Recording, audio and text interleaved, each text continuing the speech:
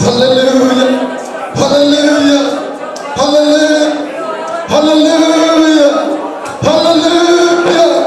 Hallelujah. Hebu nisikia mtu mmoja nimwambie Mungu asante. Hebu nisikia mtu mmoja lilia jina la Yesu. Hebu nisikia mtu mmoja atuliita jina la Yesu. Hebu nisikia mtu mmoja atujiunganisha na uwepo wa Bwana. Hebu nisikia mtu mmoja atumwambia Bwana ya kwamba tuko hapa kwa ajili yako, tuko hapa kwa neema zako.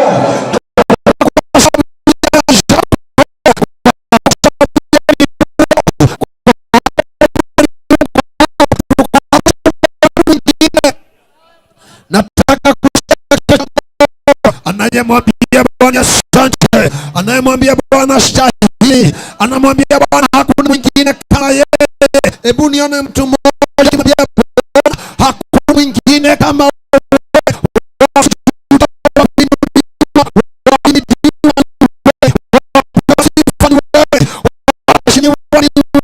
wakuinuliwa ni wewe. Hebu nisikie sauti ya watu wanaompenda Mungu. Hebu nisikie sauti ya watu wanaompenda Mungu yakimwambia Bwana kwamba tuko hapa kwa ajili yako, tuko hapa kwa neema zako, tuko hapa kwa ukuu wako, tuko hapa kwa fadhili zako, wingi wa neema zako.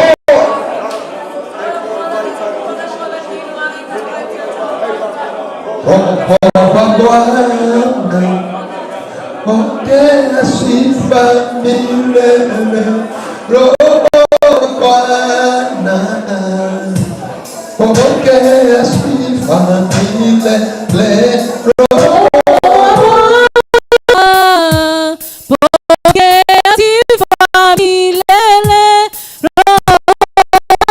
Bwana.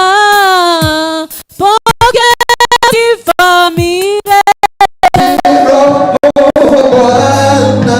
Pokea sifa milele.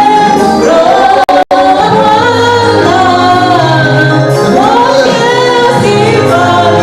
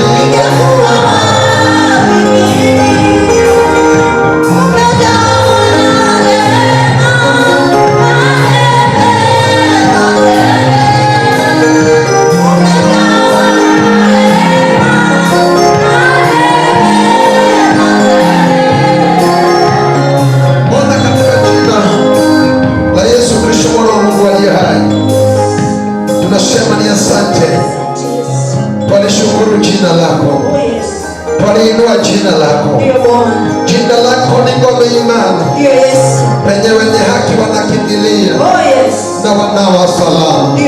Bwana, tunakabidhi ibada ya siku ya leo mikononi mwako.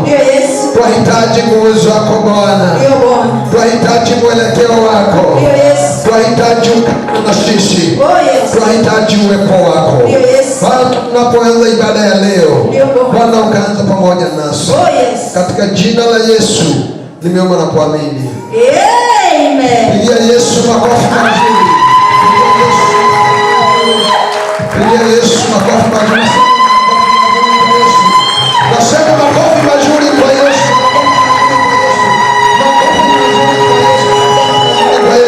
Makofi mazuri kwa Yesu. Makofi shangwe na vigelegele kwa Yesu. Shangwe na vigelegele kwa Yesu. Amen. Hebu salimia watu wawili watatu, waambie karibu katika uwepo wa Bwana. Na salimia mtu ukiwa na uso ambao umetabasamu, umwambie karibu katika uwepo wa Bwana. Karibu katika uwepo wa Bwana. Salimia mtu, salimia mtu, salimia mtu, salimia mtu, salimia mtu, nasema salimia mtu. Umwambia karibu katika uwepo wa Bwana, karibu katika uwepo wa Bwana, karibu katika uwepo wa Bwana, karibu katika uwepo wa Bwana. Nataka kuona mtu akisalimia mtu. Sijasema usimame uniangalie. Fuata kanuni, salimia mtu. Kama hauna wa kusalimia, jisalimie. Alikondo kaka kwa hiyo bodo wengi ndiye. Yes, salimia mtu. Salimia mtu. Salimia mtu, salimia mtu. Mwambie katika karibu katika uwepo wa Bwana. Karibu katika uwepo wa Bwana. Hebu inuka mahali ulipo. Kama umekaa chini, sisi shida yako nini wewe? Kama umekaa chini, simama. Enda usalimie mtu. Hiyo ndio ninasema. Kama ulikuja kanisani, yes, amuka, simama, salimia mtu. Salimia mtu, salimia mtu. Pita mahali, salimia mtu. Mwambie mtu karibu katika uwepo wa Bwana. Karibu katika uwepo wa Bwana. Karibu katika uwepo wa Bwana. Karibisha mtu kanisani. Mwambie tuko tayari kuanza ibada ya siku ya leo. Na mnajua na kwamba Bwana anaenda kutenda. Jehova anaenda kutenda. Kia anaenda kutenda. Mungu wetu anaenda kutenda. Yeye ni Mungu wetu. Sasa rudi kwa kiti chako. Rudi kwa kiti chako. Sasa rudi kwa kiti chako. Sasa rudi kwa kiti chako. Rudi kwa kiti chako sasa. Rudi kwa kiti chako. Rudi kwa kiti chako. Sasa chukua kiti chako sasa rudi. Na walio nje waingie ndani. Ndiposa tuendelee. Sasa tuendelee. Hebu inua mikono yako juu. Sema Bwana Yesu. Kwa sauti kubwa sema Bwana Yesu.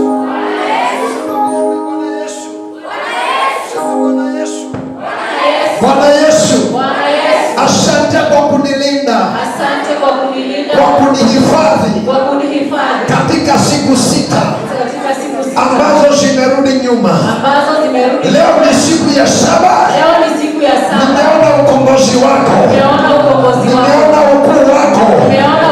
Naona rehema zako zikiwa juu yangu. Asante Bwana. Asante Bwana kwa kunijali. Asante Bwana kwa upendo wako. Asante Bwana kwa neema zako. Wapi makofi zako?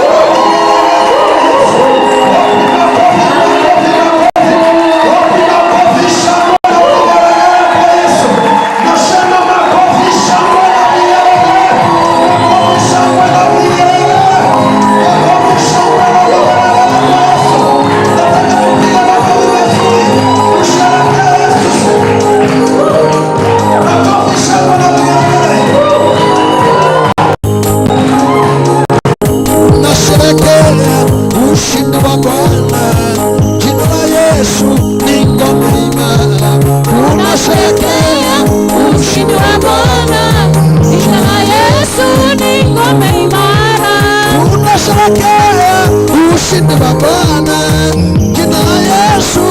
ngome imara.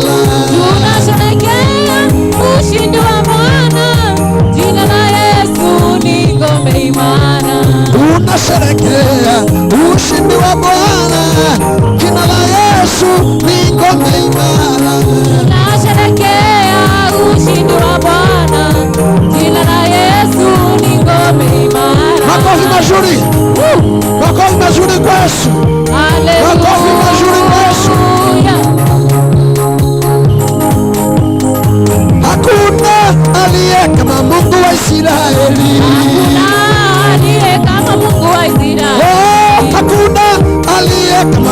wa Israeli. Hakuna aliye kama Mungu wa Israeli. Oh, hakuna aliye kama Mungu wa Israeli. Hakuna aliye kama Mungu wa Israeli. Oh, hakuna Jehova kama Mungu wa Israeli. Hakuna aliye kama Mungu wa Israeli. Oh, hakuna Mesia kama Mungu wa Israeli. Hakuna aliye kama Mungu wa Israeli. Oh, hakuna aliye kama Mungu wa Israeli. Hakuna aliye kama Mungu wa Israeli. Oh, kama Mungu.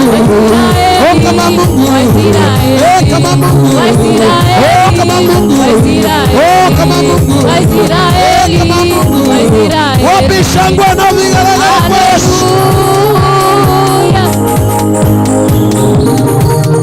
Makofi kidogo kwa Yesu. Makofi kidogo kwa Yesu. Makofi kidogo tutacheza. Hebu chezea Yesu kidogo. Nataka tubadilishe anga kidogo. Roho wa Bwana tuwe tuko hapa na tunampenda. Hebu cheza kidogo kwa Yesu. Cheza kidogo kwa Yesu. Cheza, cheza, cheza. Wapi kucheza kidogo kwa Yesu? Cheza, cheza, cheza kwa Yesu. Makofi kidogo kwa Yesu. Makofi kidogo. Gaiwa kwae. Gaiwa kwae wa magegania. Gaiwa kwa. Gaiwa kwae. Gaiwa kwae wa magegania. Gaiwa kwae wa magegania. Gaiwa kwae. Makofi kidogo. Tunajiandaa tu kidogo.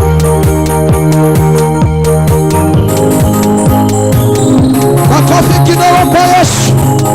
Kidogo tu kwa Yesu. Ambia jirani yako akupe nafasi kidogo mcheze Yesu.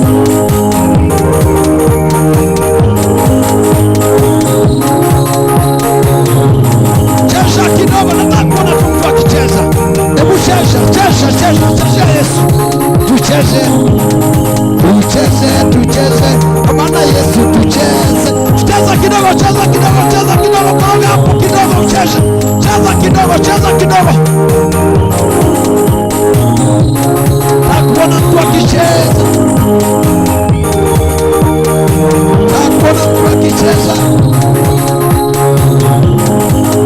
Inua mikono useme ni Bwana. Inua mikono useme ni Bwana. Inua mikono useme ni Bwana. Inua mikono useme ni Bwana. Inua mikono useme ni Bwana. Inua mikono useme ni Bwana. Inua mikono useme ni Bwana. Inua mikono useme ni Bwana. Inua mikono vizuri. Inua mikono juu kwa Yesu. Inua mikono juu. Taka tuinua mikono juu. Wapi mikono juu ya hawa? Mikono juu ya hawa vizuri. Hebu ruka kidogo. Turuke. Kwa maana Yesu turuke. Ukiona mtu aruke kuna shida. Hebu rukisha mtu. Ruka kidogo. Hebu ruka kidogo. Turuka kidogo kwa Yesu wewe. Hebu nione mtu akiruka kidogo kwa Yesu. Wapi shangwe na vigelegele kwa Yesu?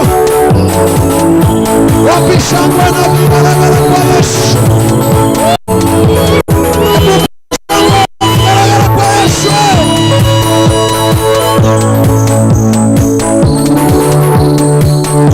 Haleluya, tumwambie Bwana asante. Haleluya, tumwambie Bwana asante. Haleluya, tumwambie Bwana asante. Haleluya, tumwambie Bwana asante. Haleluya, tumwambie Bwana asante. Haleluya,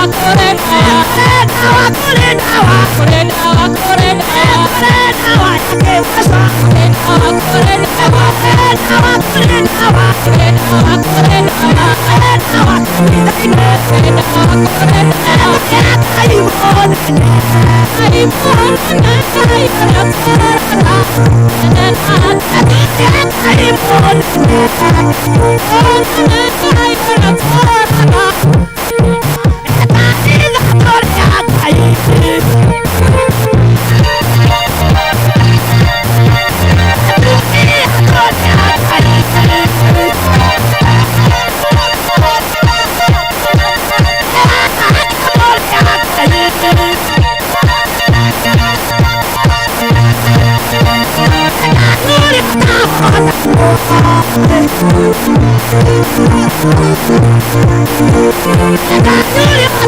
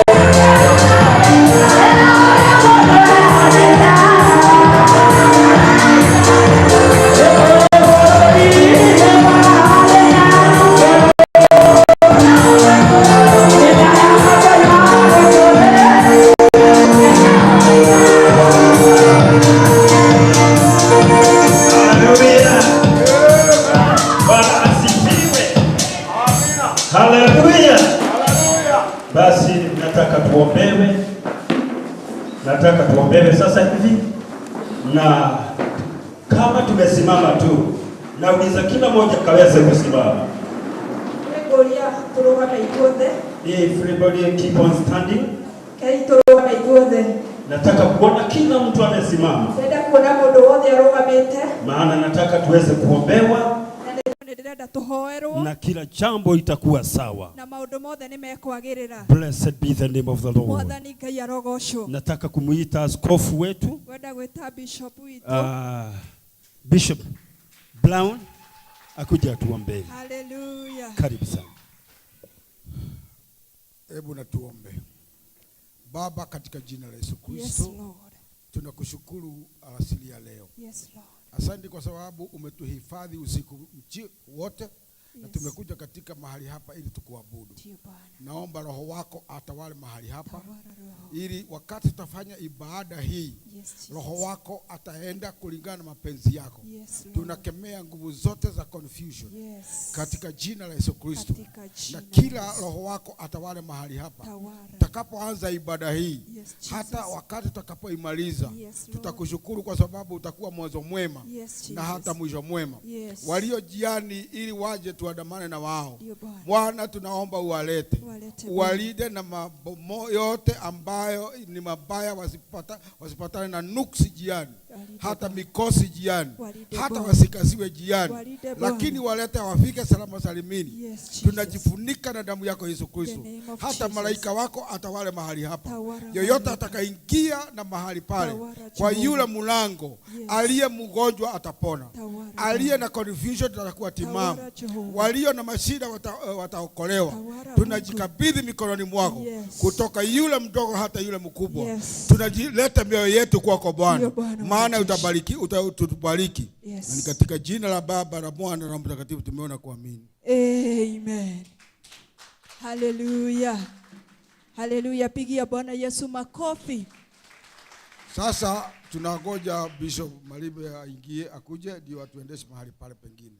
Twetereire Bishop Ken yoke nigetha tutwarithie na mbere hau hangĩ, Kwa sababu sasa ibada maalum yameanza, nĩ tondũ ibada nĩ yarĩkĩtie kwambĩrĩria, ili kutoka hapo tutaenda mahali pale pengine paliofanya tujiandae siku ya nigetha leo. twarĩkia ibada tũthiĩ igongona rĩu rĩngĩ tũharĩrĩirio. Kwa hivyo sasa tunataka kama tumekaa Na tũrenda o tũikarĩte o ũguo. sasa, mwenye anayeongoza atuendeshe mahali pale pengine. Karibu sana Bishop Ken.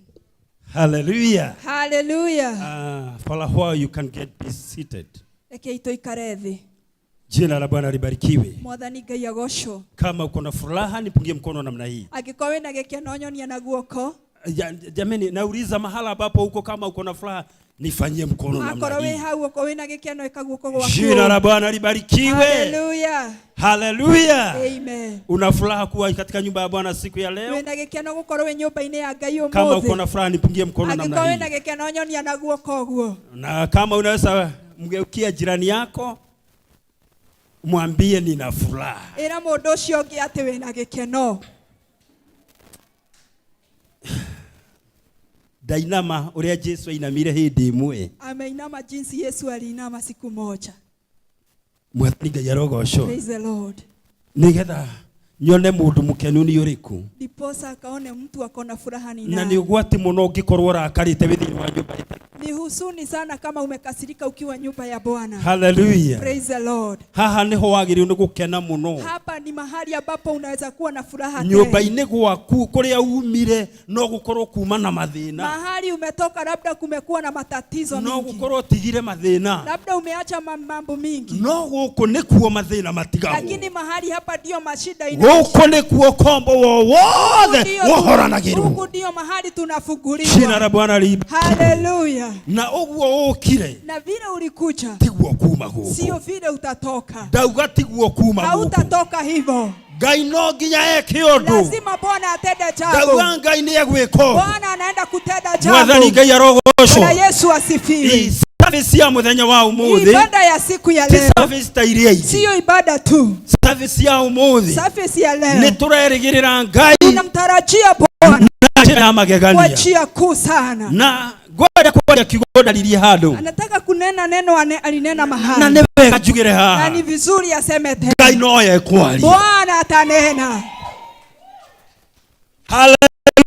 Yesu asifiwe. Ndauga Ngai no ye kwari. Bwana Yesu atanena. Ngai noe kwaria. Mungu atanena leo. Ngai noe gucemania na mundu. Mungu atapatana na mtu siku ya leo. Jina la Bwana libarikiwe. Bwana Yesu asifiwe. Nikwenda kujita ugeni. Nataka niwakaribishe.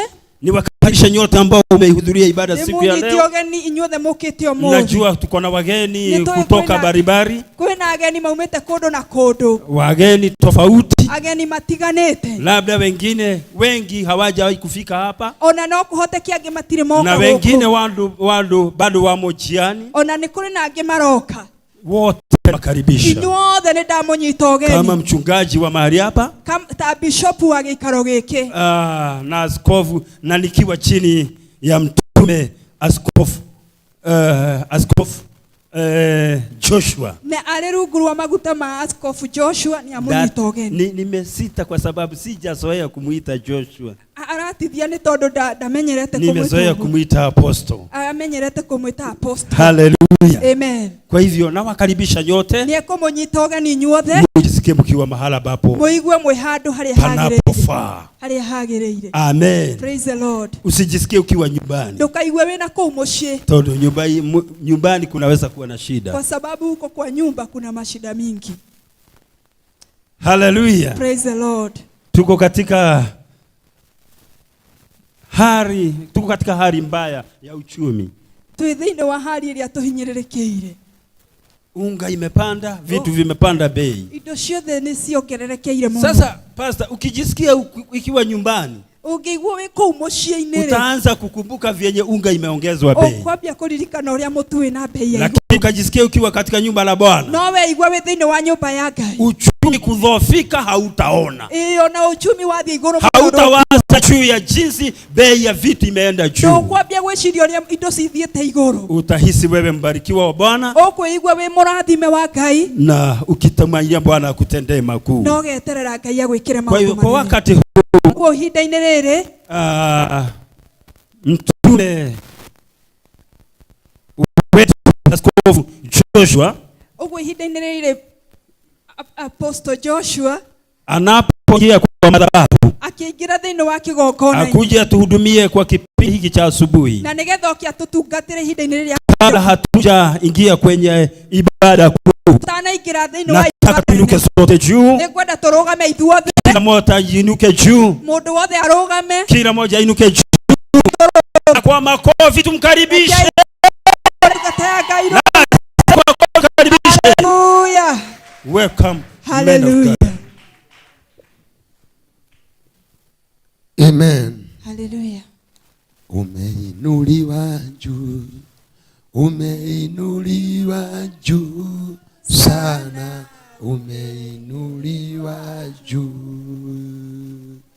Umeinuliwa juu. Baba, katika jina la Yesu Kristo mwana wa Mungu aliye hai. Yes, Lord. Twalishukuru na twaliinua jina lako. Twasema ya kwamba hakuna Mungu mwingine kama wewe. Yes, Lord. Pokea sifa, ukatukuzwa, ukaheshimiwa. Wewe ni mwingi wa rehema. Yes, Jesus. Asubuhi ya mchana wa leo Bwana, tumenehemika kuwa mbele zako. Yes, Bwana, ukatutembelea. Yes. Bwana, ukanena nasi. Yes, Lord. Wacha tukasikia sauti zako. Yes, wacha Bwana ukanena nasi. Yes. Katika jina la Yesu, yes, nimeomba na kuamini. Amen. Hebu pigia Yesu makofi mazuri. Hallelujah, hallelujah, hallelujah. Hallelujah. Bwana Yesu napewe sifa. Mwathani arogoshwo. Hebu nipungia mkono wako kama unaniona vizuri. Rekei tugeithanio ko ni muratuona. Amen. Amen.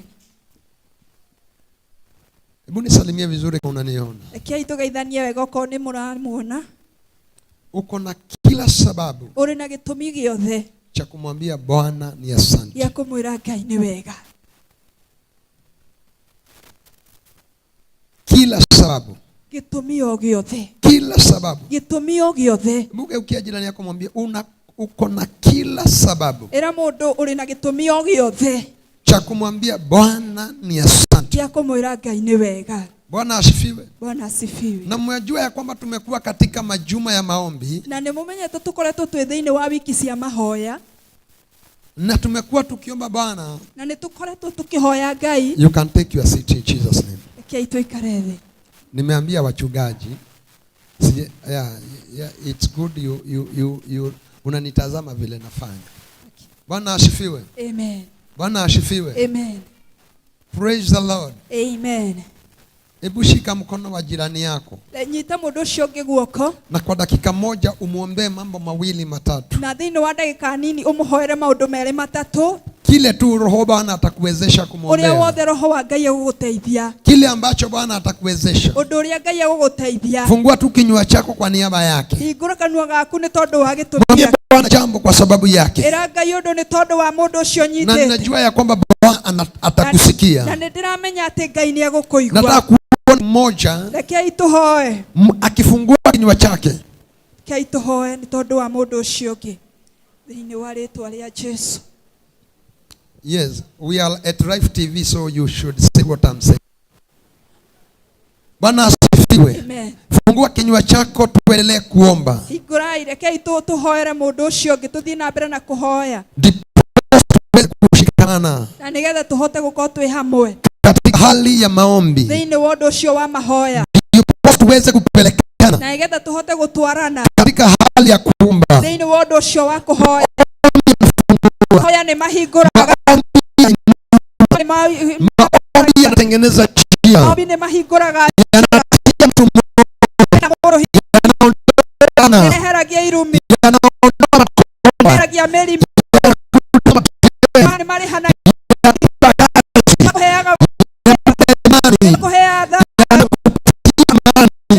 Kwa hiyo jirani yako mwambie jambo moja kumuhusu. Ongea jambo moja kumuhusu mbele zake Mwenyezi Mungu. Na mwambie Bwana anastahili. Bwana, katika jina la Yesu, asante sababu wewe ni mwema. Asante sababu wewe ni mwingi wa rehema. Asante sababu wewe ni mtakatifu. Asante sababu hakuna mwingine kama wewe. Asante maana wewe ni wa kipekee. Asante kwa sababu ya matendo yako makuu. Asante kwa sababu ya ishara ambazo umedhihirisha katika maisha yetu. Asante kwa sababu ya miujiza ambayo umedhihirisha katika maisha ya wanawako. Niko na imani siku ya leo Baba unaenda kuwatembelea. Bwana unaenda kuwatenda mema. Bwana unaenda kuwainua. Bwana unaenda kuwasimamisha. Bwana unaenda kuwapa amani. Bwana unaenda kuwatendea sababu wewe ni Bwana. Wacha nguvu zako Bwana zikatanda juu ya maisha yao. Wacha nguvu zako Bwana zikajidhihirisha juu ya maisha yao. Ewe Bwana Mungu wa Israeli, hakuna mwingine kama wewe. Hakuna wa kupewa sifa kama wewe. Hakuna wa kuabudiwa kama wewe. Hakuna wa kuheshimiwa kama wewe. Hakuna wa kutukuzwa kama wewe. Bwana ni asante kwa sababu ya hawa majirani wetu ambao tumeshikana mikono nao. Wale wagonjwa tumesema wapone. Hata wenye wanatutazama Bwana, neema yako ikawa juu yao. Ukuu wako ukawa juu yao. Ewe Bwana ukawatendea. Ewe Bwana ukajidhihirisha. Jehova ukatenda makuu. Mesaya ukatenda makuu. Sababu wewe ni mwingi wa rehema. Sababu wewe ni mwaminifu. Hakuna wa kuabudiwa. Hakuna wa kupewa sifa. Tumekemea magonjwa. Tumekemea magonjwa katika jina la Yesu. Katika jina la Yesu. Katika jina la Yesu. Katika jina la Yesu. Katika jina la Yesu. Katika jina la Yesu. Katika jina la Yesu. Watu wa Mungu wapate amani. Watu wa Mungu wapate urejesho. Watu wa Mungu wasimamishwe. Watu waweze kuendelea.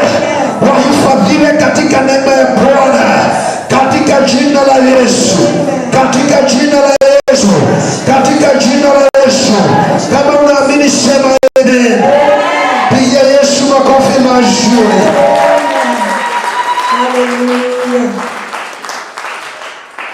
Nasema pigia Yesu makofi mazuri.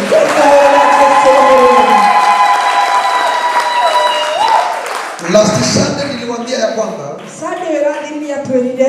tutakuwa tunabadilisha program. Niturikoragwo tugicenjia mubango. Tunafanya vile Roho wa Bwana anataka. Turikaga uria Roho wa Ngai araiga. Kama wewe ni mgonjwa na uko hapa, songa mbele. Nasikia Roho wa Bwana akinihimiza niombee wagonjwa. Unasikia kwamba mwili wako ni mgonjwa, kimbia hapa kwa upesi sasa. Haraka, sina wakati wa kupoteza. Wewe ndiye unajua mwili wako uko namna gani. Kimbia hapa kwa upesi. Sijasema mkae chini, ninaona mkikaa chini. Nasema wagonjwa ndio nimesema wakuja hapa mbele. Wengine tusimame juu. Ndiposa tuombee wagonjwa. Na nina imani ya kwamba uponyaji unaenda kudhihirika mahala hapa. Katika jina la Yesu. Unastahili kuabudiwa. Hebu kujani tuombe. Hebu nisongeni hapa. Unastahili wewe. Tusiimbe leo, wacha tuombe tu. Bwana, katika jina la Yesu Kristo. Yes, Lord. Hawa ni wale watoto wako. Hawa ni wale viumbe ambavyo uliumba. Yes, Jesus. Hawa ni wale Bwana uliwachagua. Ndio Bwana. Na ukafanya wazaliwe.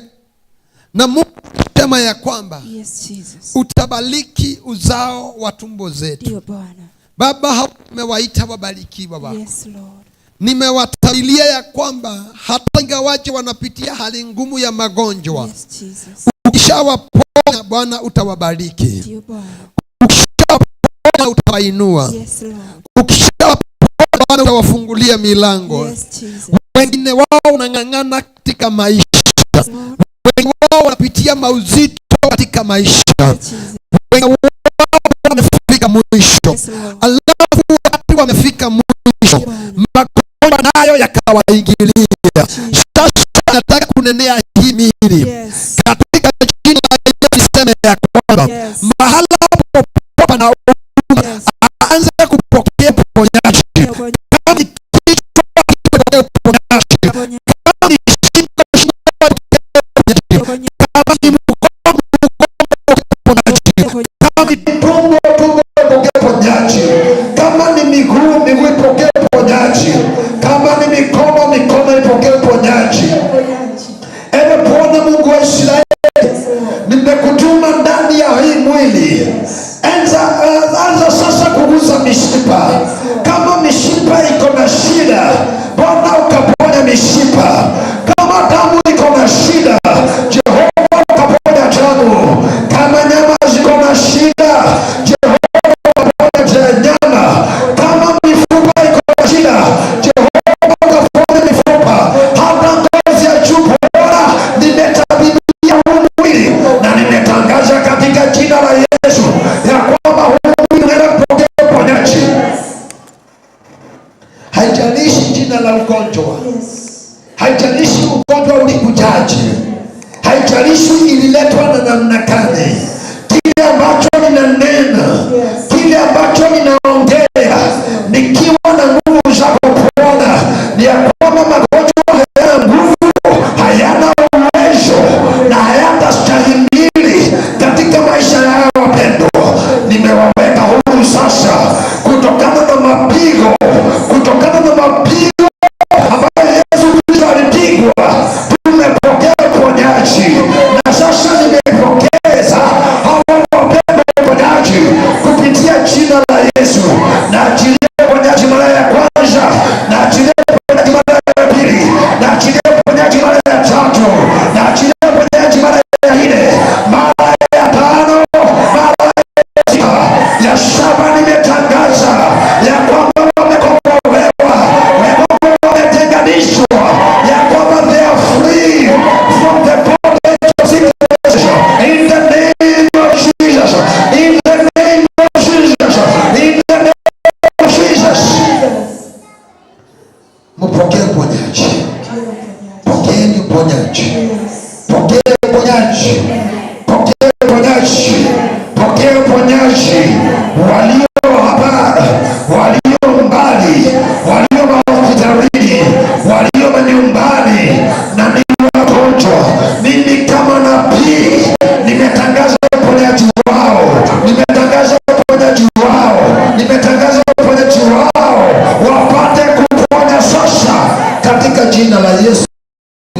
kuamini. Enda ukae chini kwa imani na uamini umepona. Pigia Yesu makofi.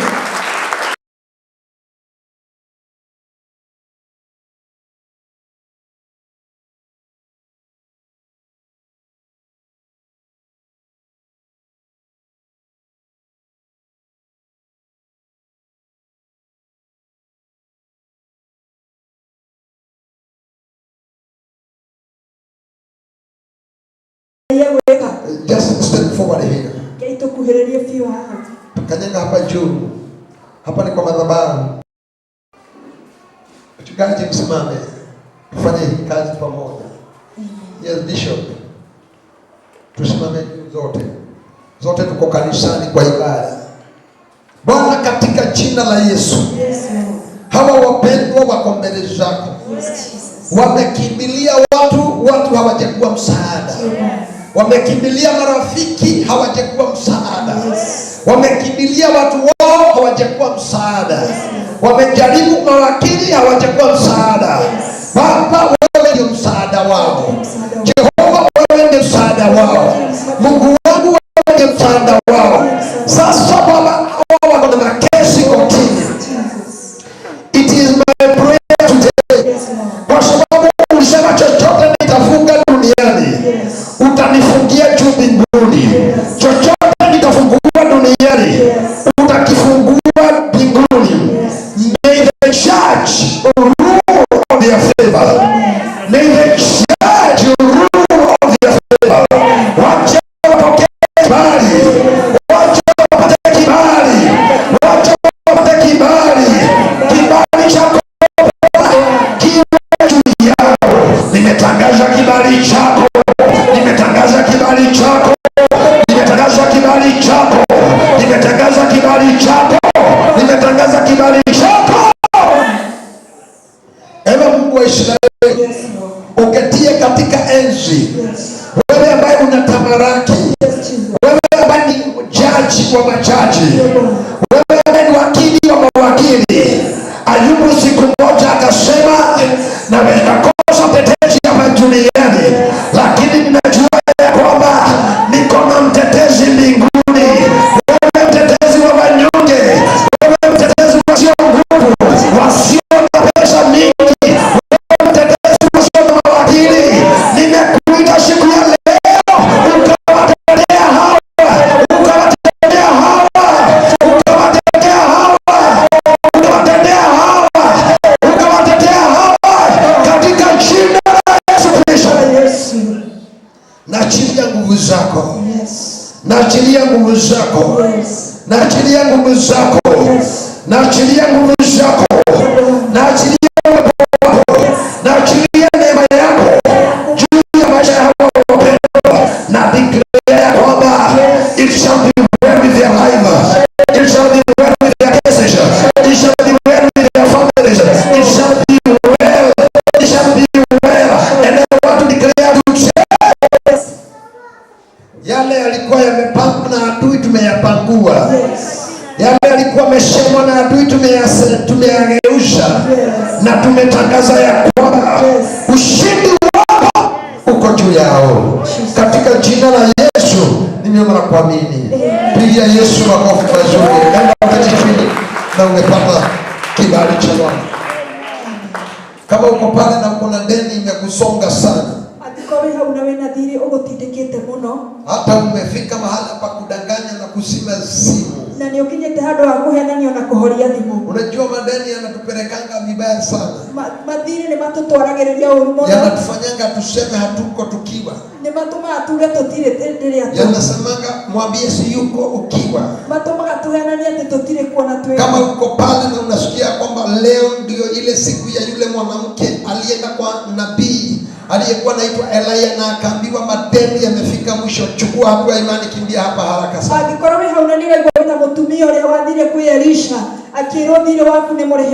Kimbia hapa nikulipie madeni. Katika haya madhabahu tunalipa madeni. Na ukiwa unaamini Mungu, kama hauna deni usimame juu, kwa sababu roho ya deni tunaweza ifukuza ikupate wewe. Simama na ukiwa kwa maombi, usianze kujifanya mimi si yuko pale. Bwana Yesu asifiwe. Amen. Hawa ni wenye wako na madeni. Na Yesu anaweza. Yesu anaweza. Yale yanashindikana kwa wanadamu hayajawahi shindikana kwa Mungu. Bwana Mungu, ninashangaa kabisa nikifikiri jinsi ulivyo nyota nuru vitu vyote pia viumbavyo kwa uwezo wako. Roho yangu na ikuimbie jinsi wewe ulivyo. Roho yangu na ikuimbie jinsi wewe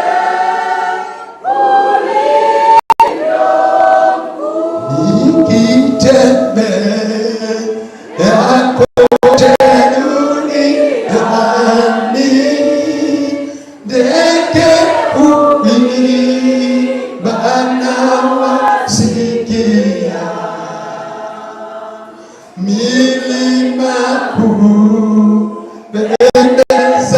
macho sana,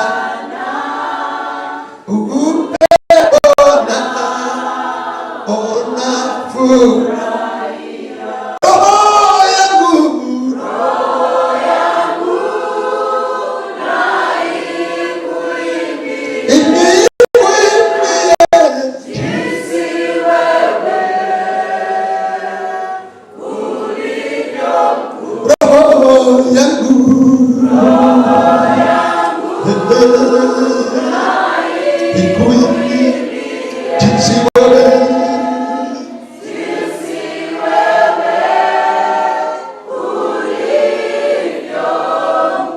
Yesu Mwokozi, utakaporudi kunichukua twende, siku hizo zikifika nikiwa mzee, nitaimba sifa zako milele. Jinsi roho yangu na ikuimbie jinsi wewe ulivyo. Roho yangu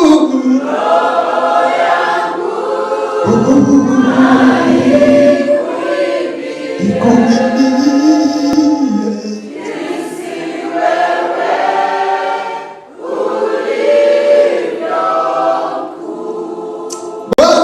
katika jina la Yesu Kristo. Unakaa yule mwanamke aliye asubuhi moja amkiwa na wanaume na wanawake, wakamwambia kabla bwana yako akufe alikuwa na deni yetu, na tulishindwa kumuitisha hakutulipa tena. Sasa amekufa akiwa na deni yetu. Hatujali kama amekufa, hatujali kama hamuna chakula, hatujali kama mnaomboleza. Kile walichofanya ni kumwambia lazima ulipe deni yetu. Yule mwanamke akiwa na huzuni mingi, yule mwanamke akiwa na kilio kingi, masumbuko mengi moyoni, akakumbuka kwamba kuna mahali ninaweza kimbia, kuna mahali ninaweza peleka madeni yangu.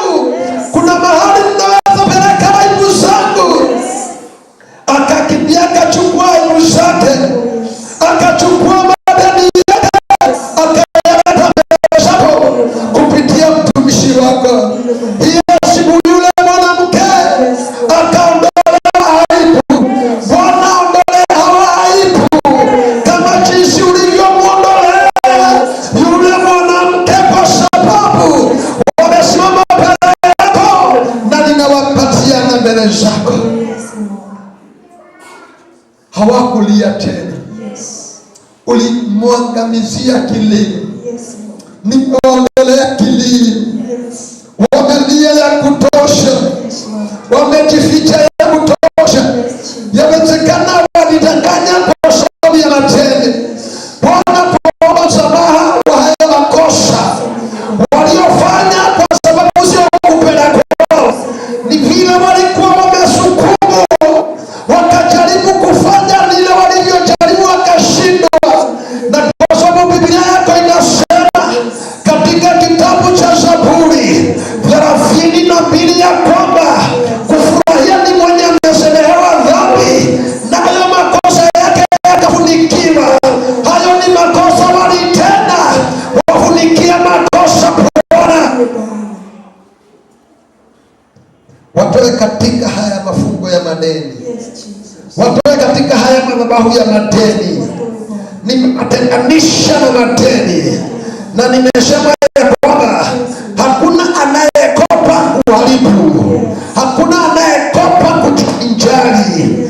Walikopa wakiwa na mipango, walikopa wakiwa na matumaini, walikopa wakiwa na makusudio, lakini shetani akaingilia pale katikati. Mipango yao haikuwafikiana, hata ingawaje haikuwafikiana, pesa zikaenda na wakabaki na madeni na hawakufanya vile walivyokuwa wanataka kufanya. Sasa wako chini ya madhabahu ya madeni. Sasa wanateseka, sasa wanaaibika, sasa wanadharauliwa, wanakaa kwa vitisho. Bwana Mungu wangu, nimewaondoa kwa vitisho, nimewaondoa kwa madharau, nimewaondoa kwa kuficha katika jina la Yesu. Nimeangamiza roho wa madeni mara ya kwanza, mara ya pili, mara ya tatu, mara ya nne, mara ya tano, mara ya sita, ya saba. Nimesema ya kwamba utawatumia mtu, utawafungulia milango, utawaonyesha njia. You are going to provide solution for them to exit out of the spirit of debt. In the name of the Father, the Son, and the Holy Spirit. Amen. Pigia Yesu makofi. Kaa chini, hauko chini ya madhabahu ya madeni tena. Praise the Lord. Amen. Twende tusimame juu. Tusimame juu. Ninasikia kuomba. Umeng'ang'ana kutafuta kazi. Unajua watu wengine usiwe mstaarabu, wewe ndiye hauna kazi. Wewe ndiye utafungiwa nyumba. Wewe ndiye watoto hawatarudi shule. Na hawa waingi wakuje pamoja na wale ambao biashara zao ziko chini. Uko na biashara lakini hakaendi vizuri. Na aya moke hamwe na ya biashara ciao ciethe muno. Kuja hapa kama una imani. Agikowe na wetekioka. Kama una imani kuja hapa. Agikowe na wetekioka. Kama hauna imani usikuje. Korwo nduri na wetekio ndugoke. Omba uwepo wako uende nasi. Ewe Bwana wa majeshi utusikie. Kama huendi nasi hatutaki kutoka hapa. Hatuwezi peke yetu, enda nasi. Tunaomba uwepo wako uende nasi. Ewe Bwana wa majeshi utusikie. Kama huendi nasi hatutaki kutoka hapa. Hatuwezi peke yetu, enda nasi. Tuatua shingo ngumu utusamehe. Hatufai mbele zako uturehemu. Twalilia e Bwana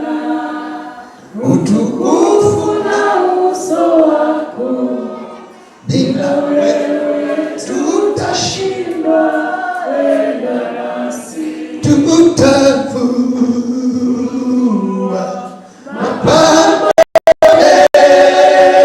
yetu, vitu vyote vya thamani kwetu,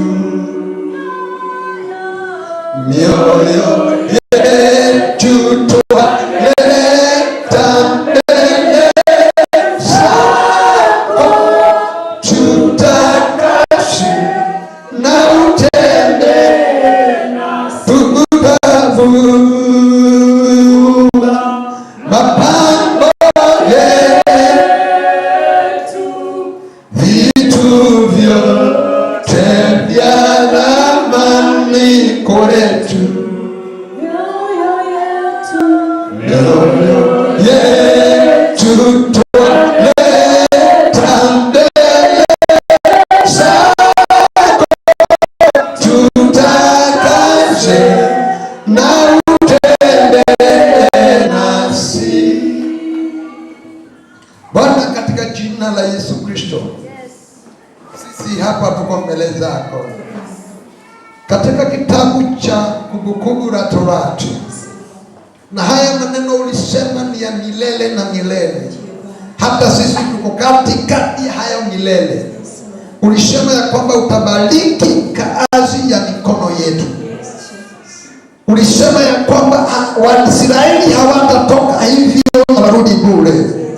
Ulisema utawabariki wakitoka na wakirudi.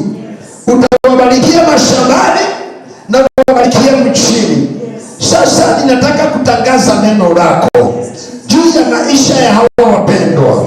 Wengine hawana kazi ya kufanya. Baba, nimeachilia kazi. Wacha mbinguni kuwe kazi yao. Iachiliwe ndiposa wakienda kutafuta kazi wapate kibali. Wengine wametafuta wakaambiwa that they don't qualify. God, you do not call the qualified, but you qualify them that you call. So they don't need any qualification for them to attain anything in this world. May you connect them with their destiny. May you connect them with the job of their destiny. In the name of Jesus. Bwana ukawaunganisha, Jehova ukawaunganisha, Mesaya ukawaunganisha. Wacha wapate kibali, kibali cha kuwapa kazi. Hawatazunguka mchana kutwa wakitafuta na kukosa kazi. Sasa nimeachilia kazi. Sasa nimeachilia kazi. Sasa nimeachilia kazi. Nimeachilia kazi. Pokea kazi. Pokea kazi. Kwa imani pokea. Kwa imani pokea. Kile ambacho kilikuwa kimefunga kazi yako, kile ambacho kilikuwa kimefunga kazi yako, sasa nimekifungua kupitia nguvu na mamlaka niliyopewa mbinguni. Wale ambao biashara zao ziko chini, I revive them now. I revive them now. I declare they are going to be revived in the mighty name of Jesus Christ. The spirit of stagnancy will not be upon their business. I want to rebuke the spirit of stagnancy in your businesses in the mighty name of Jesus. Kile ambacho kimefunga hizo biashara zisiendelee, nimekifungua sasa. Nimekifungua sasa. Zile funguo ambazo nilipewa na Mungu za kufunga na kufungua, nimefungua hizo biashara. Nimefungua hizo biashara. Nimefungua hizo biashara. Nimefungua hizo biashara. Hizo biashara zikafunguka. Hizo biashara zikafunguka. Hizo biashara zikafunguka. Mara ya kwanza, mara ya pili, mara ya tatu, mara ya nne, ya tano, ya sita, ya saba ifunguka. Katika jina la Yesu nimeachilia neema yake. In Jesus name.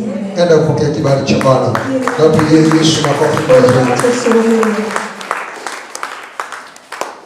Kwa dakika moja simama niombee imani yako peke yako. Amani yako, amani. Wengine hawana amani. Hata ukiwaona wakirukaruka hawana amani. Hata ukiona kana kwamba wanatabasamu hawana amani. Unaona magezi uko matini na dayo. Bwana Yesu asifiwe. Praise the Lord. Nataka kuomba amani yako. Tenda kuhoya dayo wako. Ambia jirani yako anza kuitisha amani yako. Abia wetia dayo wako. Hebu kwa dakika moja fungua kinywa chako mwambie Bwana kile ambacho kinaninyima amani kipeleke mbali na mimi. Tegeke mwa hinga maitho maku ire Ngai. Undu uria ukumaga dayo ira Ngai. Ambia kile ambacho kinaninyima amani kiende mbali na mimi. Ira Ngai kile kikumaga dayo withi kuraihu na. Hebu jitenganishe na hicho ambacho kinakunyimanga amani. Wewe tikitokania na undu ucio kumaga dayo. Mwambie Mungu sitakaa chini ya madhabahu ya kutokuwa na amani. Ira Ngai ndio ikara rukuru madhabahu yako na dayo. Mwambie Mungu sasa nimefika mwisho wa kukosa amani. Ira Ngai ndio kinyeta mwisho wa dayo. Sasa ninataka amani yangu. Ira Ngai ndio na dayo wako. Nirejelewe na amani yangu. Ndio koleto na dayo wako. Nirejelewe na amani yangu. Shokera na dayo wako. Ambia Mungu nirejelewe na amani yangu. Ira Ngai shokera na dayo wako. Nirejelewe na amani yangu. Shokera na dayo wako. Nirejelewe na amani yangu. Shokera na dayo wako. Nirejelewe na amani yangu. Shokera na dayo wako. Nirejelewe na amani yangu. Shokera na dayo wako. Nirejelewe na amani yangu. Shokera na dayo wako. Nirejelewe na amani yangu. Shokera na dayo wako. Nirejelewe na amani yangu. Nirejelewe na amani yangu. Nirejelewe na amani yangu. Hebu na tuombe. Bwana, katika jina la Yesu Kristo, mwana wa Mungu aliye hai, nimetangaza amani katika mioyo yetu. Mambo mengi tuzushanga moyo, tunajipata katika hali ya kuchanganyikiwa. Wengi wetu wanapitia hali ya kudharauliwa. Wengi wamewekwa chini sana na watu ambao hawakuwatarajia waweke chini. Wengi wamekataliwa na watu ambao hawange expect wawakatae.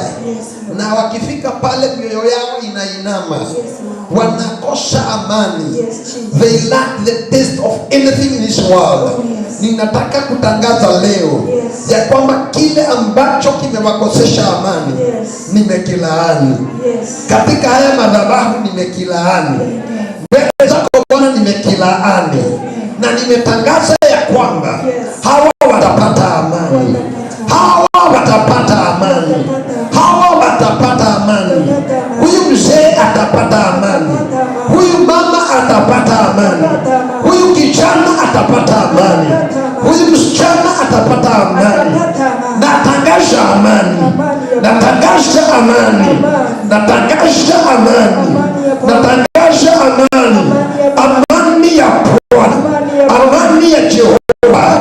Amani ya Mesaya ikawa juu yao sasa. Pokea amani. Kwa imani pokea amani. Nimeondoa kilicho aibu mbele zako. Nimeondoa kile kilikuweka chini. Kama ni mtu alikuweka chini, Bwana akuinue. Bwana akupandishe juu. Akufanye jinsi alivyofanya Hana. Hadi huyu adui aipike.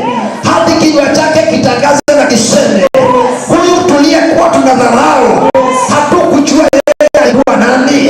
Huyu ambaye tuliyeweka chini hatukujua sio wa kuwekwa chini.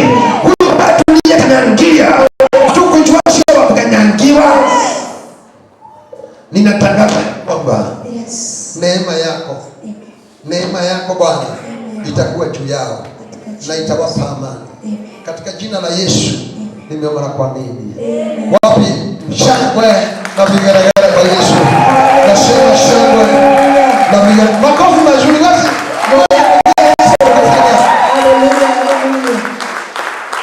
Nasema pigia Yesu makofi mazuri. Wamama nataka kusikia mkipigia Bwana kelele mzuri. Shangwe na vigelegele kwa Yesu.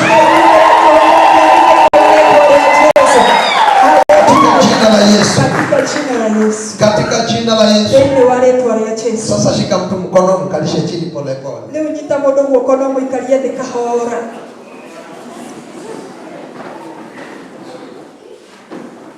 Before I proceed, I want to honor the men of God in the house. I am about to have the ministers of God in the house. Bwana asifiwe. Amen. Bwana asifiwe. Amen. Simuseme wabarikiwe. Lekea ituge maradhimo. Simuseme wabarikiwe. Lekea ituge maradhimo. Simuseme wabarikiwe. Tuga maradhimo. Sema vizuri wabarikiwe. Tuga wega maradhimo. Hawa ndio Mungu anatumianga. Aya nĩo Ngai ahũthĩraga Kukufikia wewe. gũgũkinyĩra we. Bwana asifiwe. Amen. Kwa sababu katika kitabu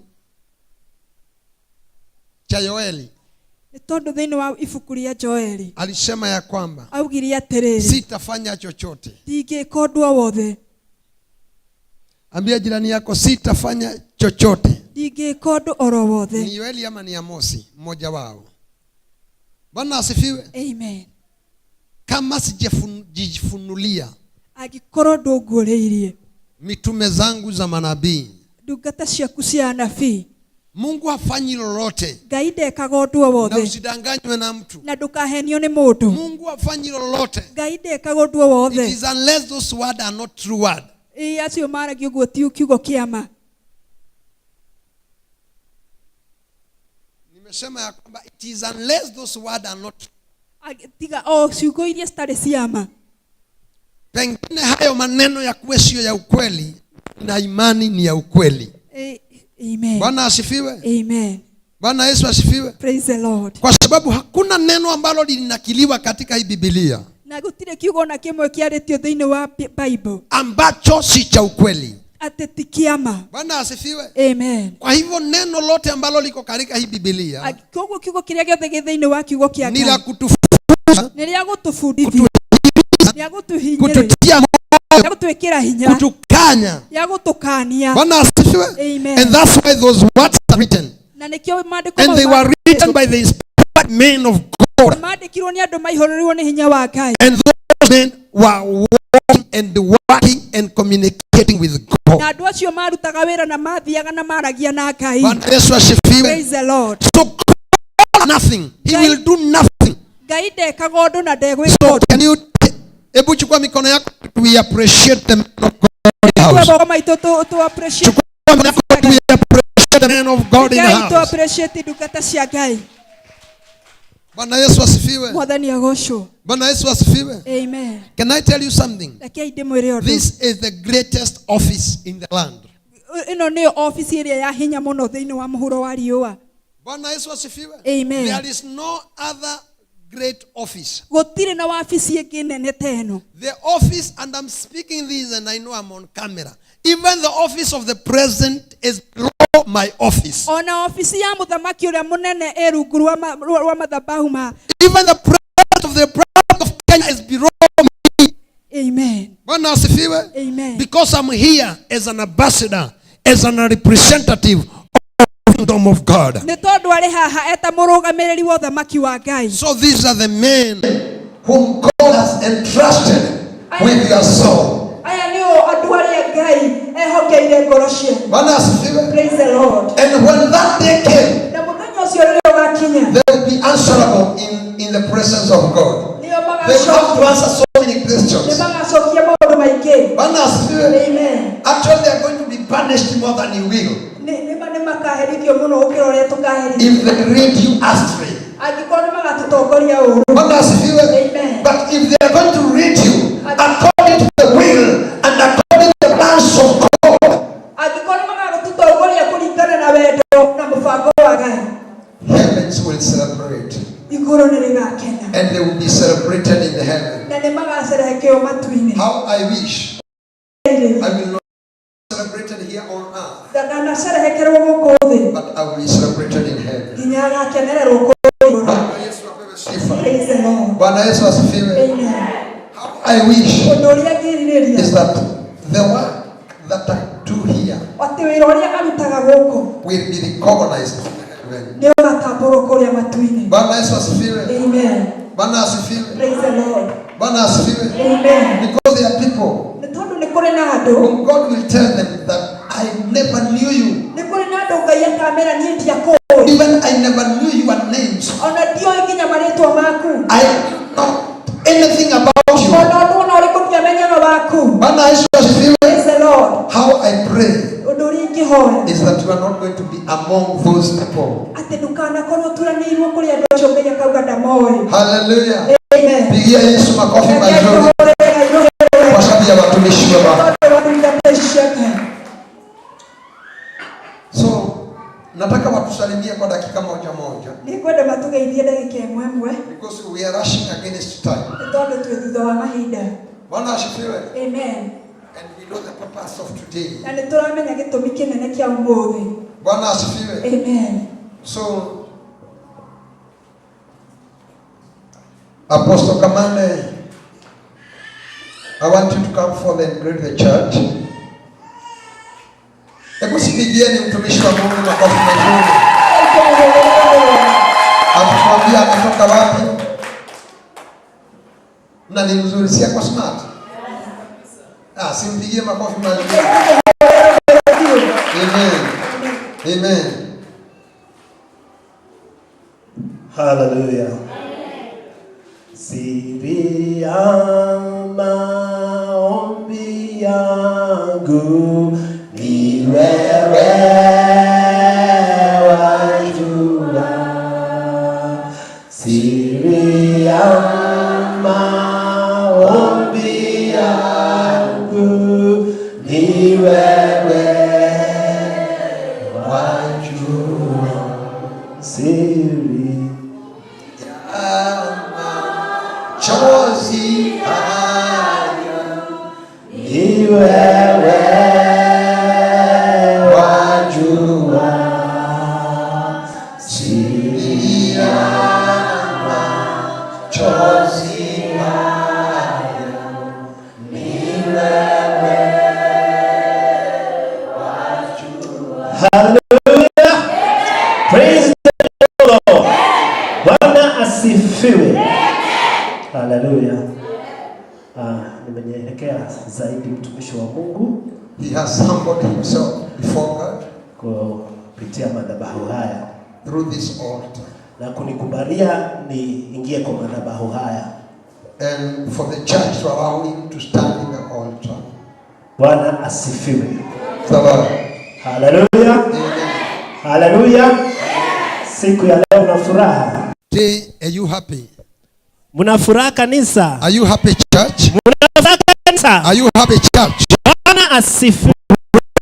Kwa majina yangu naitwa Joseph Kamande. His name is Joseph Kamande. Na nimeokoka, Yesu ni Bwana. He is born again, Jesus Christ is the Savior. Hata igawapo siku ya leo ni siku yangu ya kwanza kuwa hapa. Even though today is my first day to be here. Najua kwa ufalme wa Mungu mimi sio mgeni mahali hapa. He knows that in the kingdom of God he is not a guest in the Bwana house. asifiwe. Praise the Lord. Naweza kuwa mimi ni mgeni kwa macho yako. He may seem to be a guest at your sight. Lakini kwa ufalme wa Mungu mimi sio mgeni. But in the kingdom of God he is not a visitor. Na furaha nyingi nikiwa mbele zenu. So he's very happy to ninashukuru na ninamuinua nikiwa mbele zenu. The Lord in your presence. Kwa maana najua hii ni siku muhimu sana. Because understand and knows that kwa mfalme, kwa mtumishi wake. The day that God has prepared for his servant. Na ninajua ni siku itakuwa na shangwe kubwa. He knows that it will be a celebration. Duniani hata juu mbinguni. On earth and up in the heaven. Na ndipo tumekuja mahali hapa. And that's why we are here. Ili tuweze kushirikiana pamoja. So we can join. Na tuweze kuwekana nguvu pamoja. And encourage each other.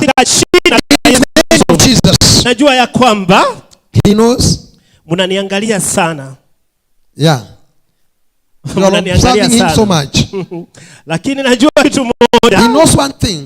Naweza kuwa yani kuna vile mnaniona. You may have your own understanding and the way you can see him. Lakini nataka kumwambia. But I want to let you know. Ya kwamba that niko hapa kwa sababu ya Mungu. He is here because of God. Mimi nimekuja ku represent my God. He has just come to represent. And he is an awesome God. Na yeye Mungu mzuri. Praise the name of the Lord. Bwana asifiwe. Sitaongea mengi. He will not speak much. Maana nimeambiwa because he has been told. Nisalimiane. Just to greet the church. He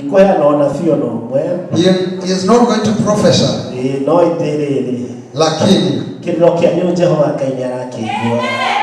machozi yenu Bwana na amesikia. Umelia kipindi umelia ndani yako katika maisha yangu. Kwa nini niko mahali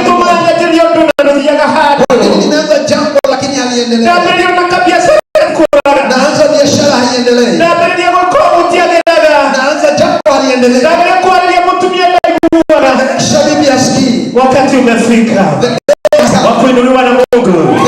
Wakati umefika wa kuinuliwa na Mungu. Bwana asifiwe. Amen. Kino kenyu nigikinyirire. Your cry has been heard by God. Utumia kino kenyu nigikinyirire Ngai. Machozi yako yamesikika. Kino kenyu nigikinyirire. Yamesikika. Ni kwa maono mengi. Hata ongea mengi. Ngai wako yao mradi. Mungu awabariki. Pigia Yesu makofi mazuri. May God bless you. Wapi makofi mazuri? Wapi makofi mazuri? We have our Father Bishop Sunny Brown. Can you just come forward? I know you behind there you are going to do a lot of things, but just wave the church. Amen. Are you good? Are you good again? Hawa ndio wale wachungaji wa kitabu walikuwa wanasema Bwana asifiwe, asifiwe, asifiwe tena. Lakini Bwana ni mwema kwa sababu niko hapa. Ukitazama hii area yote ya Githurai 44-45 Zimmerman, there is no other church that is written the way our church is written. If you want God to work on your life, don't go looking elsewhere, because it is in large numbers. Wakati mlikuwa mnaombewa,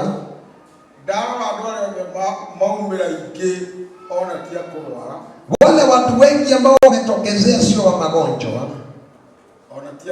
hata sio kazi, ni madeni. Mungu kile ambacho alifanya cha kwanza ni kutulipia deni ya dhambi.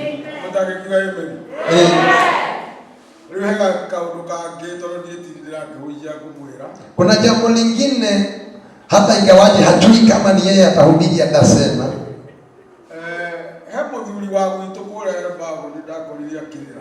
kuna mzee wa huko kwao Elbagon ni huko Moro, alipata akilia akiwa ameshika panya, analia na ameshika panya, anashindwa mzee, ameshika panya, analia na anatoki moyo sana. Alipomaliza kulia nikamuuliza, alikuwa anaitwa Kamande, baba yako wewe. Nikamuuliza nini kinakudilisha? Nimelia kwa sababu hii panya, kwa sababu niko na duka, haikukula mikate, haikukula biskuti, hakuna kitu chochote kiko kwa duka imekula. Lakini kile ambacho imeona ikule ni ile kitabu nimeka watu wa mapema, na hakuna siku nitaitisha deni. Nimeomba pale kumeandikwa kwa shetani lazima katika jina la Yesu. Majina yenu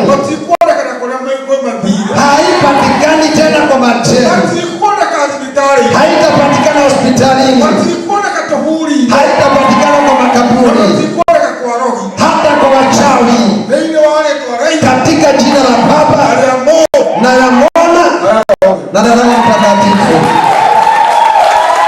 Na kile narudia na sijahubiri ati hiyo panya haikukula mikate, haikukula unga, ilikula tu kitabu cha matendo.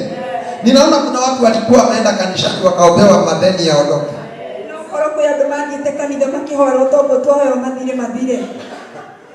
Bwana asifiwe. Na mimi nitaongeza kusema, mahali deni lako limeandikwa,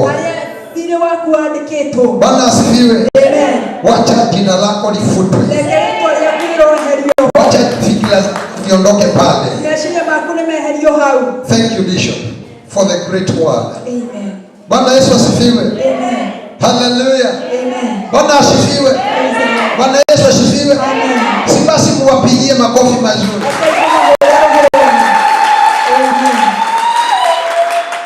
Kwa sababu ninaona watu wanaendelea kukuja. Tuko na pastor yeyote pale. Wacha. Hebu pastors wa kanisa letu tusimameni juu. Wachungaji wa Atungatiri ya kanisa leo turugamie iguru. Hawa ni wachungaji wa hili kanisa. Wachungaji wa hili kanisa wasimame. Wapigieni makofi. Wapigieni makofi mazuri. Let us appreciate our pastors. Let us appreciate our pastors. Mnaona tuko na pastors wengi. Hawa wote wako hapa. Sio wa branches hawajafika. Kuna hata branch moja imefika. Hawa ni wenye wanakuanga hapa. Siwapigie makofi mazuri kwa kukubali kunisaidia kazi. Kaa chini sasa.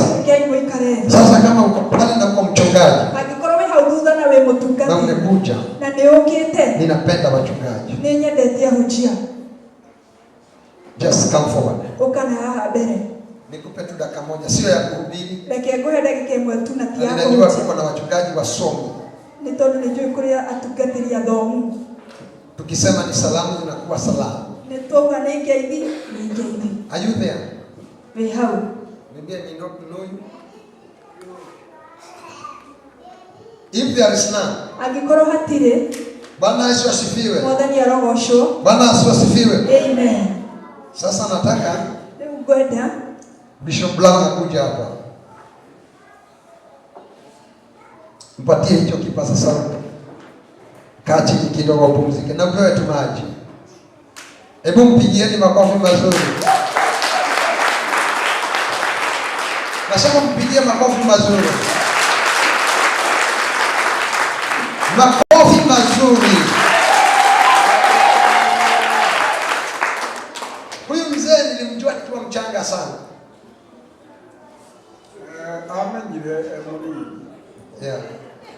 Yeah, na unitafsirie. Yes.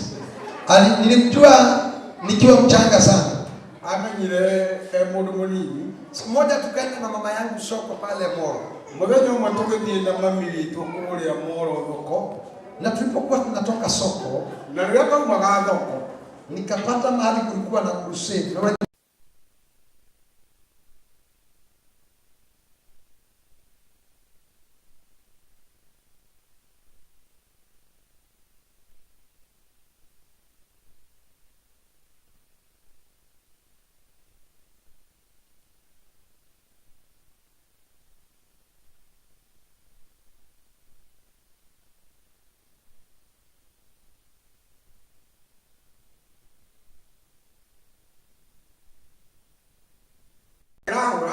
Kuna drums kwenda darama kisha yako hura.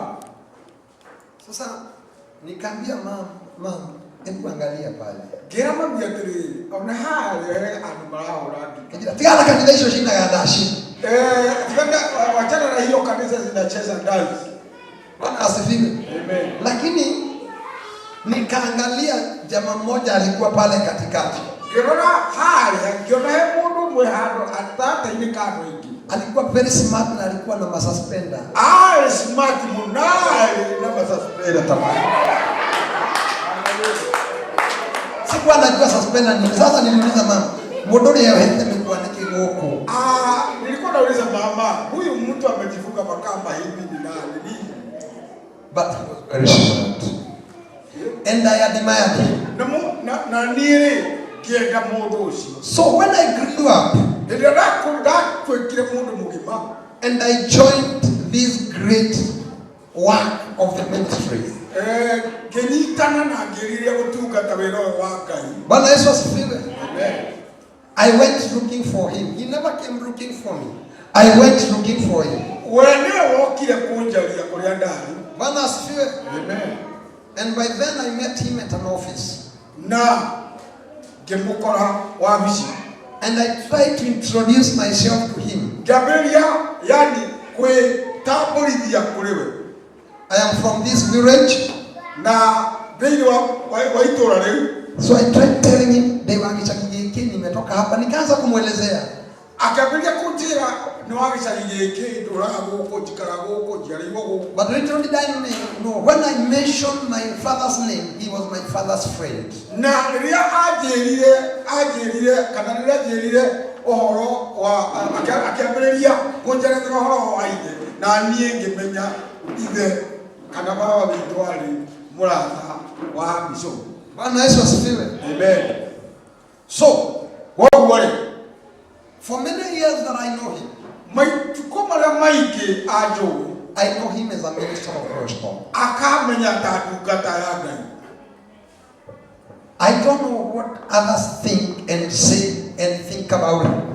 Ndiena akamenya ũrĩa andũ arĩa angĩ moigaga kana gwĩciria ũhoro wake. Or what I know, Kĩrĩa njũĩ, I saw the seed of God in him. nĩ ndonire mbegũ ya Ngai thĩinĩ wa mũndũ wa Ngai. Bwana Yesu. Amen. Hallelujah. Amen. Bwana Yesu asifiwe. Amen. There are many times, Nĩ kũrĩ mahinda maingĩ, you know, sometimes I'm very tough. mahinda maingĩ rĩngĩ nĩakoragwo na ngũrũ cia mũthemba. Yes. And even sometimes I'll be tough to him. O na nĩakoragwo hĩndĩ ĩngĩ rĩngĩ warora akĩaria ĩngarigwo kaĩ mũndũ erenda kũhũra. But I will always remind him, No nĩandirikanagia, despite the challenge and weaknesses, you are a great man of God. ona gũtikũmakania mathĩna kana mahũthũ marĩa ũkoragwo namo. I know you as a great man of God. Nĩ ndĩmũĩ ta mũndũ mũnene wa Ngai. Bwana Yesu asifiwe. Amen. Hallelujah. Amen. So that's why every now and then you will find me with him. Nĩkĩo maita maingĩ ndũngĩnjaga na mũndũ ũyũ wa Ngai. Bwana asifiwe. Amen. Hallelujah. Hallelujah. So if outside there you know him as whoever you know him, it's you. Ũrĩa ũngĩkorwo ũnjũĩ na kũu kũngĩ nja hihi, It's you who know him. we nĩwe ũnjũĩ. And it has nothing to do with me. Na hatirĩ kĩndũ kĩrabatarania niĩ ũhoro-inĩ ũcio waku. I don't need your grammar or your English to make me know him anything. Ndikomaka gĩtũngũ kĩrĩa ũĩ ũngaria kĩũru wakwa yaki wake. Bwana Yesu asifiwe. You may fast or not fast. It will not change what I saw in him so many years back when I was young. Praise the Lord. I'm not saying that he has anything. You know, there are people who always take men of God the way they think. It's you. Actually, if you want to take me, you can take me. No, I don't belong to your family. You know, I am who I am, as God said. Pigia Yesu makofi mazuri.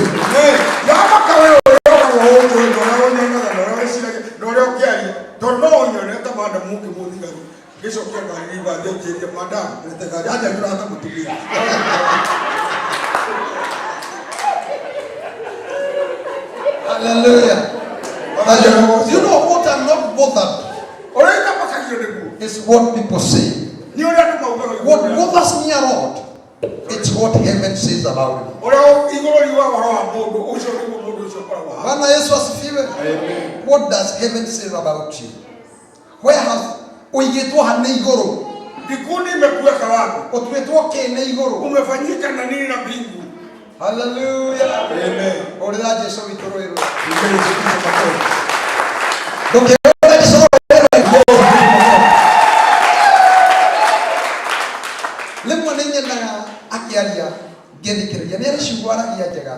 Wakati mwingine huwa anapenda kusikiza, maana neno ambalo ananena ni tamu sana, nzuri.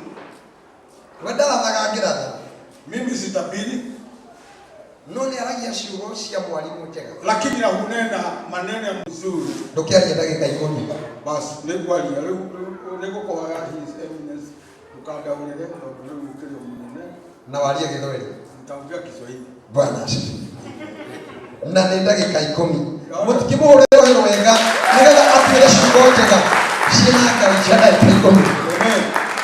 Naomba sasa sikuwa nimejitaja kwa wale hawajui.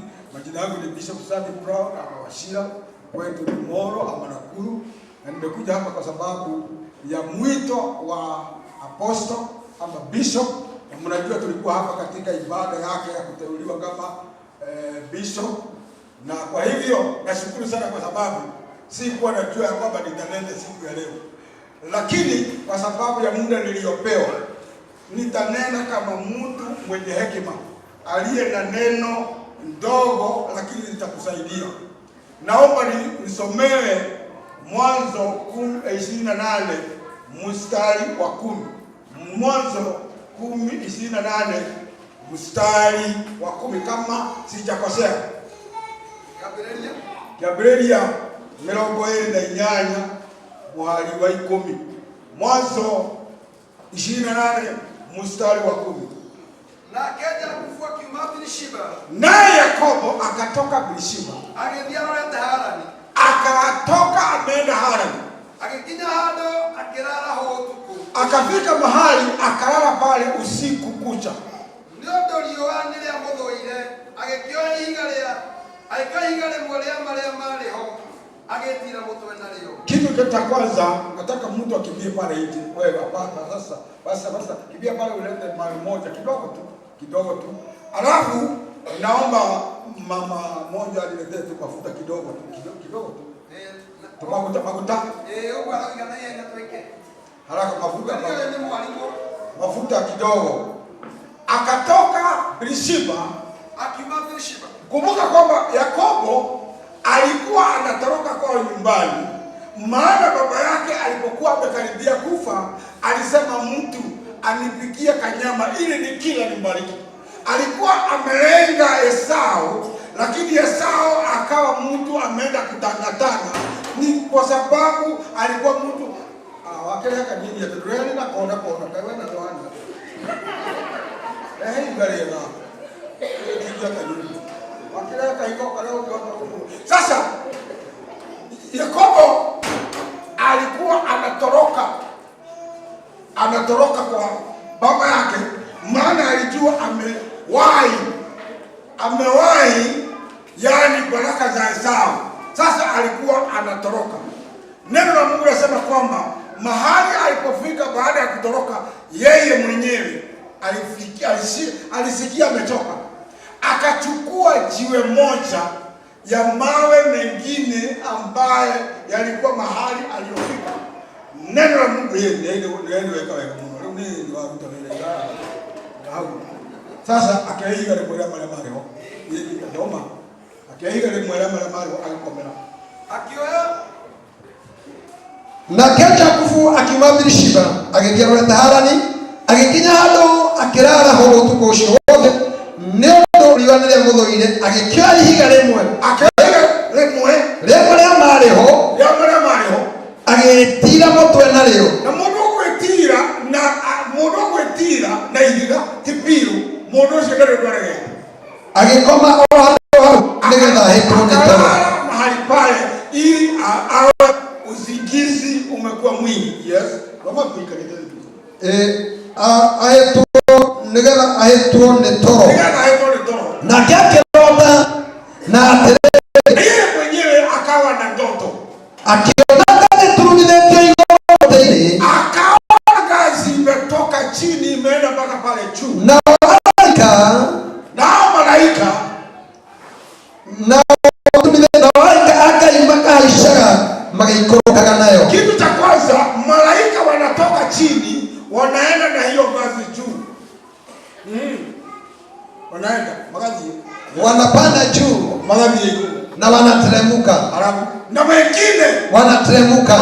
Yani wale waliokuwa wanatoka chini wanaenda juu walikuwa wanaenda kumwambia Mungu mahali pale ametoka, hata kama amefukuzwa na ametoroka kwa sababu ya ndugu yake, huko ni kuzuri, baraka alizozipewa zitafanya afaulu. Amen. Nao wale walikuwa wanatoka juu wakienda chini walikuwa wanakuja kumwambia Yakobo, mahali utaenda usijali, mambo yatakuwa sawa sawa.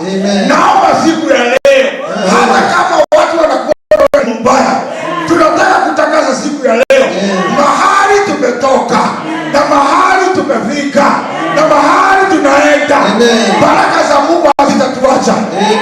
Hata kama alibarikiwa na message na Esau alikuwa anasema huyu mtu ni mbaya, bado alikuwa amebarikiwa. Mungu anayebariki mtu na mtu aliyebarikiwa hakuna atakayeweza kumlaani. Amen. Endelea.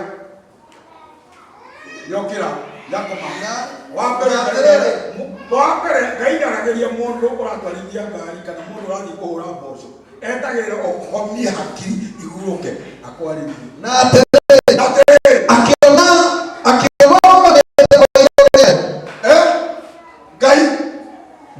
gai ari hapo na sasa amemfukuza na panga amesema amemcall na atere Jehova kiogoro na ndio mahali mare gazi ilikuwa imefika Yehova akiuga atere akasema imagine vile juu yake alikuwa anamuona ni mwizi.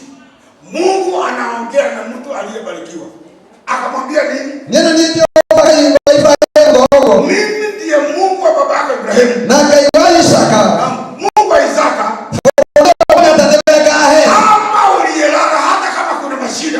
Wewe wanati Arusha. Hapa umelala nitakubariki wewe na ukoo wako. Hebu imagine mahali umekaa sasa. Hata kama kuna shida. Mungu atakubariki. Amen. Nasema Mungu atakubariki. Amen. Haikalishi umetoka wapi. Mungu atakubariki. Haikalishi kama una magonjwa. Mungu atakubariki. Haikalishi kama unadharauliwa. Mungu atakubariki. Tawai ya tiri. Sema ya kwamba komende. Hapa nimelala. Jitarete. Hapa nimekaa. Mungu atanibariki. Wiki na sio peke yangu. Hadi kizazi changu. Ubarikiwe na kizazi chako. Amen. Jarekele kaidaza tu alafu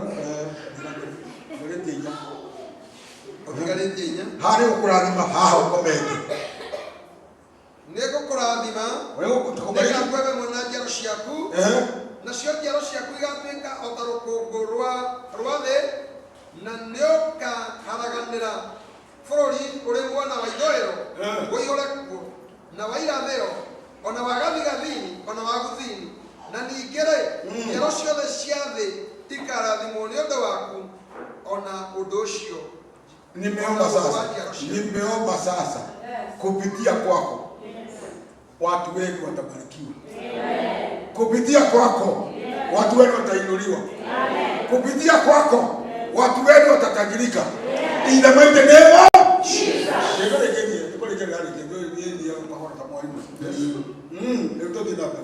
Na keja kuwa yokira toro. Mundu wa Ngai yokira. Rĩrĩa yuma ũndũ macio ma Ngai no ũkĩroke. Akiuga atĩrĩrĩ. Wewe Ngai agĩkwĩrĩra kĩndũ-rĩ ugamba ndiretĩkia. No njakũhurĩria okĩrire ayo ndatoicio no ũkĩra. Tino tawala wala na bikobe.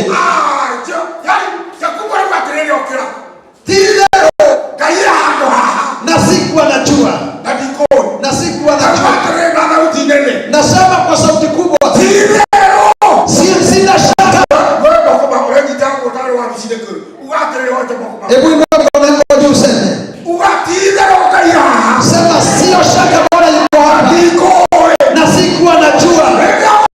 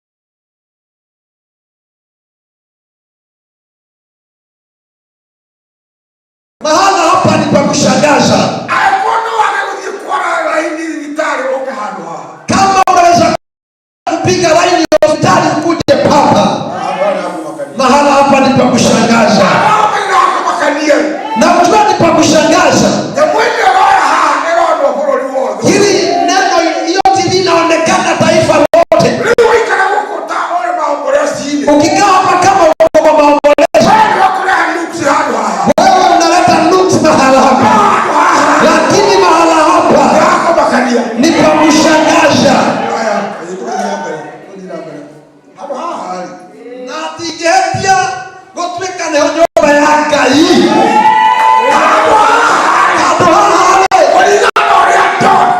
Kulingana vile nimeona na vile nimesikia na vile nimeona, hapawezi kosa kuwa ni mlango wa kwenda mbinguni.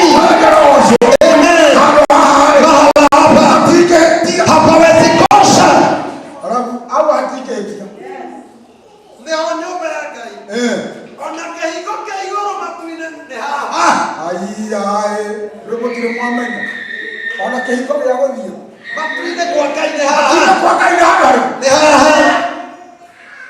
Ona ungikirorera wi haria ugiuka ri no urona kana ndege ya kete ya kete na nambari haha niho kehiko ya gothio Kipsengwe. Mlango ya kwenda Kipsengwe. Kipsengwe ni kikareji ni kusema mbinguni. Bwana asifiwe. Pigia Bwana Yesu makofi mazuri. Nikumaliza anamaliza. Na kaja kufa kiroka Apostle Kamande orega murire ona ariganirwo athiũrũrũka hora thimwaga nĩamenyire handũ harĩa ndota harĩ njĩra ya gũthiĩ kwa Ngai.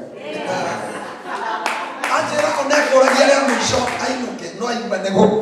Ona nĩ kũndũ kũrĩkũ. Na kenda kufa kiroka gũkĩra rũcinĩ tene, akĩoya ihiga rĩrĩa etirĩte mũtwe narĩo, akĩrĩhanda ho rũrũngĩ ta gĩtugĩ. Akĩrĩhanda ho rũrũngĩ ta gĩtugĩ. Akĩrĩhanda ho akĩrĩhanda ho ta gĩtugĩ. Agĩkĩraitĩrĩria maguta igũrũ. Agĩitĩrĩria maguta igũrũ. Nake agĩta handũ hau Betheli. Nake agĩta hau Betheli. No rĩrĩ rĩtwa rĩu no rĩrĩ rĩtwa rĩa itũũra rĩu mbere ĩyo rĩetagwo Luzu. Luzu yani ngwĩra kaũndũ kamwe rĩrĩa wathiĩ handũ harĩa he kĩhingo gĩa kwa Ngai. Wakati unaenda mahali pana malango ya Bwana, waitĩrĩrio maguta, ukimwagiwa mafuta, rĩtwa nĩrĩcenjagia, jina linabadilika. Nimetangaza kutoka leo, haya madhabahu tumepanda leo, ukimwagiwa mafuta, majina yenu yatabadilika. Kutoka kwa shida, kupona, kutoka magonjwa hadi uponyaji, kutoka confusion hadi kutegemea.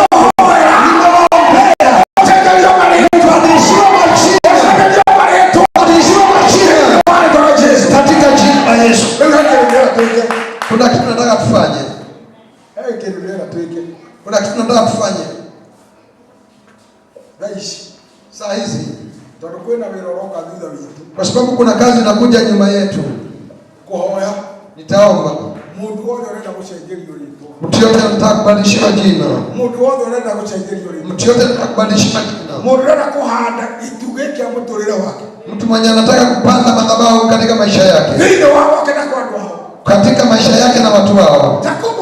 Jakubu ni mafuta ya mwanakondoo aliyechinja aliyemwaga. Ni kufanya mazuri kwa sababu ninawajua sana. Mtu yote atazunguka hapa atafanya dhabihu kusema mahala hapa ndipo nitakuja kutolewa madhabahu katika jina la Bwana la Mwana. Pigia Yesu makofi mazuri. Bwana Yesu asifiwe. Akasema ya kwamba haya ndiyo malango. Hebu ambia jirani yako, haya ndiyo malango ya kwenda mbinguni. Kwa hivyo kama unatafutanga njia ya kwenda mbinguni, ni mahali nyumba ya Bwana iko. Ambia jirani yako, ni mahali kuna nyumba ya Bwana. Bwana Yesu asifiwe.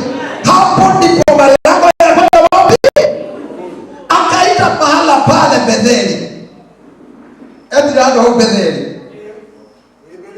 Akiwa ndetaga. Tumeambiwa palikuwa panaitwa nini? Ruzu. Sema Ruzu. Lakini wakati alilala pale, akasikia mbinguni mnenea, akasikia Bwana amemhakikishia ya kwamba hata ingawacha watoroka, hata ingawacha umelala nje, hata ingawacha mateso, mahala hapa nitakupa wewe na kizazi chako. Nataka kweli kama namalizia, nataka tu kuendorse, nifanye vile umeniambia. Bwana asifiwe. Mahala pale hawakukaa. Ambia jirani yako hawakukaa. Walirudi pale baada ya miaka ngapi? 400 years. That is when they came back. Praise the Lord. Kurejea pale. Kwa hiyo haijalishi miaka ambayo umekaa, kile ambacho Bwana amesema ni chako kitakuja. Na kitakuja sasa. Ninasikia umeenda safari sana. Safari yako inafika kikomo. Upokee kile ambacho unahitaji. Bwana asifiwe. Haleluya. Ndio kile ambacho kimenifurahisha. Alipoamka hapakuwa na nyumba. Ambia jirani yako hapakuwa na nyumba. Sema hapakuwa na nyumba. Palikuwa ni mawe. Bwana asifiwe. Hata hapakuwa na mtu alikuwa anaishi karibu. Akasema ya kwamba sina shaka hii ndiyo nyumba ya Bwana. Hali ya nyumba yake yathirigaga. Bwana Yesu asifiwe. Na mahala pale akapanda jiwe. Madhani ya rogosha. Na asante sana askofu kwa kufanya vizuri. Bwana asifiwe. Na ndiposa pale kwa mlango ukiingia kwa geti ya kanisa hapo kuna jiwe tulipanda pale na tulifanyia dhabihu na tukasema ya kwamba haya ni malango ya kwenda wapi? Lakini tutia hadi kigau tukiria mora na tugeiteria maguta na githia kwa ndoona tukiwa kile kiokei. Kwa hivyo hapa ukifika you know you are well connected to heaven. Bwana asifiwe. Kwa sababu nataka tuingie kwa hiyo session nyingine, nataka tutoe sadaka zetu. Na leo tutaitoa kwa utofauti. Ihigadereria muroretererio maguta ne hoto kurehe sadaka. Bwana Yesu asifiwe. Tumehubiriwa si sawa. Tumeenda sawa, mambo yako sawa. Kwa hivyo nataka sasa uingie kwa mfuko wako. Utoe sadaka nzuri mbele za Bwana. Lakini kweli mundu ucio weriro hau ni akatuika hakeni. Ego shokathie miaka ingi 21 kwa Laban. Miaka mkoaja miaka 7 akaangalia kutafuta mke. Na ujue ya Mungu waka indothiaga iguru. Era mundu waka indothiaga iguru. Si hata yalidanganyana. Abia mtu si alidanganyana. Hata alidanganya. Kwa hivyo ukinidanganya utadanganywa. Akafanya kazi miaka 7 akapewa kile ambacho hakufanyia nini? Kazi. Akafanya ingine 7 akapewa 2. Akafanya ingine 7. Bado Biblia inataka kuingilia 3 ndio ile miaka 70. Ena ya boro miaka 70 yake. Kwa Jakubu ana miaka 40. Miaka 40. Miaka 40 atererethi. That does not mean ya kwamba hakubarikiwa. Bwana asifiwe. Hata kama alizurura, hata kama aliteseka, akapitia mauzito, praise the Lord, alibarikiwa. Kwa hivyo ninaongea hivi, tutoe sadaka zetu, tutoe fungu zetu za 10. Juu sasa ninataka kuachilia wachungaji sasa, tuingie kwa ofisi mobile sasa. Tunaenda hiyo. Yes. Hebu tusimame juu. Tukijiandaa kutoa sadaka. Wachungaji waingie kwa ofisi sasa. Ndio tuvae nguo. Tukuje sasa kuingia kwa ibada. Tusimame juu sasa. Tusimame juu. Sema wabarikiwe na Bwana. Sema wabarikiwe Barikiwe na Bwana. Yes. Yes. Yes, Bishop Ken wapeleke kwa ofisi. Sasa nataka tutoe sadaka zetu.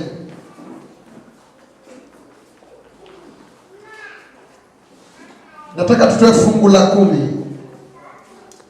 Sadaka za kila aina tutoe mbele za Bwana.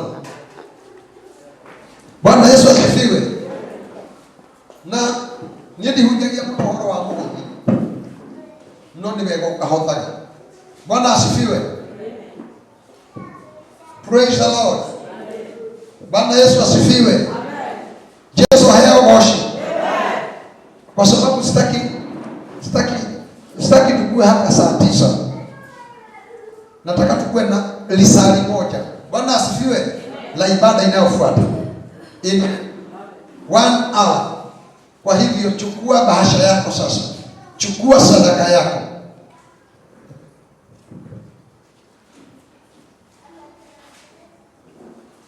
Hallelujah.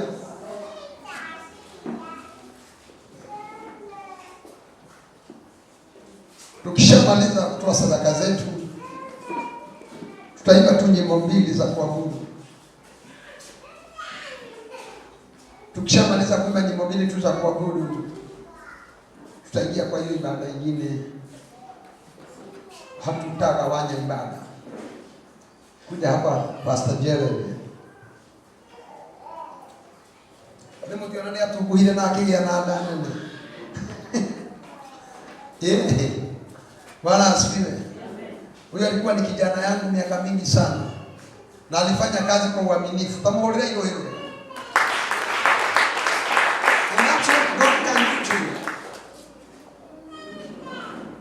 Alikuwa anakaa kanisani kwetu pale Rumi. Akakuwa mwaminifu kwa Mungu. Sema amen. Amen. Leo ni mchungaji wetu pale wapi? Kabati. Akona kanisa letu Kabati. Pigia Yesu makofi mazuri. Hallelujah.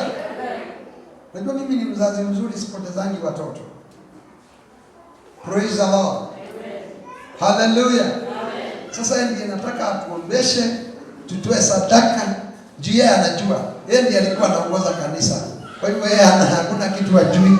Atapeleka kanisa vile. Tutatoa sadaka, ataiombea, kisha atawaita waimbaji tuingie katika hiyo ibada nyingine, na Mungu akubariki.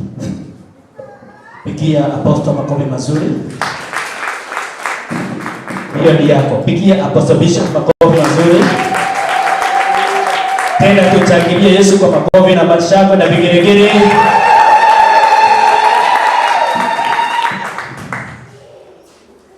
Bwana asifiwe. Ito Pastor Jeremy. Naitwa Pastor Jeremy. Ni vile Murang'a. Nimetoka Murang'a. Na ni Murang'a. Hello. Murang'a ya leo. Bwana Yesu asifiwe. Wewe tena ni baiga hapo na ngane kwake. Kwa tutu. Ninaigua. Boto shamba ingia mno. Bwana Yesu asifiwe.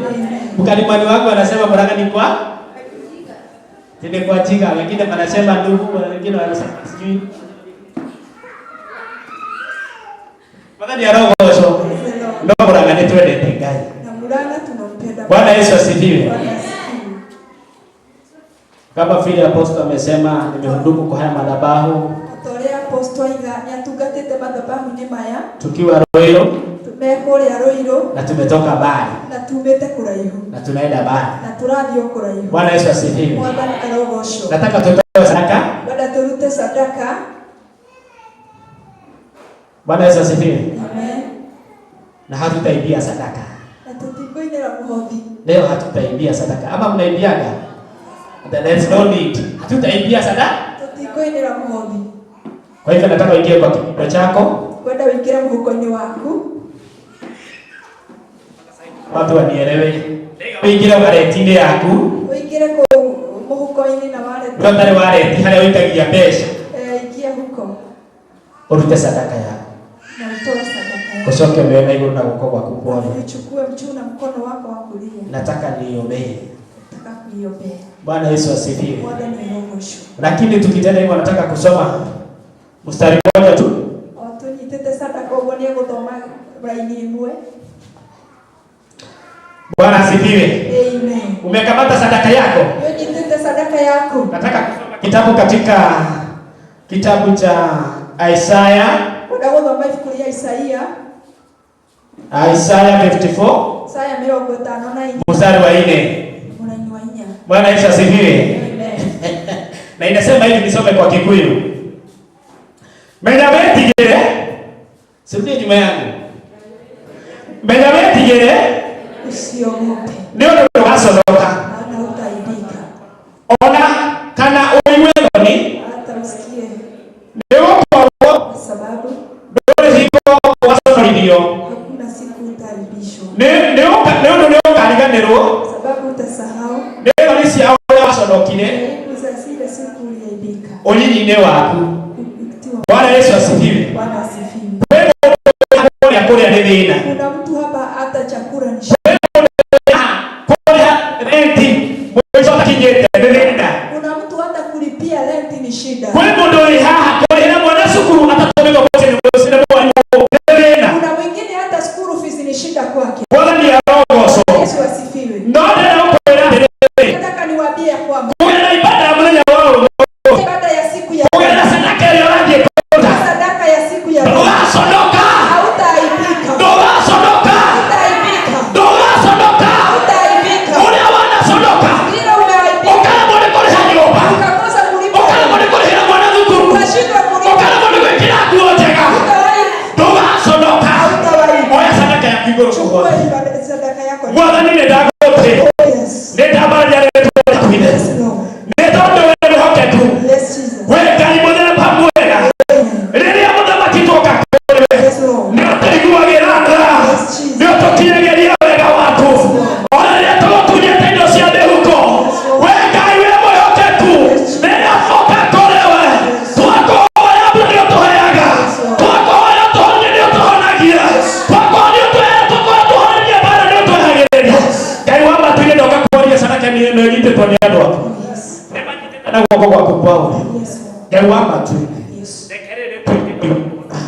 Gaiwama tu nile yagukagiria masorokia.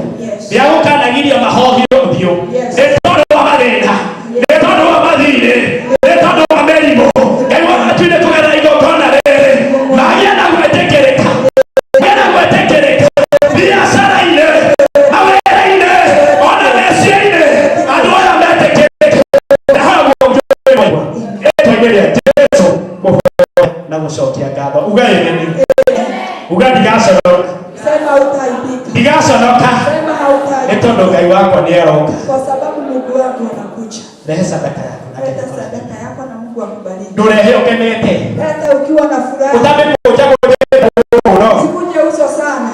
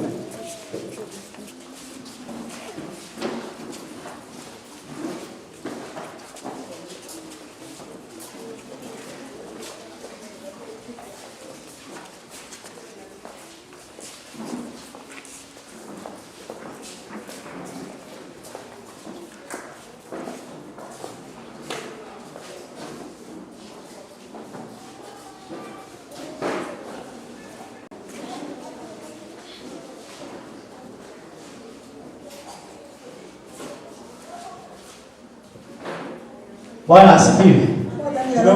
Tumaliza kutoa sadaka. Tuareke kuruta sadaka. Hari na mundu wina gicunje kia muthemba ungi. Kuna mtu ako na fungu la 10 ya na nyingine. Niko mundu wina mugerio. Bwana asifiwe. Amen. Poreni, nikwenda kuulia no wina magena. Alikuwa anataka kuuliza nani ako na hii. Na kiwa Nairobi ni mugunda wa mahiga.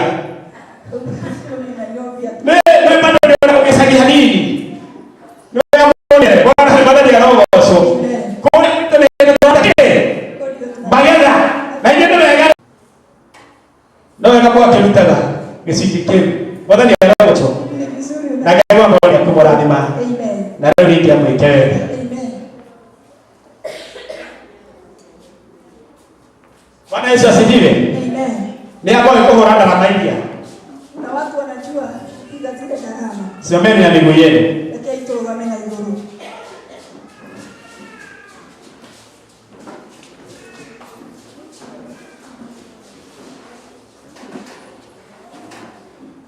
Nasema kila mtu asimame. Lakini turugame ithuothe.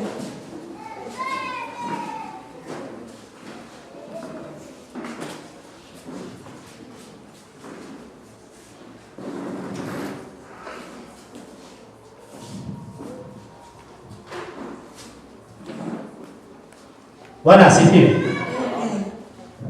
Unajua kuna kusimama na kuketi. Ndio ni kule kurugama na kuikara thĩ. Mnasema watu wasimame. Andũ othe reke turugame. Andiko inasema kutii kuliko. Maandiko marauga gwathĩka nĩ kwega kũrĩ kũruta igongona. Yaweza kuwa hiyo kidogo naye. Na kuhota gũkorwo thĩna ũcio wĩ naguo. Ni madharau marĩa ũkoragwo. Madharau ya kutosimama. No kũhoteke thĩna ũrĩa wĩ naguo. Inaweza kuwa ile shida uko nayo. Ni madharau marĩa ũkoragwo namo. Bwana ni arogoco. Wĩrute kwaga madharau nyũmba-inĩ ya Ngai. Bwana Yesu asifiwe. Tondũ hali hagĩra gũkĩrathimo. Kwa sababu hapa kuna Na hano hoimaga kerubi. na pia hapa kuna toa. Hano haume gũthiĩ gwaku na mbere. Hapa unaweza toa kuendelea kwa. Na hano haume gũcoka thutha gwaku. Pia unaweza toa kurudi nyuma kwa. Bwana Yesu asifiwe. Tũhũre hizo witũ rũhĩ wega. Ndio Bwana makofi mazuri. Kũrĩ andũ mekuoya ndarama ici. Kuna watu watachukua hizi darama. Wako wengi.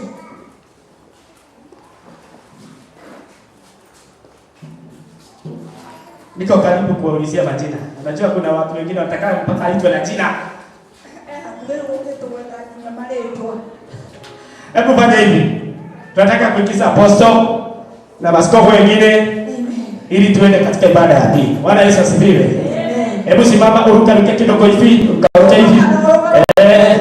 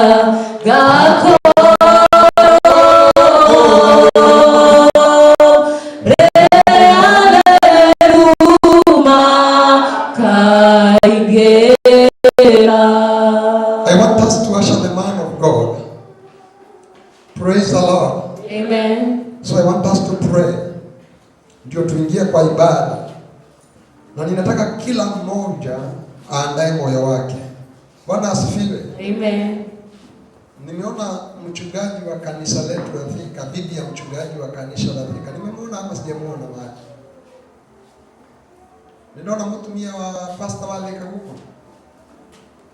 Atufanyia hivi. Thank you. Asante. Sikuwa nimekuona, nimesema hivyo kwa sababu nilikuwa nimetangaza sioni watu wa branches. Now, nataka tuombe. Na I want us to instill discipline. Sitaki watu kutoka nje. Nataka tukae ndani. Bwana asifiwe. Amen. This is a different occasion. And I know we are about to do something. Father, in the mighty name of Jesus, we love you, God. You are so gracious and so merciful unto us. Abba, Father, we are here for you. We are here to accomplish the great task that you gave us. This is your purpose. It is one of your purpose that you want us to accomplish. And that's why we are gathered here. Before us we have one whom you have chosen among many, so that he may be consecrated and ordained to the office of bishop. How I pray, God, ni ya kwamba uwe wewe ndiye uliyemtia mafuta mara ya kwanza. Uwe wewe ndiye uliyemweka wakfu mara ya kwanza. We believe that we are just here for confirmation of already what you have already done. Tumeomba mwanzo na mwisho mzuri. Kwa jina la Yesu nimeomba na kuamini. Inua mikono yako juu. Tukaribishe His Grace Archbishop Sandy Brown ndiposa atupeleke hapo pengine. Piga makofi mazuri kwa Yesu. Thank you. Thank you very much. Tunataka tupate kidogo kama tumesimama hivi. Tuimbe chorus moja tu, alafu tuingie kwa ratiba ya ibada ya alasiri ya leo, ili tumkaribishe Mungu na kila mmoja atajipeleka mbele zake Mwenyezi Mungu, amwambie Mungu, ningependa wakati tunapoingia katika ibada ya alasiri na mimi unihusishe katika hayo mambo ili tuweze kubarikiwa pamoja. Kwa hivyo muongozi wa wimbo, ongoza wimbo moja ili sasa tuingie katika hali hiyo ingine, dakika 2 tu, na mimi kuwe nikitayarisha katika hiyo mambo ambayo tunaingia.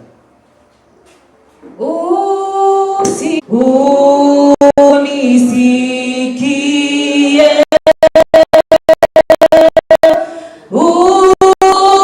unapozulu wengi, nenaomba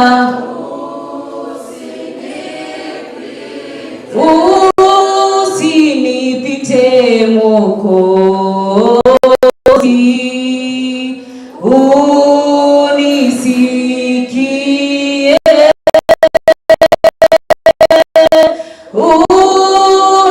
unapozulu wengine, naomba usinipi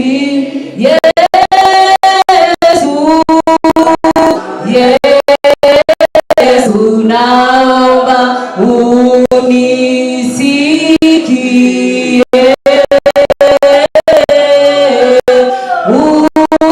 unapozulu wengine, naomba usinipi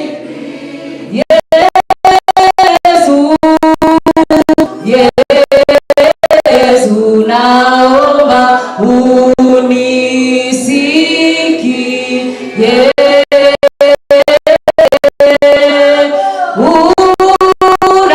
unapozulu wengine, naomba usinipi kiti chako cha rehema na kitazama, magoti napiga pale, naomba nisamehe kiti chako cha rehema na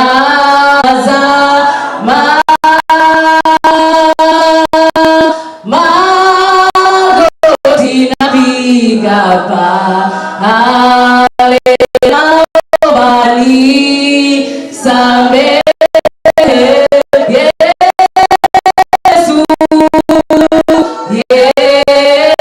Yesu, naomba unisikie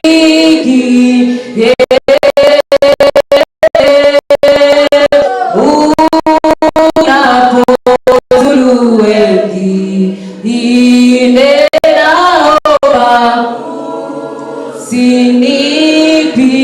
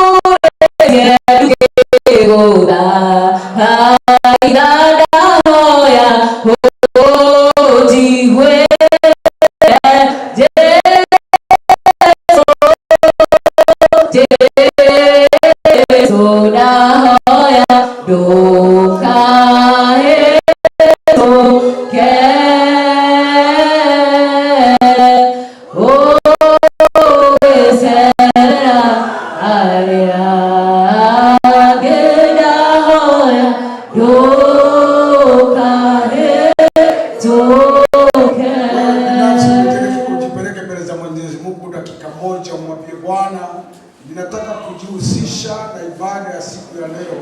Mwambie Bwana, ningependa kuwa mmoja huyu anayemwagiwa mafuta, anapobarikiwa, anapoinuliwa. Nami ningependa uniinue pamoja na wanaye unainua. Ningependa kubarikiwa na wewe baraka za maajabu, kwa sababu wewe ni mwema katika hali hiyo. Nimejitakasa mbele zako ili Bwana katika hali hii niwe na utakatifu, nisiingie kwa confusion kwa ibada ya leo. Nataka utakaso wako na uongozi, kwa sababu wewe unaweza yote. Katika jina la Baba na Mwana na Roho Mtakatifu nimeomba. Sasa tuweza kumpigia Mungu wetu makofi tukisema asante Bwana kwa siku ya leo. Sasa ningewaomba mkae chini ili tuanze kuingia katika mpangilio wa siku ya leo, ambapo tangu tulipokuwa hapa mwaka uliopita, hii wakati tulikuwa tunaongoza ibada ya kumtawaza, kuconsecrate His Eminence Bishop Joshua. Leo ni siku yake, ingawa amefanya ibada nyingi za kuordain wahubiri, viongozi wa kanisa hii.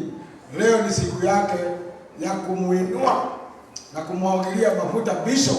Kwa hivyo inaonekana kazi ya mafuta aliyemwagiliwa imeanza kirasmi, yeye mwenyewe kuonekana siku ya leo akifanya ibada ya kumtawaza bishop katika kanisa hili Living Sacrifice Ministry.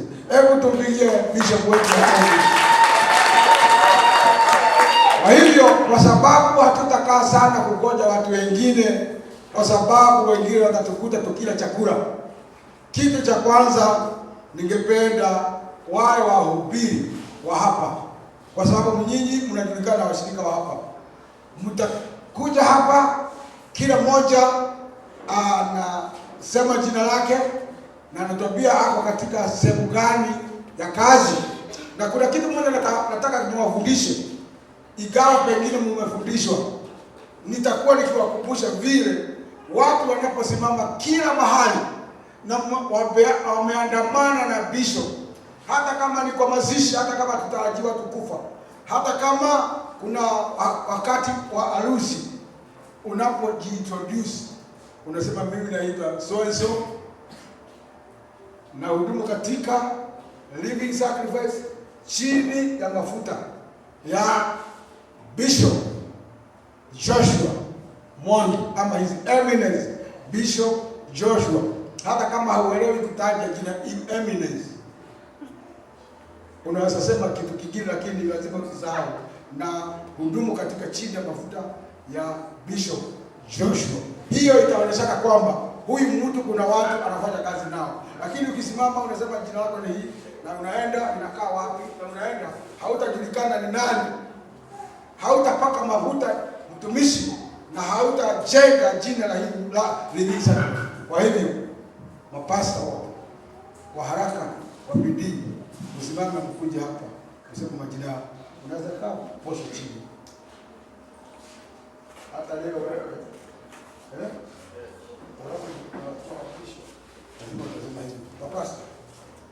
mapasta mnasimama nyote pamoja, mnakuja hapa.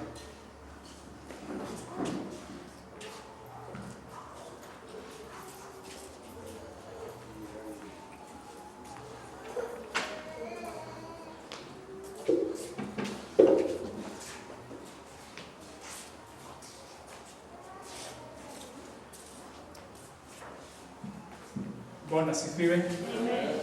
Naitwa Muna na nimeokoka na hudumu chini ya Bishop Joshua. Nashukuru Bwana. Bwana wabariki.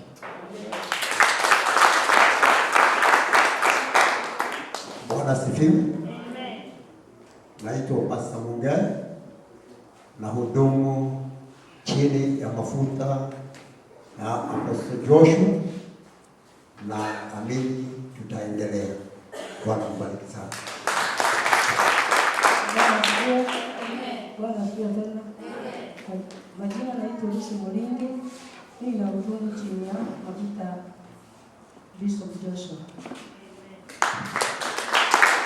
Bwana asifiwe. Haleluya.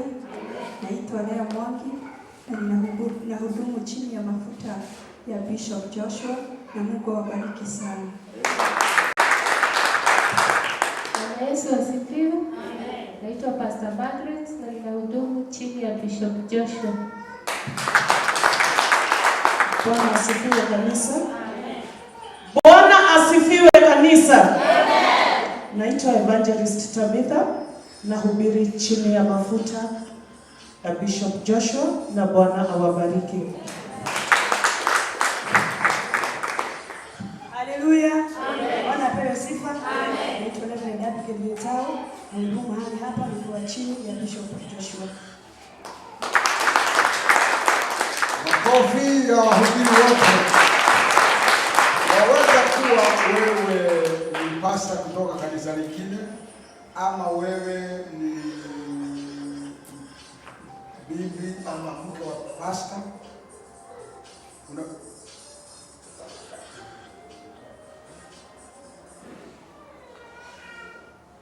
Yes, kwa hivyo kama wewe ni mtumishi ama mke wa pasta ama bishop, isipokuwa Mama Shiro, yeye tutamuita rasmi kwa sababu ni mke wa bishop. Kama uko hapo unaweza kuja, lakini kwanza tunaanza na mke wa pasta wa Thika akuja atusalimie ili tuendelee katika ratiba hizi zingine. Pigieni makofi hapo.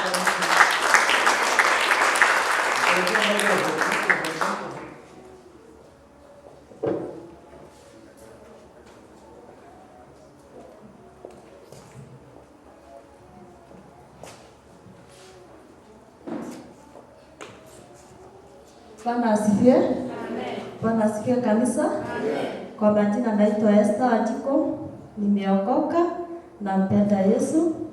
Mimi ni bibi ya Pastor David, tunahudumu upande wa Thika. Ako jiani anakuja.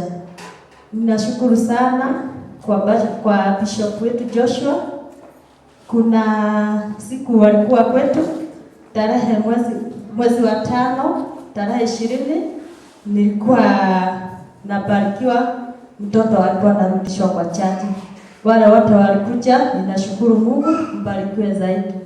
Makofi kwa baba huyo anayewakilisha pasta Mathika.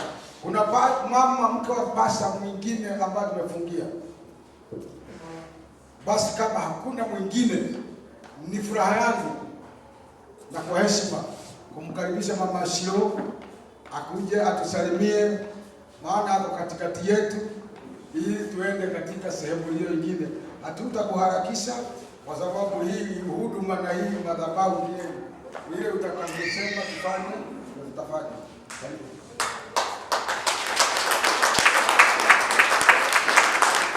Amen. Bwana asifiwe. Haleluya. Amen. Msalimieni. Bwana asifiwe. Siku ya leo nina furaha kwa kuwa Mungu amekuwa pamoja nami. Bwana asifiwe. Amekuwa mwaminifu katika maisha yangu. Bwana asifiwe. Jambo moja ningemwambia, wacha tukae kwa huyu Mungu. Bwana asifiwe. Kwa Mungu kuna kila kitu. Bwana asifiwe. Na tukae kwa Mungu kwa njia yenye inafaa, kwa utakatifu, na kile tutaomba tukifuata hizo njia, Mungu atatujibu na atakuwa pamoja nasi. Bwana asifiwe. Nimefurahia sana kuwaona wageni wetu wenye tunakuwa na wao. Nimewakaribisha maraba siku ya leo. Mbarikiwe sana na msikie mko mahali panafaa. Mungu awabariki.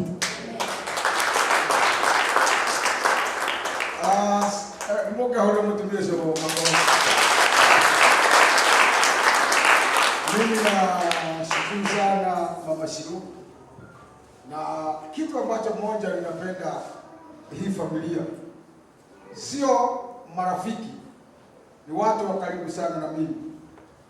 Mimi katika maisha yangu wakati nilikuja hapa Nairobi, sijalala njaa, sijasema niko na shida yoyote.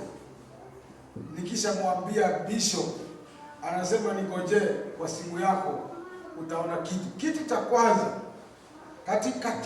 katikati ya wale wahubiri ambao ni watu wa karibu, ambao hawawezi kukuacha ukiwa na shida ni bishop wetu Joshua.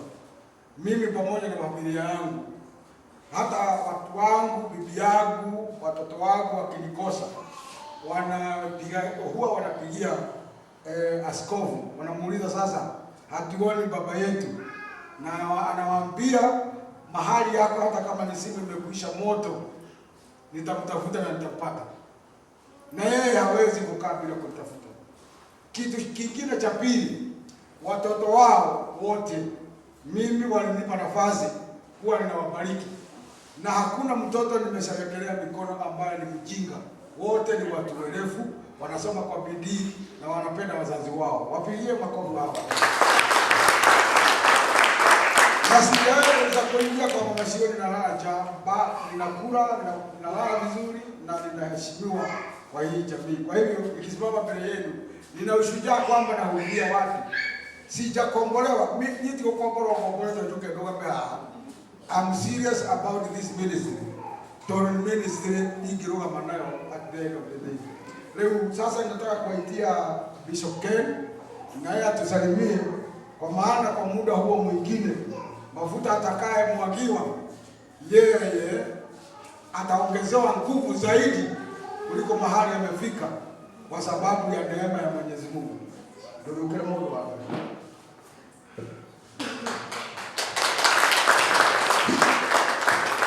Bwana sifiwe. Amen. Madhali ya roho osho. Amen. Sina mengi ya kuongea leo. Kwa sababu sio siku yangu ya kuongea. Bwana sifiwe. Yangu ni kuwashukuru nyote kwa kukuja kwa ibada yetu siku ya leo, na kwa sababu ya siku ambayo ni yangu. May God bless you. May God do you well. God bless you. Wakati wale ihanya muno niwe gakodwara kahora. Mwathani arogosho. Bwana asifiwe. Mimi nimesema ni introduce, na mimi nahudumu chini ya mafuta yake Mungu Apostle Bishop Joshua, mtumishi wa Mungu ambaye ninamheshimu sana, na ninafurahia kufanya kazi na wewe. You are blessed.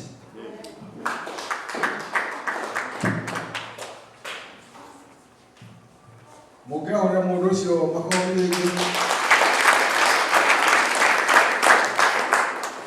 Sasa tumefika mahali ambapo ni cha muhimu sana, kwa sababu hatungependa kukaa, because mwenye kutoa dhabihu ako, mwenye anayetolewa dhabihu ako, na madhabahu yako tayari, ili hiyo kazi ambayo tutaweka ushuhuda kwamba Mungu alikuwa pamoja nasi na Mungu ametutembelea. Kwa hivyo mimi nikachukua nafasi fupi sana, kwa sababu Apostle nimeambiwa atasimama baadaye. Kwa hivyo sina budi kukaa. Na hali hii ya mafuta imekuwako hata siku za kale, na hivyo ningependa kumwambia huyu rafiki yetu ambaye nimemjua kwa muda mrefu, tumekaa katika hiyo huduma pamoja. I would like to tell you, hujachelewa kumwagia mafuta, hujachelewa, haujatupa mwelekeo. Maana wengine wanaanza kuona kama umetupa mwelekeo.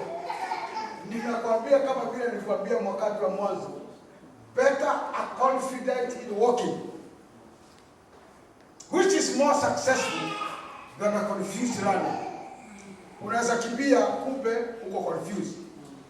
Na tuseme kwamba in life some people may run, others may walk.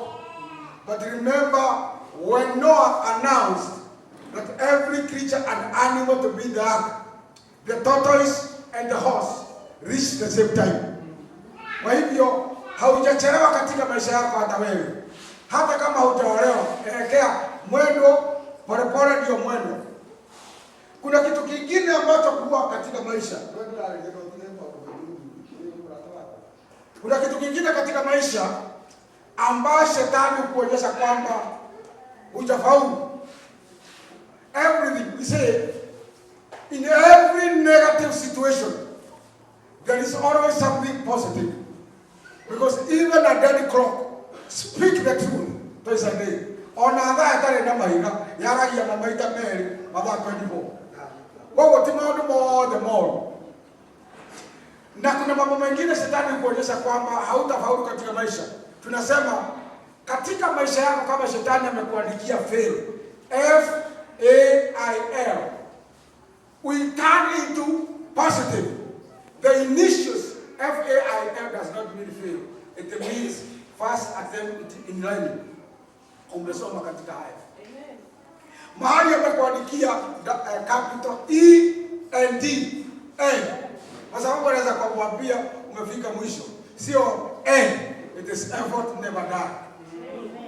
Mahali amekuandikia no way, hakuna N-O. It is not no, it is the next opportunity. Kwa hivyo kuna wakati wa kila mtu katika maisha yake. Sasa kwa sababu hii Biblia nimesimama nayo miaka 40 years in the pulpit, hata sitakai tena saa nyingine kusomewa, kwa sababu tupa wakati mwingi kusoma ukurasa mzima na utasahau. Sasa tunaingia katika kitabu cha Samuel. Usisome, sikiliza. Ona ng'ombe leo unarekelea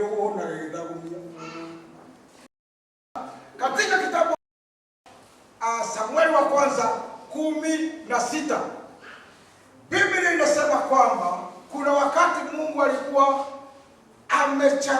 amesema Sauli akamwagiwa mafuta na Samueli, kwa sababu watu walikuwa wamemulilia Mungu wangependa mfalme. Naye Mungu alisikia kilio, hakusikia maombi, alisikia kilio. Ni kulikolera na mahoya. Tore atu marari wa mole, amwe makauga marenda Ruto, amwe makauga marenda Raila. Mundu ni halibendo wake hali. Na mutile mundu, hakuna mtu anaweza kukuchagulia mfalme, kwa sababu kuna kulia na maombi. Lakini kuna wakati Mungu anafanya mapenzi yake. Wakati Mungu alisikia kilio cha watu wake, alimwambia Samueli achukue chupa ya mafuta aende akamwagie Sauli, na akamwagiwa, na aliongoza mpaka mahali palikuwa pamefika ili Sauli aongoze wa Israeli. Biblia inasema kwamba wakati Sauli hakufanya mapenzi ya Mwenyezi Mungu, Mungu aliita Samueli akamuuliza, tangu lini utaishi maisha ya kulilia Sauli?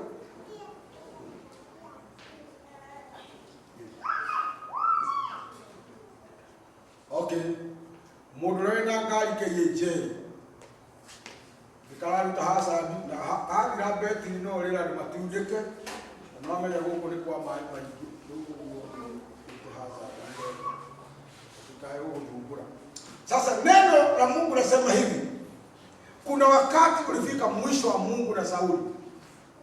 Sasa alipofika mwisho na kusema hata mtetea tena, Samueli alimwambiwa na Mungu, nenda kwa nyumba ya Jesi, kwa sababu katika nyumba ya Jesi nimejionea mfalme. Kwa Sauli Mungu alisema nimeona kiongozi, lakini kwa nyumba ya Jesi nimejionea mfalme. Ndipo sasa Samueli akainuka akaenda kwa Jesi. Alipoenda kwa Jesi alikuta vijana 7. Akaambiwa hawa ndio wako, lakini Daudi alikuwa akilisha kondoo. Kido kia mbele mutare muamenya Jesi ali na atumia eri omweta go amuisheta go Elizabeth wale washirite Daudi, na kwa sababu alikuwa siku moja amepotea, Biblia inasema kwamba Jesi alizaa mtoto huyu anaitwa Daudi. Sasa Jesi kwa vile wakati hapo anajua Samuel David ni wake, alikuwa anampeleka jangwani akakuliwe na simba, lakini hakujua ni wake. nikio igwa mutumia gitwo maitu tondu mutumia niwe uwi ma ya ciana ciake ithe no maitu. Sasa Mungu akaangalia Daudi akasema huyu ndio atamwagia mafuta, akatumana. Hata kama vijana 7 walikuweko wakina Elia walikuwa wanapita wanaambiwa sio yeye mpaka akauliza ni nani ako kwa hii nyumba. Akasema ni kijana mwingine hapo kule akilisha kondoo. Alitolewa kwenye kondoo akilisha akaletwa katika kwenye mafuta. Wengi hawakujua kuna mtu mwingine Mungu ameleta katika hii huduma. Sasa huyu hamkumuelewa. Wanakuja kama wale ku akabisho hado haidui. Kwa hiyo rumuri twina gikano kingi muno tondu Ngai ndangĩrehe kuga Ngai gũkũ nyũmba-inĩ ĩno aitĩrĩrio maguta hatarĩ gĩtũmi kĩa Ngai. Let me tell you something. Never underestimate the person next to you because you don't know what God has deposited in him. Daudi alikuwa mchungaji, akaletwa akamwangalia mafuta akawa mfalme. Joseph alikuwa jela korokoroni akawa prime minister. Mordekai alikuwa watchman lakini aliitwa kule akapigiwa debe na mfalme kwamba akainuliwa. So kwa hivyo ninaomba Mungu hata wakati wako ukifika wa kuinuliwa na Mungu utafika na utainuliwa kwa sababu ya utukufu kwa Mwenyezi Mungu. Na kwa hivyo ni furaha yangu kwa sababu ya wakati tunapojiandaa siku ya leo tukijua kwamba hii ni mwanzo, kwa sababu ukiangalia maneno ya Daudi kutoka mwanzo hata wa Saulo amoleke na gatoni ya gurukaga muno na niwe gokerera Ngai tondu nyimbo cia Ngai cingeinoge na mugukithia inaga nigetha ngoma cimume. The more you practice doing what is the will of God, it will give you a promotion to become what God wants you to be. I was telling Ken, you are very fortunate. Very fortunate. Very fortunate. Kuheo kigogona na apostle. Nigetha gukoragwo kuo. Tiano ikimetĩkagĩria kigogona kĩo kĩratharangwo nĩ andũ. Koguo no nyende mũhũrĩre Bishop wa Njiruhi nĩ ũndũ wa gũkorwo nĩarahota nĩĩ wa wĩra wa Ngai. Tondũ wĩra nĩ mũingĩ aruti a wĩra nĩ anini. Koguo ihinda rĩrĩ tũrathiĩ kwĩharĩria nĩgetha o mũndũ ona Ngai arenda. Na bora kumwela kaundu kamwe. Rĩrĩa rĩothe ũgũtũũra wakati wote unapoishi katika hali hii, train yourself how to appreciate yourself. Because even baboons and gorillas attract the tourists. Aikoro gorilla nĩ itũmaga athũngũ maime Rũraya nĩgetha moke macene makarĩha mbia. Ona wĩ wabata na nĩndahoya igũrũ rĩũkae gũgũcerera nĩgetha ũkonekana ũhoti wa Ngai. Koguo na hata wewe utafika mahali Mungu atakuinua. Na nĩngũhoya mũndũ ũrĩa Ngai agĩitĩrĩria maguta ũmũthĩ ona ithuĩ tũhoya Ngai atongoragie na ithuĩ area itũ nĩgetha Mwathani atwĩkĩre maũndũ marĩa tũrĩ. Let me tell you something. Ngĩrĩkia ndũĩ mũndũ ũcio mũikarĩte nake agatuĩka kĩĩ. He hĩndĩ ĩmwe mũirĩtu mwandĩkĩtwo wĩra andĩkwo wĩra mũtumia ũcio rĩ niĩ ti mũndũ ndĩraria ũhoro wa mũndũ we okorwo niĩ ndĩraria ti mũndũ nyandĩkĩte tondũ kĩũĩ mũtumia wa kũu nĩetaga Bubasa akamwĩra atĩ mũirĩtu ũhoro wa wĩra ndarĩ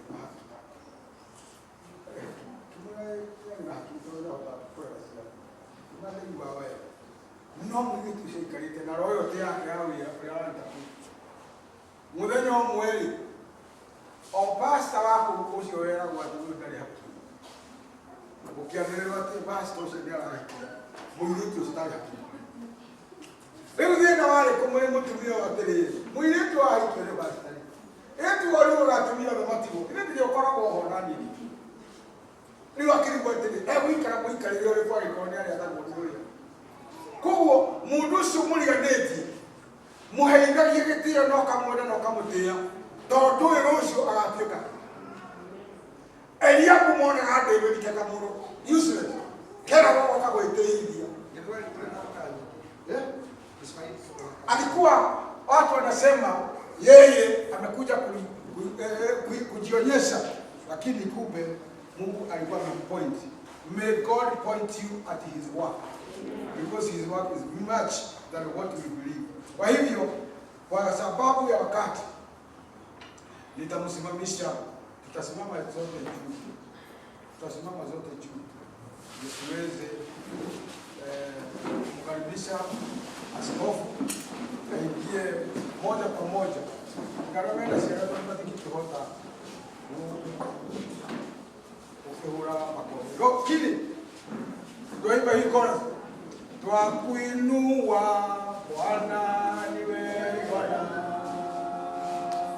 twakuinua Bwana niwe Bwana, twakuinua Bwana niwe Bwana, tukuitapo Bwana unashuka, twakuinua Bwana niwe Bwana, twakuinua Bwana niwe Bwana, twakuinua Bwana niwe Bwana, tukuitapo Bwana unashuka, twakuomba Bwana niwe Bwana, twakuomba Bwana niwe Bwana, twakuomba Bwana niwe Bwana, tukuitapo Bwana unashuka. Tunataka kushangilia katika jina la Yesu Kristo tukimkaribisha Bishop katikati huu. Sasa tupige makofi kama tutakaa chini.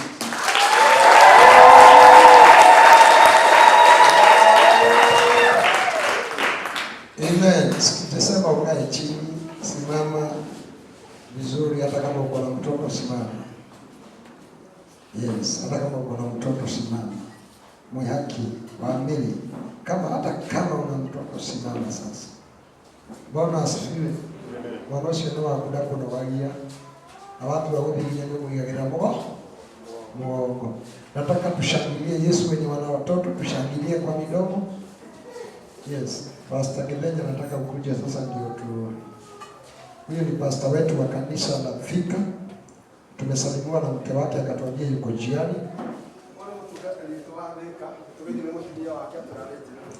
Na ninamshukuru kwa sababu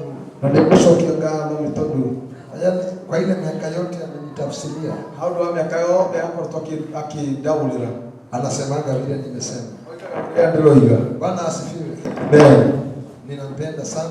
Hidemodete muno. Na tarehe 3 mwezi wa 9 na mwezi 3 kero nitakuwa ninamfanyia hivi, ninafanyia huyu. Nenga koro grutira gimweka obondereka huyu. Bwana asifiwe. Amen. Tutakuwa tunamteua.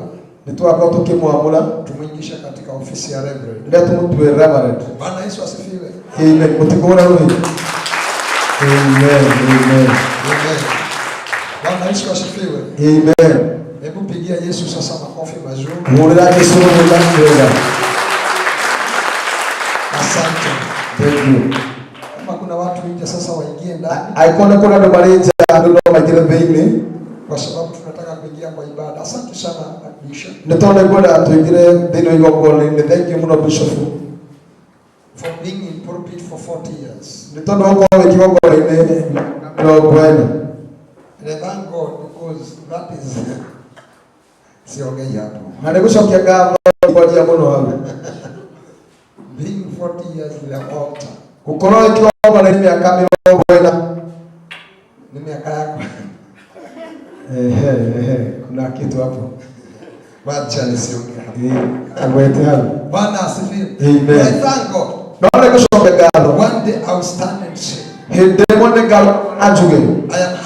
years in the pulpit. Because I am not retiring in the soul. Amen. And let nobody be deceived in his spirit. I am not retiring. Amen. Even at that old age, I will still be serving the Lord. Hallelujah. Amen. Praise the Lord. Amen. Amen. So can we have a good mighty hand clap to Jesus? Hallelujah. Amen. Amen. Tell your neighbor. And it is good to speak to your neighbor. We are doing as per the will of God. Tell your neighbor, we are doing as per the will of God. This is what the Lord God has ordained to be done to his servants. Amen. So we are not doing contrary to the plans and the will of God. But we have stand and we are there in the plan of God. Hallelujah. Amen. You may be seated in Jesus' name. You can open with me. In the book of First Ibrania. Bwana asifiwe. Amen. And my brother from Kisumu. Uko sawa? Huwezi toka Kisumu kuja ukose kitu. Uko sawa? That's Bwana asifiwe. Amen. Nimeguza pembe zote, nimeguza hadi Kisumu. Bwana Yesu asifiwe. Amen. In the book of Hebrew, chapter number 5. Tutasomewa ya Kikuyu. Kama uko na yako soma ya kilugha yako sasa. Nitarudi nitafsiri. Sasa kuhani mkuu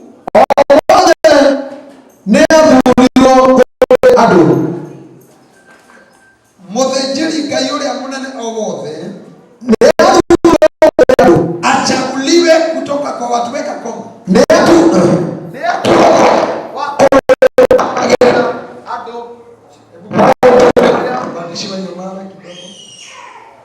Wacha nimsomeane kabla. Inasema leo ule muthĩnjĩri Ngai ũrĩa mũnene o wothe athurwo kũrĩ andũ nĩ atuagwo wa kũrũgamĩrĩra andũ maũndũ-inĩ makoniĩ Ngai. Bwana Yesu asifiwe. Yule kuhani mkuu muthĩnjĩri Ngai ũrĩa wothe mũnene yeye anachaguliwa katikati ya watu. Kwa hivyo yeye anakuanga ni mtu anazaliwa kama watu wengine, analelewa kama watu wengine, maisha yake ni kama ya watu wengine, kila kinamfanya kuwa wa kitofauti. Wakati amechaguliwa, jirani yako wakati amechaguliwa, amechaguliwa katikati ya watu, anafanyika mwakilishi kwa watu kwa mambo ya Mungu. Bwana Yesu asifiwe. Kwa hivyo kazi ya kuhani, kazi ya mchungaji, bishop ni kuwa mwakilishi kwa watu kwa Mungu. Jirani yako ni mwakilishi. So when you see me stand here, I represent God on earth. Because I was chosen from men. I was chosen from many people. And the reason why I was chosen is I represent God to his people. So I am called a Ben for one reason. Represent God's people.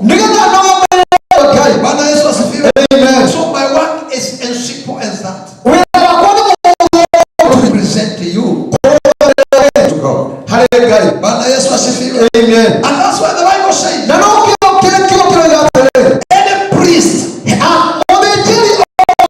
chosen from people. Hallelujah. Amen. He was chosen among them. There were so many. Hallelujah. Amen. You were one of so many people in that family. But in the midst of that family, God chose you. And why God chose you? To represent His kingdom to the Hallelujah. Amen. Hallelujah. Amen. Bwana Yesu asifiwe. Amen. Nake nĩ ahotaga gũkirĩrĩria arĩa matarĩ oogĩ nogonogo nĩndaruga nĩgetha arutage maruta ona magongona nĩ ũndũ wa mehia. Amen. Bwana Yesu asifiwe. Amen. I am the only person. No, Hallelujah. Amen. Who is mandated by God. It's only men of God. It's only the chosen and the ordained. Are given mandate by God to sacrifice and offer sacrifices to people of God.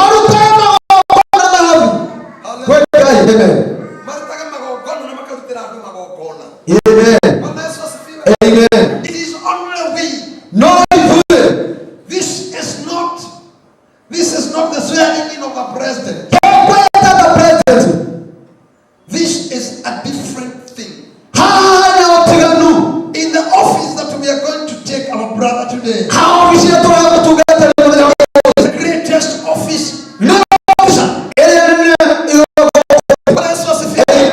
that's why I say it is the greatest office under the sun.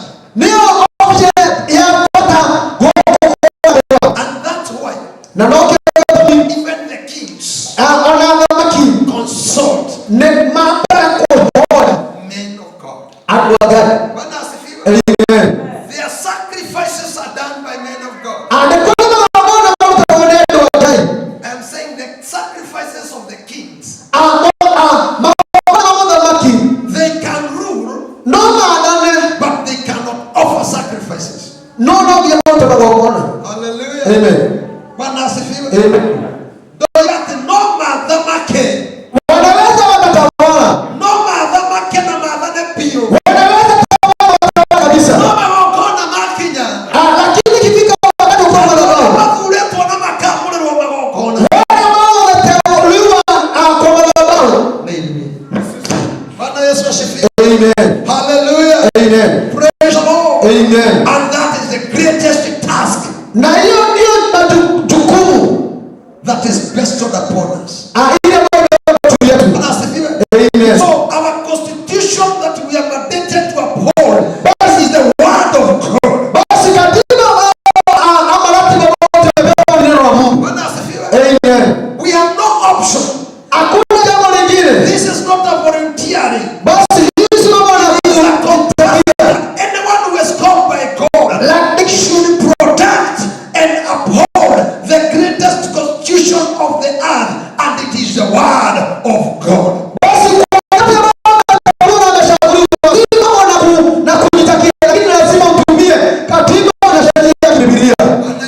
Praise the Lord. Amen. Praise the Lord. Amen. Praise the Lord. Amen. Hallelujah. Amen. Amen. When I'm dressed the way I am dressed, basi nami ambaye nimevalia, I can walk to State House and the doors are going to be open. Naweza pita katika ikulu na milango ifunguke. Because my sign was signifying that I am the chosen and the ordained of God. Maana inaonyesha kwamba nimeshakuwa kazi ya Mungu. Bwana Yesu asifiwe. Amen. So before we ordain, basi kabla tutateuliwa, our first, what we look after is this man truly called? Is he chosen? Because the Bible says that many are called, but few are chosen. Many are called, but few are chosen. And mimi niko pale to those few who are chosen. Basi mimi ni kati ya wale ambao wameshauriwa. Amen. Bwana Yesu asifiwe. Amen. Hallelujah. Amen. Hallelujah. Amen. You know we are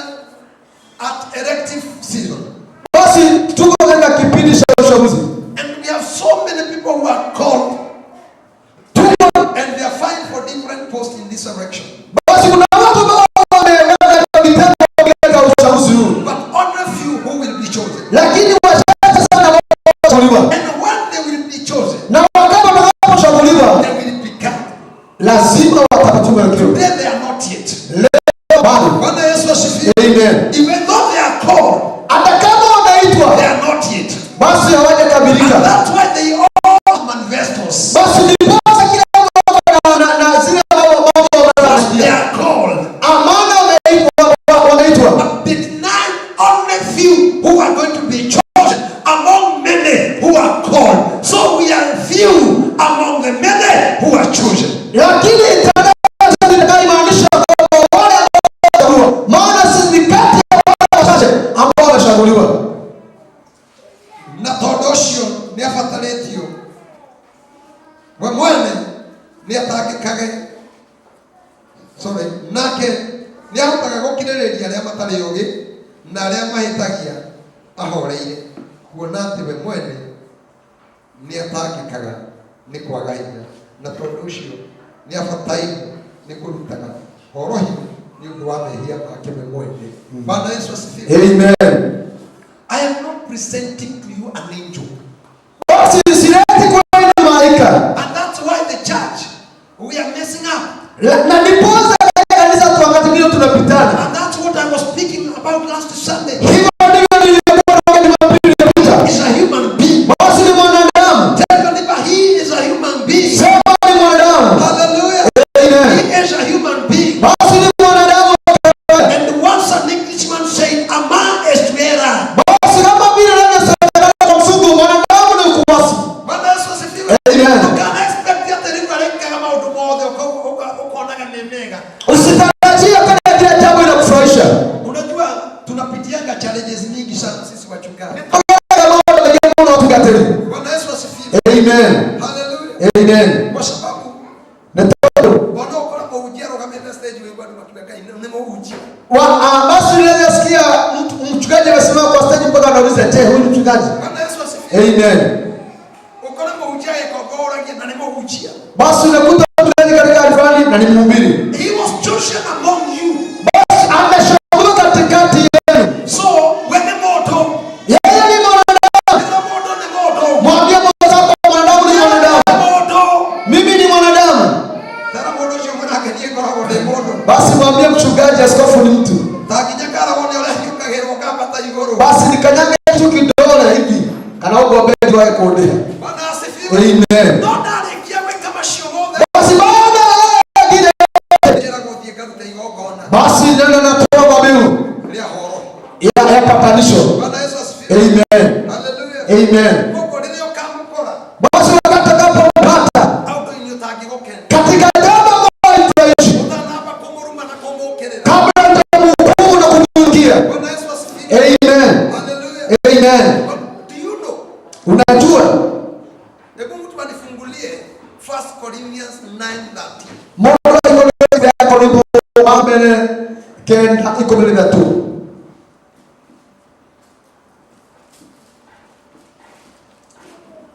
Oro hapa mtano wa bila wali. 1 Corinthians 9:13. Tero igaterere. 13. Kai mutoe ati andũ arĩa marutaga wĩra wa hekaru marĩaga irio cia hekaru. What do you expect men and women of God to get their food? Kwani hamjui wanaofanya kazi kwa hekalu wanafaa kula pale pale. Je, mwadhani Narorera karata nikagurehere na uge ukibai. niletee hiyo karatasi na nunue sema hiyo si Biblia. Nigetha tukashinde. Ili tukaweze kukashoma.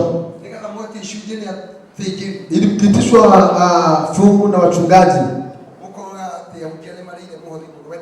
Mkasema wachungaji wamekula sadaka sana. Nataka wakula nini? Kule wapi?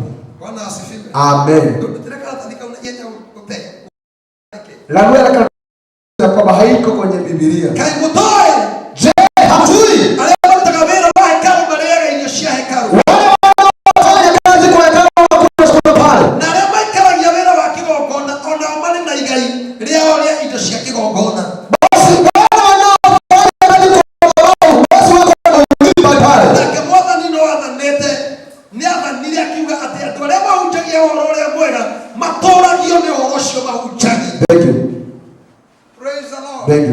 Amen. Hallelujah. Amen. Hallelujah. Amen. Kitabu cha Ezra. Because I can quote so many scriptures. Naweza sema maandiko mengi. Dukata icio ciarĩ kũigĩtiganĩria mũtungata. Wale watumishi wa pamoja watumishi. Ndio ũtonga wako. Naongea kwa sababu yako. Ndio hujietia miaka mingi mno. Umehubiri miaka mingi sana. Na ukinya hadi uone Ngai tagũthũi. Waona kana kwamba Mungu anakushukia. Ndio mothe ni ũrĩrĩaga indo cia nyũmba ya Ngai. Leo utakuwa unakula vitu vya nyumba ya Mungu. Na utadumu kuishi katika kazi ya Mungu. Bwana Yesu asifiwe. Amen. Praise the Lord. Amen. Matiganĩirie athĩnjĩri Ngai. Wakawaasha watumishi wa Mungu makuhani. Unaona president. Unaona president. Abajetagĩrwo ni state. Basi budget yake inatoka kwa state. Andũ arĩa representaga ndio arĩaga. Wale watumishi ndio anakula. Ona tondũ wona agĩtwara makari manene nĩ ithuĩ tũrĩhaga. Hata kama unaona anaendesha magari makubwa ni haki yetu. Bwana asifiwe. Amen. Thĩna ũkaga tugoke kũrĩa hutia. Shida inakuja wakati wa uhubiri. Praise the Lord. Amen. Hallelujah. Amen. By the way, without fear of contradiction, basi bila kuogopa kujichanganya, indo iria batie kuria cia kigongona na ndimwamburire nie ni ndiriaga na ni ndiaga. Basi bila vitu kula na kula na takuna nenda kula. No ngĩuka ũnjũria kĩũria ngũkwĩra nawe ũthiĩ ũgetũrĩage. Na ukija kuuliza sote kwambia kwamba hata wewe enda ukaite ukulale. Bwana asifiwe. Amen. So you are mandated. Basi majukumu live by the gospel that you preach. Tuishi katika injili ya Mungu. Na ndathoma thĩinĩ ibuku rĩa Korintho nĩkĩ? Basi kuandika somo la Korintho. Roho andũ mathoma makoiga atĩrĩrĩ. Maana hapa ndipo watu wanasoma wanasema. Paulo oigire atĩ ekwenda kwendia njũa nĩgetha na kanatuĩke mũrigo kũrĩ andũ a Ngai.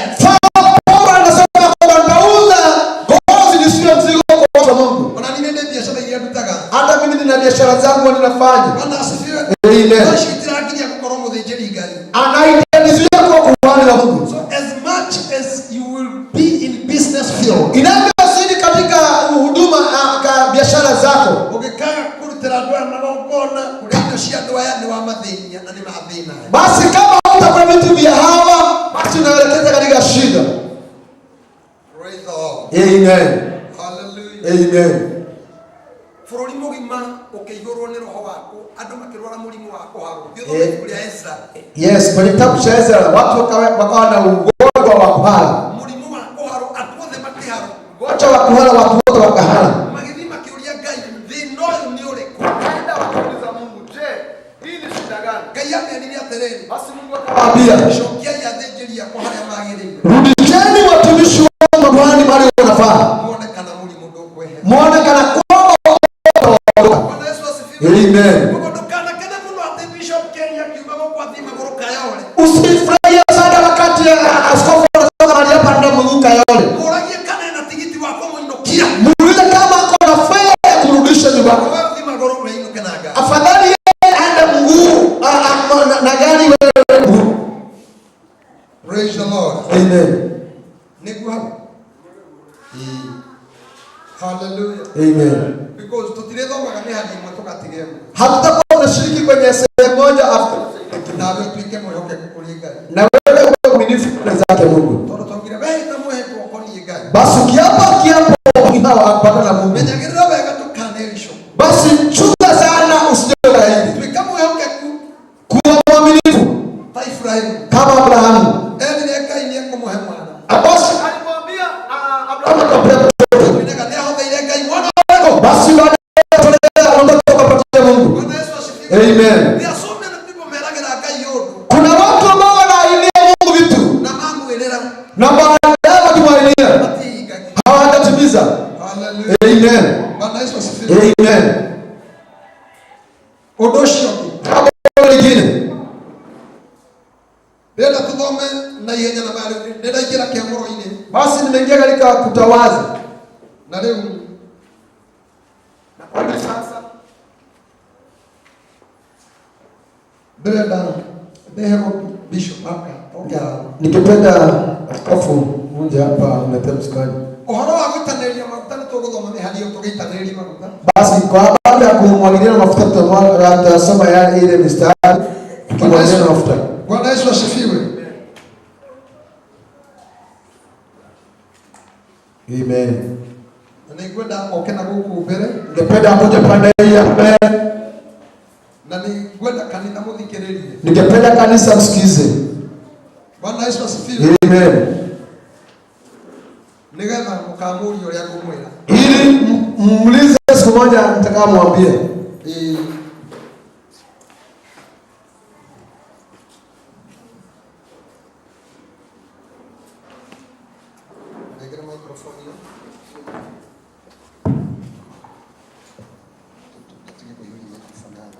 Thank you.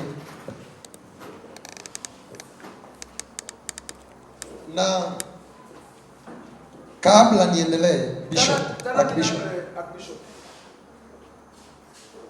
ningetaka mama yake ama ndugu yake mkubwa akuje hapa kwanza, atuambie kana kwamba wamekubali, kwa sababu kuli niĩ ndarĩ amũrwo nĩ hĩndĩ ndĩramwamũra nĩ tondũ harĩ tũmi harĩ niĩ akwangu sijai mtaua ni sasa sio nataka kutawaza mũnjĩre kana inyuĩ kwanyu mũciĩ sema kwenu nyumbani mũmwĩta kĩmũndũ kĩrĩa kĩũru mũno na mtu kama ile gaidi tu. Bwana asifiwe. Amen. Nĩngwenda nengera your brother Ningependa mpatie ndugu yako anjĩre atĩrĩrĩ, niambie nĩwĩtĩkĩtie atĩ Bishop Ken nĩ ndungata ya Ngai? Nĩnjĩtĩkĩtie. Nĩwĩtĩkĩtie atĩ wĩra ũrĩa amũrĩirwo kũruta no ahote kũruta? Ĩĩ nĩndĩwonete. Rĩu ndĩrenda ũnjĩre ũhoro wa kwanyu mũciĩ rĩu mĩikarĩre-inĩ ya kwanyu. Gwitũ tũikaraga nake kĩmũndũ kĩũru mũno ta mũtungatĩri na ta mũrata witũ, tondũ ona arĩ mwana ũrĩa mũnini witũ nĩahotaga gũtũnyitithania rĩrĩa kũrĩ na thĩna na nĩahotaga gwathĩka. Nĩ mũndũ mwega ũrĩa ndĩmũĩ, na tondũ ndĩna mwarĩ wa maitũ nĩakũruta wĩra. Nĩ mũndũ ũrĩa ũkombaga mbia cia andũ mũciĩ na ndacokagia? Kana nĩ mũndũ ũrĩa ũkomaga akĩhũra thimũ akĩmwona arĩ mũnini ũguo tũnyitithanagia nĩwe mũcokanagĩrĩria agatũcokanĩrĩria tũkorwo rĩngĩ nĩtũcongoiranĩte na akorwo nĩ mamu nĩ ndawa ya mami. Nĩwe ndawa ya mami? Ĩĩ tondũ tarĩu nĩ ũndũ mami e mũrwaru. Nĩwe medicine? Angĩũka mami e mũrwaru nĩahona. Akĩmuona? Akĩmuona nĩahona. Kĩũrĩre Jesũ rũĩ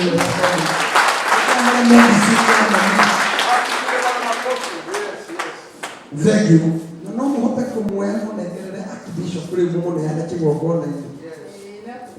Rĩu muonanie atĩ nĩ mwamũneana kĩgongona-inĩ. Kaĩ kaũndũ formal, kaũndũ kega we wĩ mwana ũkoretwo wĩiguo mĩaka yothe rĩu nĩ yakoreka. Nĩ andũ wao rĩu kuma ũmũthĩ rĩrĩa gũtwara kĩgongona-inĩ nĩguo kũringana na ũira wa andũ aya rĩu Bishop na Eminence nĩgũkũrehera mũndũ ũyũ nĩguo nĩgetha ũmwĩke ũrĩa andũ arĩa mamũragwo metagwo nĩguo nĩgetha mũingĩrie wabici-inĩ ĩyo akindĩke wĩra ũcio thĩinĩ wa rĩtwa rĩa Ithe na rĩa Mũriũ na rĩa Roho Mũtheru. Amen. Thank you. Ngai amũrathime, Ngai amwĩke wega. Twĩna wĩra mwega rĩu nĩaneo microphone tũthiĩ na ihenya mũno. Bishop ndĩrenda tũhinge tondũ wa mahinda, ndĩrenda tũmũgithie mĩhĩtwa, tũraruta wĩra ũyũ twĩ nawe kũndũ gwaikare kũraihu na niĩ. I Bishop John do solemnly and truly declare and affirm that I will be faithful and bear true allegiance to God and to the church leadership.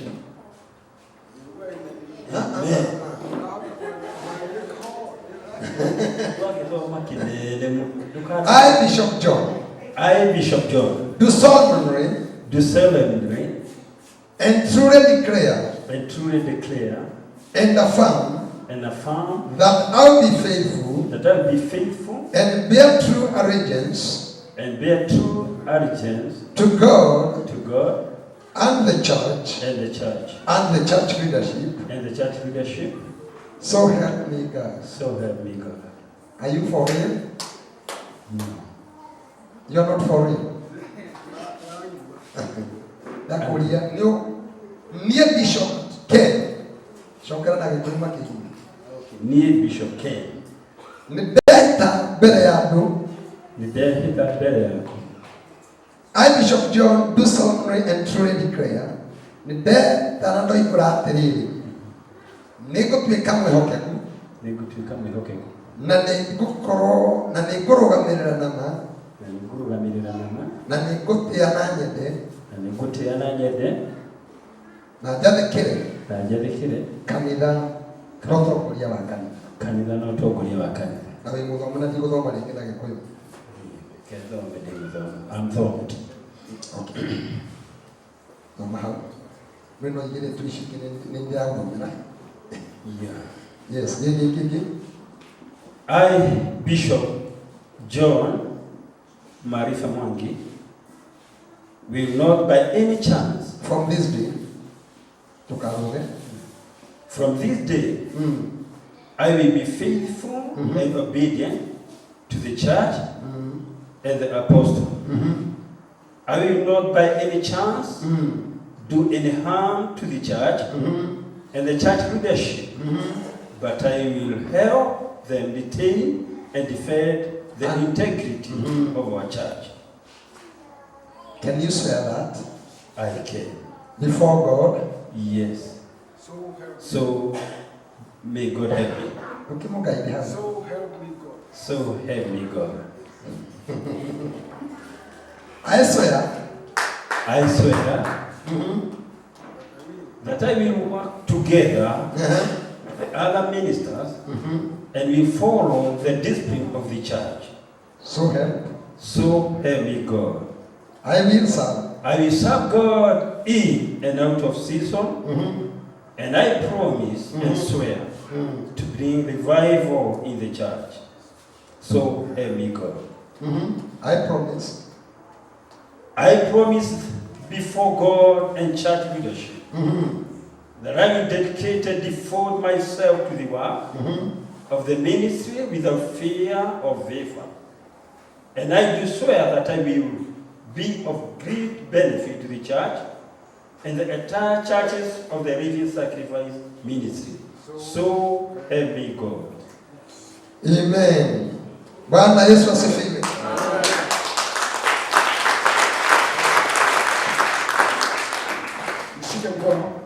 Baba, katika jina la Yesu Kristo, tumekuja mbele zako kwa ajili ya utumishi wako. Vile alivyodikilea katika madhabahu haya na mbele yako na mbele ya wachungaji, tunaomba hiyo nadhiri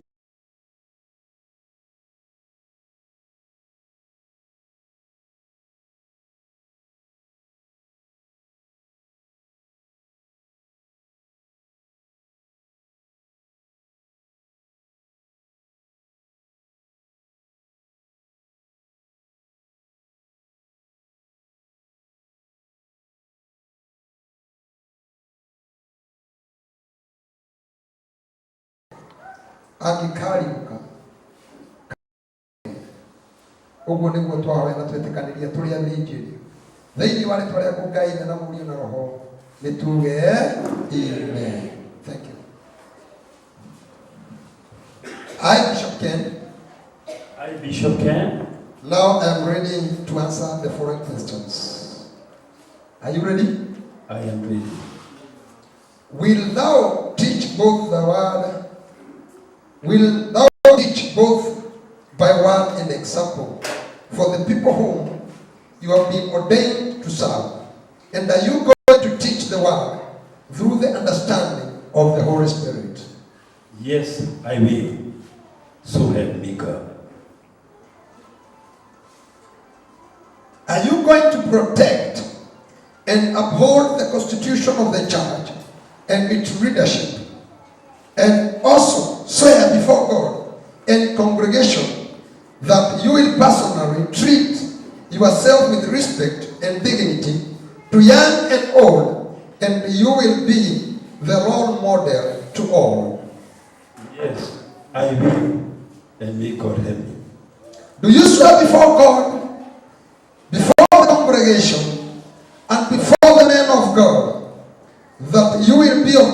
will be a good ambassador of our church, and you will delegate all duty assigned to you by the church leadership. Yes, I will. And so may God help you. Will you pray and read the Holy Bible so that you can deepen your faith and fit to bear the true uncompromised gospel? Yes, I will. Will you encourage people in proclaiming his gracious gospel so that the good news of salvation may be heard in every place? Yes, I will. Will you, knowing yourself have been reconciled to God by Jesus Christ, strive to be an instrument of good peace, of God's peace in the church and world at large? Yes, I will. May God help you. Will you lead your household to fear God and protect the integrity of God's kingdom in your household? Yes, I will.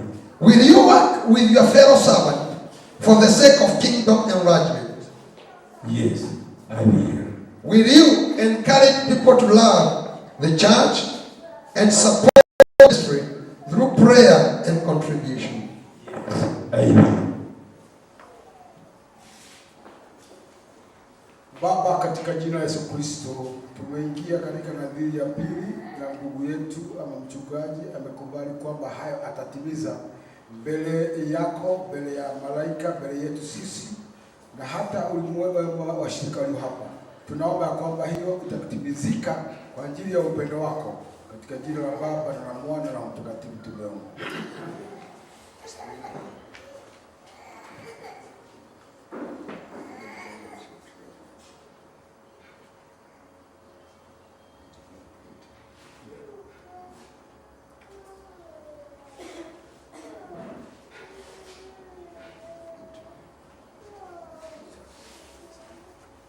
Thank you. Thank you. Bwana asifiwe. Praise the Lord. Praise the Lord. Leo nieti ni ndio ikatoweka tena. Sasa si mimi nimesema, yeye ndiye amekiri. Praise Jesus. Amen. Hallelujah. Amen. Nifunguliwe katika kitabu cha Hebrew. Nikole fikule ya Ibrania.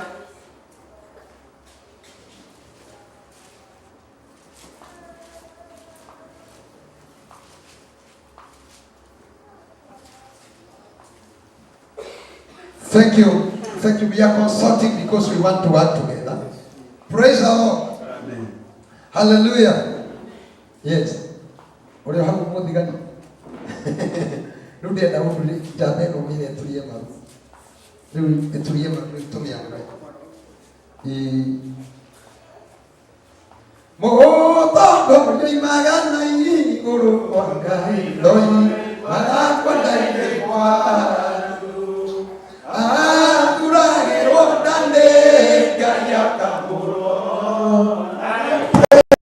maguta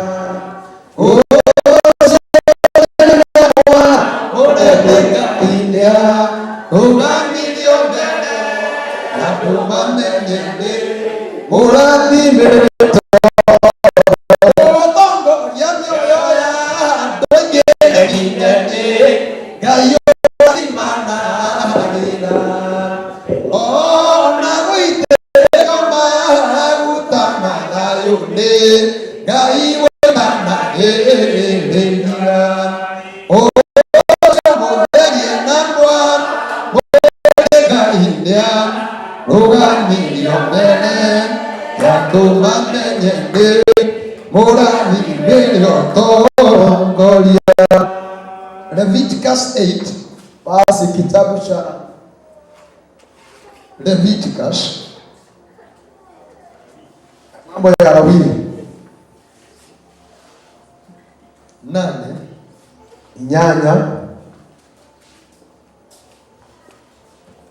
no hikulite maundu ma 8 maundu ma Lawi. Thank you. Nyai gwile kidelo kyana. Ini yuko mwana. yaini ekirira mahana.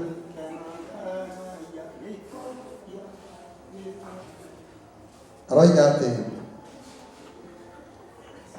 Ken is a father and a husband.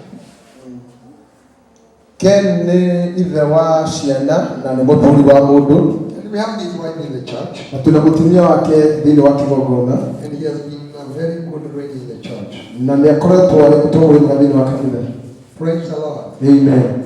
Bwana asifiwe. Amen. So can you stand up? No, rugame. Can you come forward? No, kena mbele. Hallelujah. Amen. Praise Jesus. Amen. Can you take that microphone? And can you swear before God that you are not going to harass this man in any way? Can you swear before the Lord that maswali nyingi ya kumuuliza uko wapi unafanya nini itafika mwisho? Do you know why I'm asking you this? Because when we are called to serve, wakati tunapoitwa katika kutumika, we serve people. basi tulitumikia watu. And when we are serving people, wakati tunapotumikia watu, sometimes we find ourselves in an awkward situation whereby we cannot respond to calls at most of the time. basi wakati mwingine tunajipata katika hali ambayo huwezi kupokea simu. So if you cannot trust me what I'm doing, huwezi niamini kwa yale ninayofanya, you will end up ruining my life and ruining my family. Bwana asifiwe. Kwa hivyo nataka wape kiapo ya kusema ya kwamba wakati wote ikiwa ni kwa huduma hautakuwa shida na yeye. Ikiwa ni kwa I can tell you, my wife hawezi niuliza niko wapi. That is a niko wakati yako rahi. Ni ora you know. Ni yake julia de muraga de kulia chika. Dhaishi sahihi siku zangu nilipata confusion nikaziwasha kwa nyumba. Siku na sasa bibi akipiga akikuta simu sichukue anafikiria mambo mengine. So niko kwa huduma na anafikiria mambo mengine mabaya. Sawa. Kwa hivyo once we are chosen, we are not only chosen, and ndio nimemwambia about family, we are not only chosen. Bwana asifiwe. Hallelujah. Praise the Lord. Amen. Watoto wa Ken kujeni hapa wote. Wote. Nikimaanisha wote nimesema wote. Hivyo nimesema wote. Yes. Wewe unabaki umekaa chini, sio harakishi. Hallelujah. Tunaona ni baba wa vijana wakubwa. Bwana asifiwe. Amen. Kujeni hapa sasa. Uniambie kama mtasumbua baba au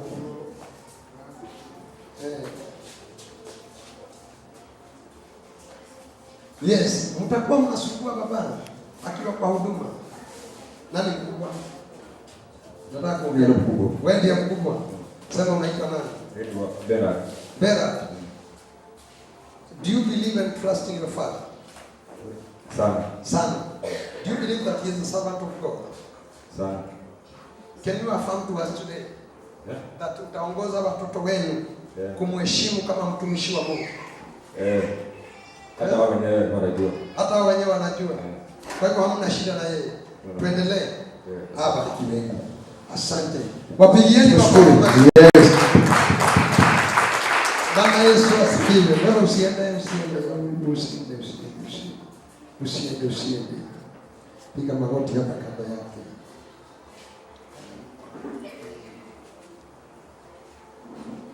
Piga hapo chini usikie vizuri. Yes. Mambo ya Lawi. Huduma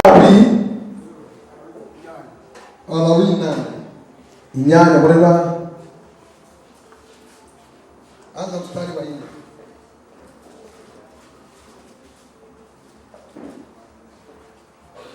Ni utulie magu. Dikone ulikuja. Bwana asifiwe. Yes. Musa agegeka Musa akafanya kama jinsi ambavyo Bwana alimwambia. Watu wakakusanyika hema ya Gĩtũngano. Na Musa agegeka Musa agikira kirene kibateri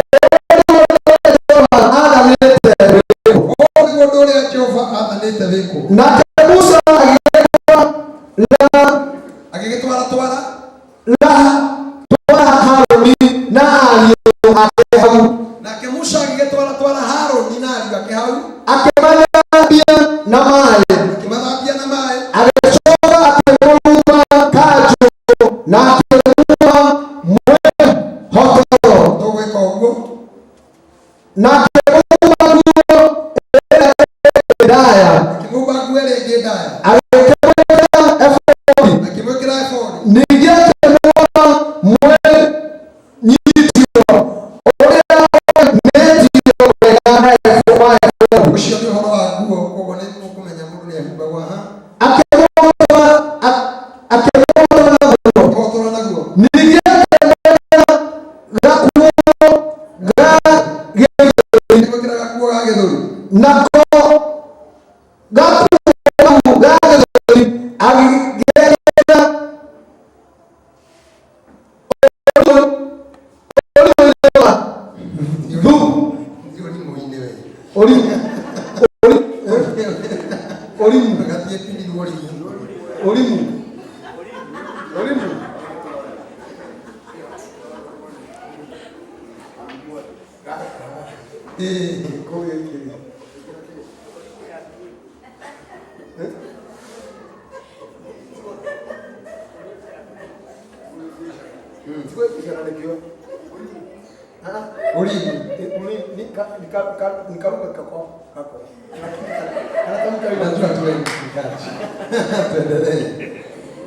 najua tu.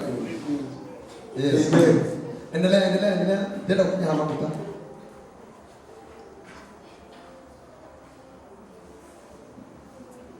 Kenda. Alishoka akemweleza mutwe na mwana wa mbele wake akimweleza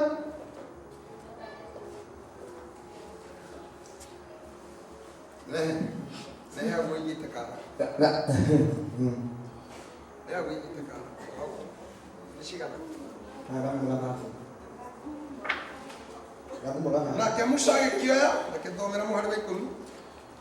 Thomera mũhari wa 10. Jere mũhari haya. Yes, mũhari wa 10. Nake Musa agĩkĩoya maguta marĩa maitanagĩrĩrio agĩitĩrĩria gĩikaro ona kĩrĩa gĩothe kĩarĩ kuo thĩinĩ agĩgĩciamũra agĩcitheria. Ngai we mwene hinya wothe, ithe wa mwathani witũ Jesu Kristo, nĩ twamũra kĩgongona gĩkĩ nĩgetha gĩtĩkĩra igongona rĩa ndungata yaku. Awa mũthingu ũrĩa wothe tũngĩka reke ũkenie na wĩtĩkĩrĩke harĩ. Wacha dhabihu yote ambayo tutakayoifanya Bwana ikubalike mbele ya uso wako. Tukitawaza utawaze, tukiteua uteue, tukimfanya afanyike. Wacha jambo lolote tutakalolifanya likubalike hapa duniani na likubalike juu mbinguni. Kwa hivyo tumeteua haya madhabahu katika jina la Baba, la Mwana na la Roho Mtakatifu. Amen.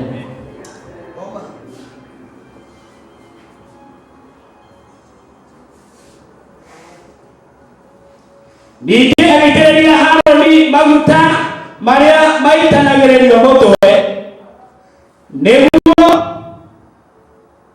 amwamũre amũtherie. Ningĩ Musa akĩmũtwara. Bwana asifiwe. Hallelujah. Amen. Nenda tuamure ndungata ĩno ya Ngai. Ningependa tumteue mtumishi wa Mungu. Na kama ungetaka muiwe ni kule maguta maitana. Nimesoma pale ili niweze kusikia kwa kuna mafuta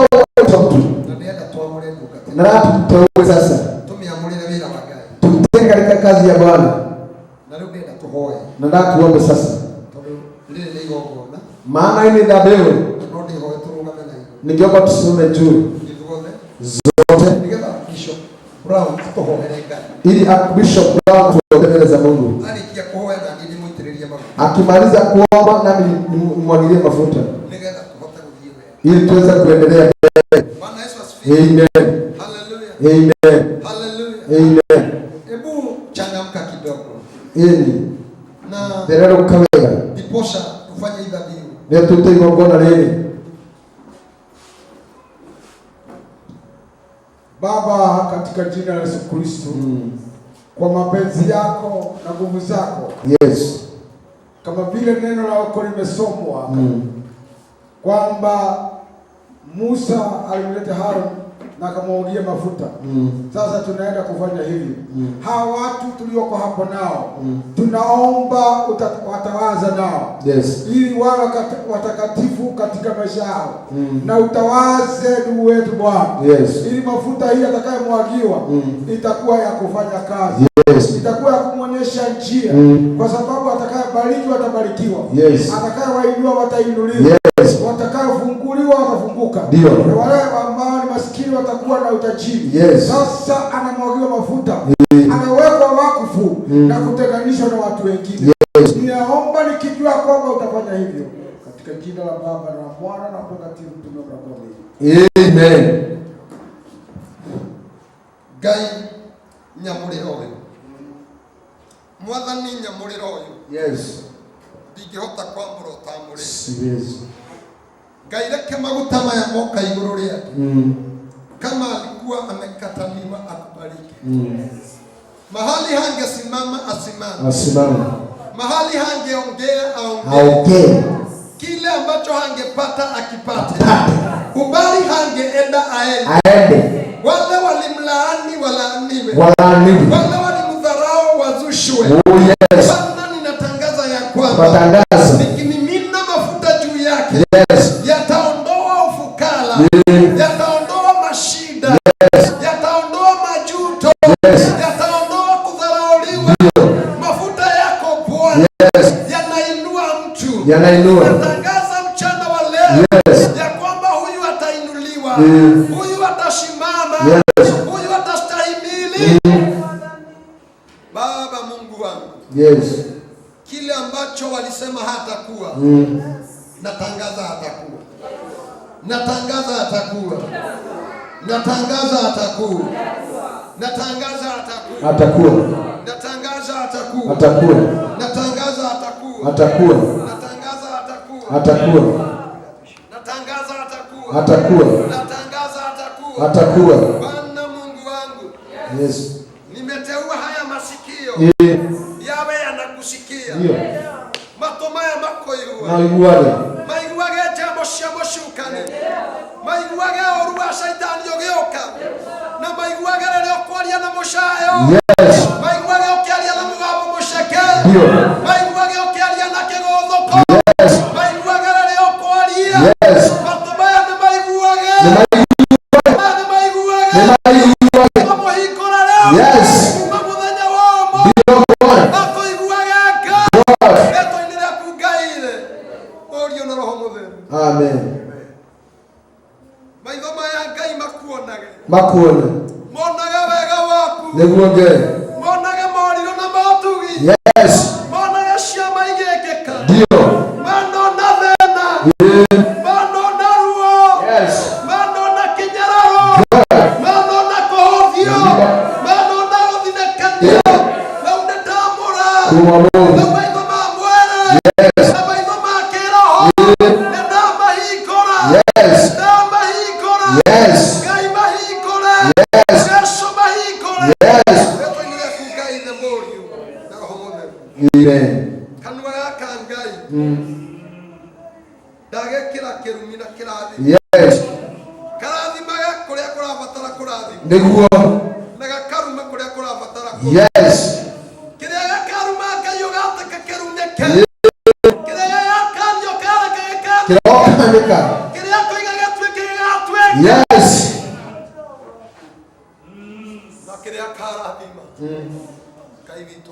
ukarathima riu ni ndekira coro waku thiini wa kanua gaku umagaragia uhoro waku hunjagia uhoro waku Ngai witũ mũhe favor aria kendwo nĩ andũ nĩ kũrĩ andũ maragia makerwo nĩ mari ũrimũ nĩkĩ acha akiongea watu wanasikia hekima, wacha akiongea watu wanaona ukuu, wacha akiongea watu wanamheshimu.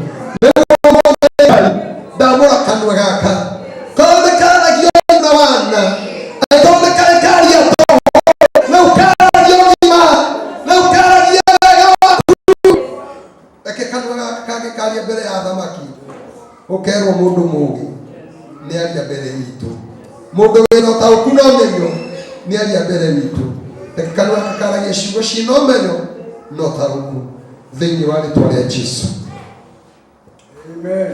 Ndarathima moko maya Ngai na ndamamũra Ngai wa matu-inĩ kĩrĩa gĩothe gĩkaigĩrwo moko maya kĩrwaru nĩ kũhona gĩkahona, agĩkaigĩra mũndũ mũrwaru moko akahona, agĩkaria ciugo ciaku Mwathani no moko maya mambararia na igũrũ ũmũthĩ tarĩki 3 mweri wa 7 mwaka wa 2022 nĩ ndamũra moko maya, nĩ ndamũra moko maya, ndameta moko matheru nĩ marerathimaga maraigaga ũkahonwo cionje nĩ iretwaraga kĩrĩa gĩothe moko maya makahutia ndangĩta kĩrathime thĩinĩ wa rĩĩtwa rĩaku Ngai nĩ mũriũ na Roho Mũtheru.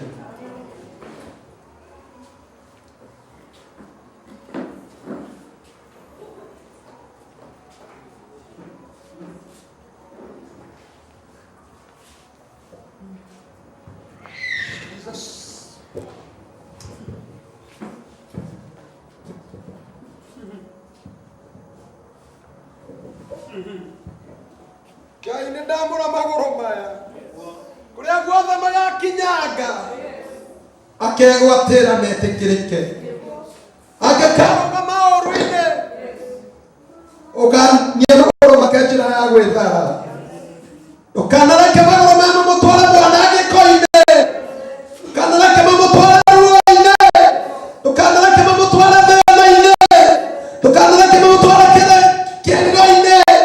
Ĩndĩ Ngai magũrũ maya mateng'erage na mahiũkage gũthiĩ gwĩka ũrĩa kwagĩrĩire. Rĩu ndoiga atĩrĩrĩ, Ngai rĩrĩa hothe akarũgama arie agetĩkĩrĩka, eke ũndũ wothe ũgatĩkĩrĩka, na kĩrĩa gĩothe atũũraga ethaga angĩkoimagara na magũrũ maya agathiĩ akĩona. Rĩĩtwa-inĩ rĩaku Ngai Ithe na Roho na Jesũ Kristo amen.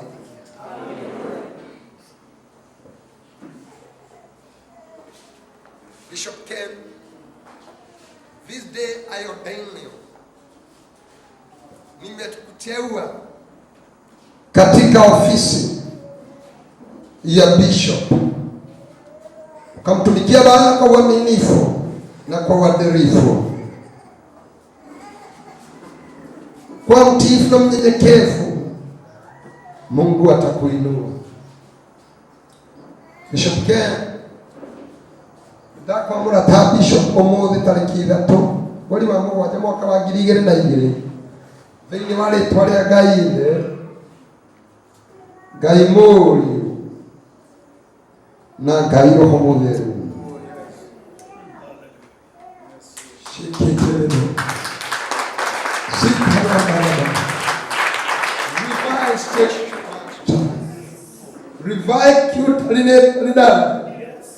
Revised Action Master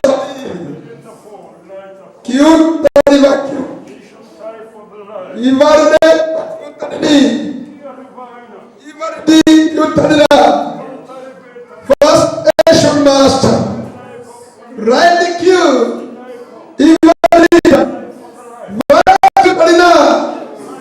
First Action Master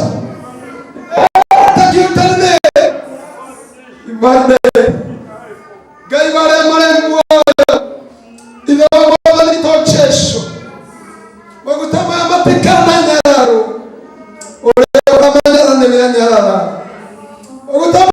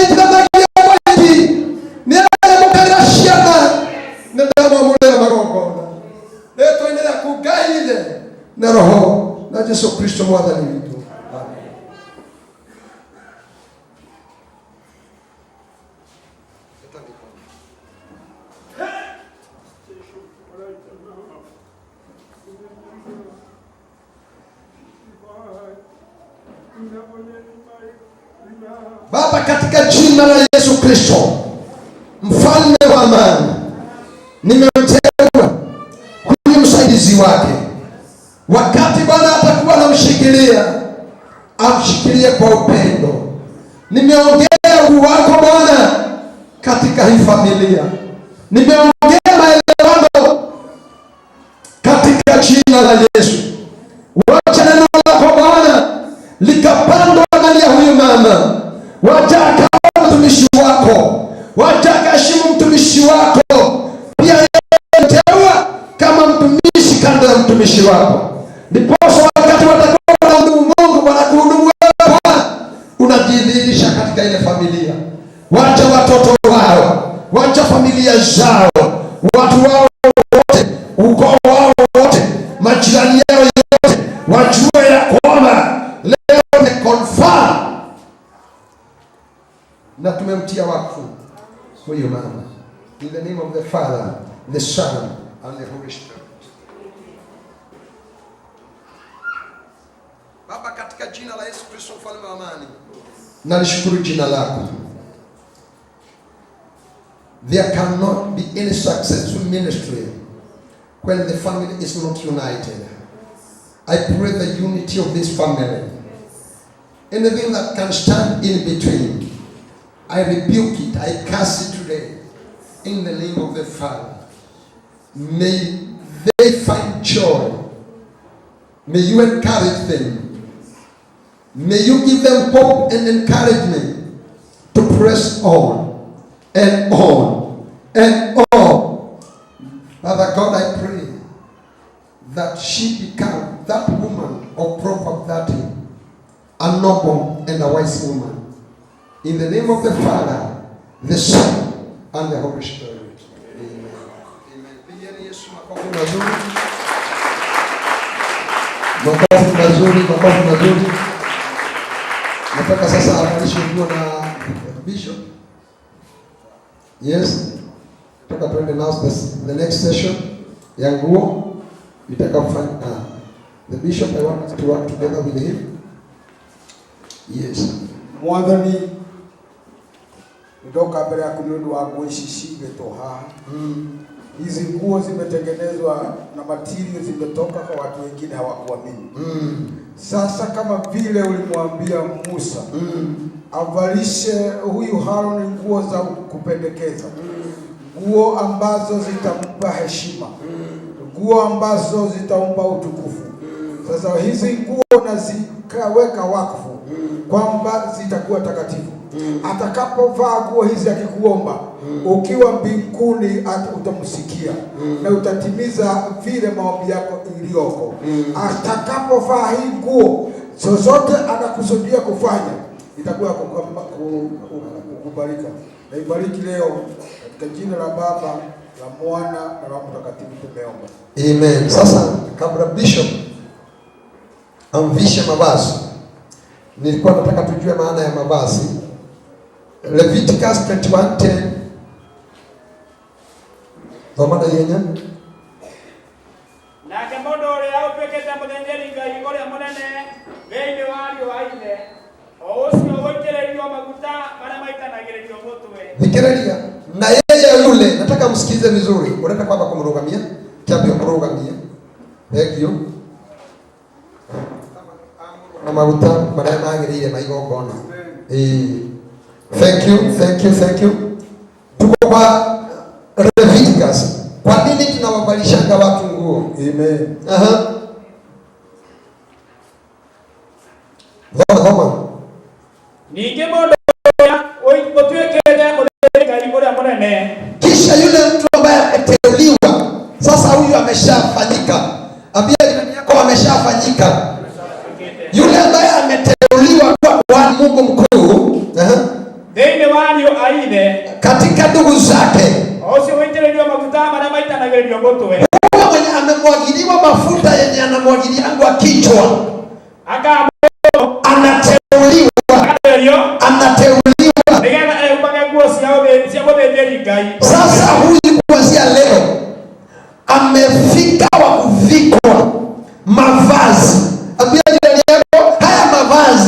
ya kila mtu.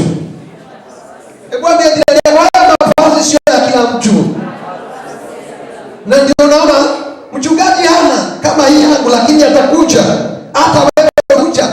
The way you cry the randa, hivyo ndivyo unakaribia. Bwana asifiwe.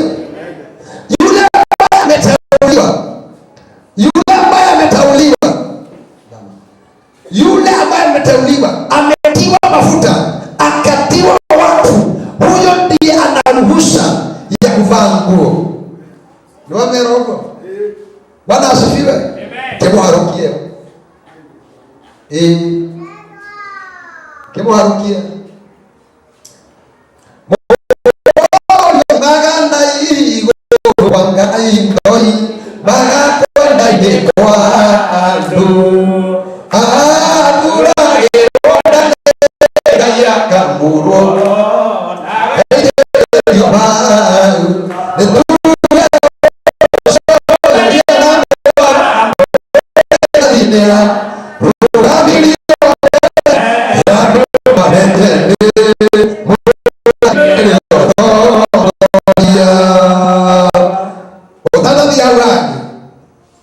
katika kitabu cha Walawi tuliwa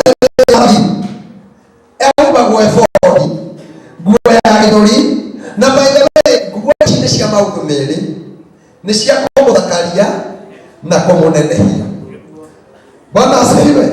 Kwa niguo Biblia reka atia niho ndirenda guthoma ni cia kumuthakaria na kumunenehia.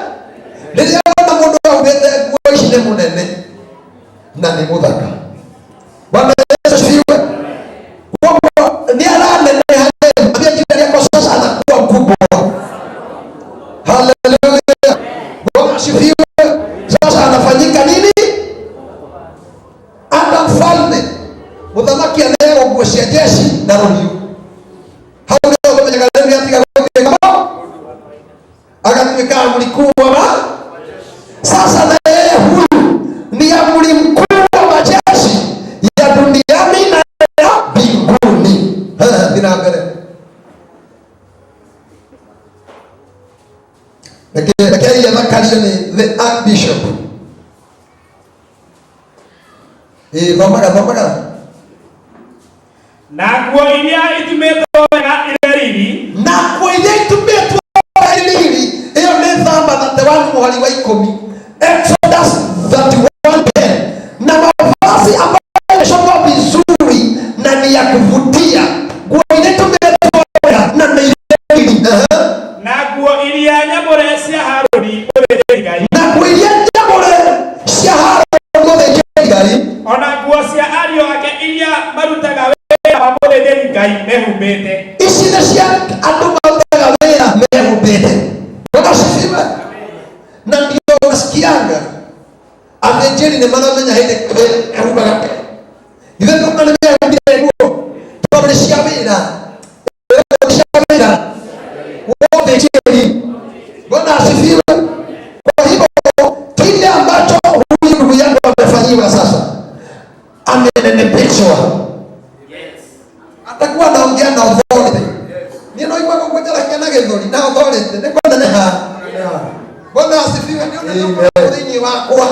Yes. Hallelujah. Amen. Bwana asifiwe. Amen. Karibu ndani. Kama leo unaneha kitu ni wako kabisa. Sasa tunaweka ukubwa ndani yake. Na kile kocho dara kala we. Na kile silaka. Yes. Ai mtikie.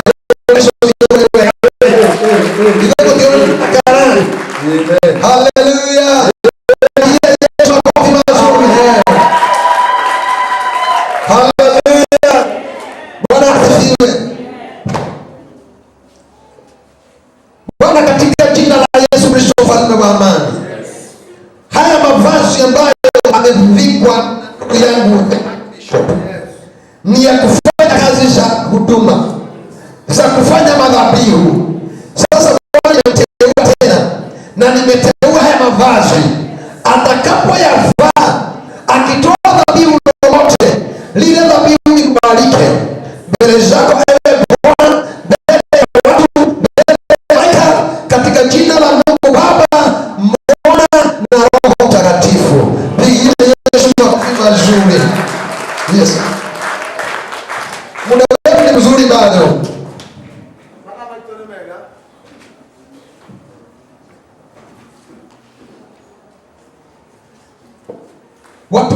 unajiulizanga kwa nini tunavishwa pete? Bwana asifiwe. Amen. Kwa nini huvishwa hii pete? Kila kitu ambacho unakiona kiko katika Biblia. Bwana asifiwe. Amen. Hallelujah. Amen. Before I was ordained, kabla sijateuliwa sikuwa naimba. Bwana asifiwe. Amen. Na ilinibidi nisomeshwe ndio nielewe. Na yeye ilikuwa katika Baba, katika jina la Yesu Kristo. Amen.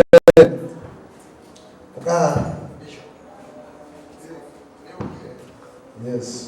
Mwekele teno. Roho ni mudhihirishe. Lakini shiwele. Baba, katika jina la Yesu Kristo, mfalme wa amani. Yes. Nalishukuru, ninalinua jina lako. Nashukuru. This is a shepherd stick. Yes. This is a shepherd stick. Yes. Gaiwa leo kwa mwe. Ni tagabuli. Ni tagabuli. Ni tagabuli kaune. Yes. Angekuwa ni shoka na geli. Yes. Ni shoka na geli. Ni shoka na geli.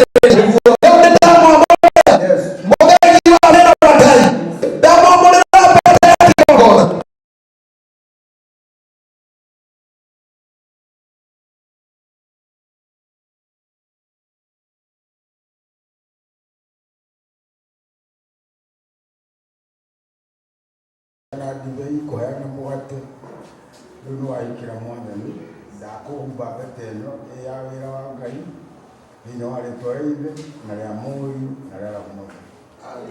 Wĩrai mwathani makũrũ.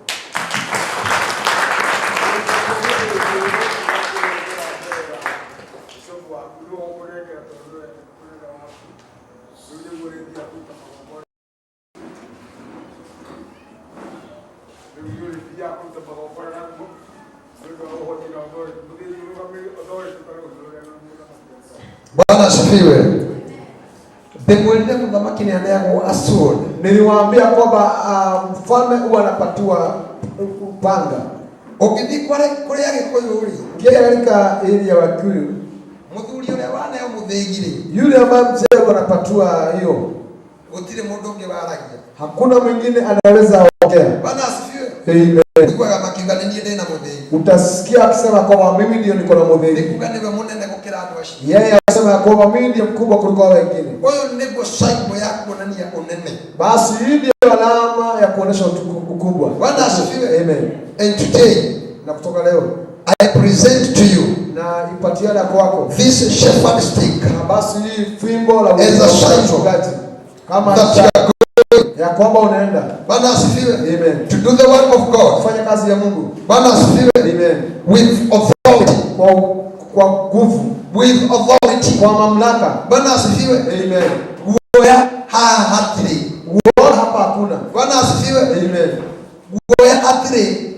Uoga hakuna. Hali hapa roho ukalia na roho. Mahali kunahitaji roho, ongea kwa roho. Hali hapa mwili katana mwili.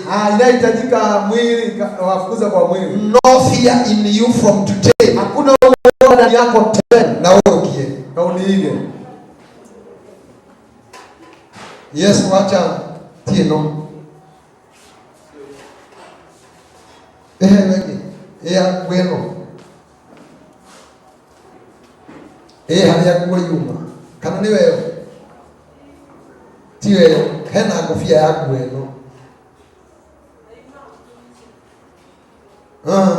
Hena hali ya kukitia kuwa rai na diramya iluti wote. Kofia hana ogweshi. Yes, kofia hana ogweshi. Na yaka gekirweyo. Yes. Bwana Yesu asifiwe. Amen. Hallelujah. Amen. Kama na igorori. Simame na miguu yetu. Leo nikata tulikirie igogona tumalizie. Nikata tuanze kuviye wega ili tuweze kuendelea mbele. Hubo kirauni. Wewe age kuhuba kirauni kwa roho. Ni ugo ni kugeni ya kurutare tomohoya. Gai wale wale muoyo. Yes. Ibo ni Yesu Kristo. Nitwekero nene thĩinĩ wake. Gĩkĩ nĩkĩo kĩremba kĩrĩa woire kĩoho Harũni.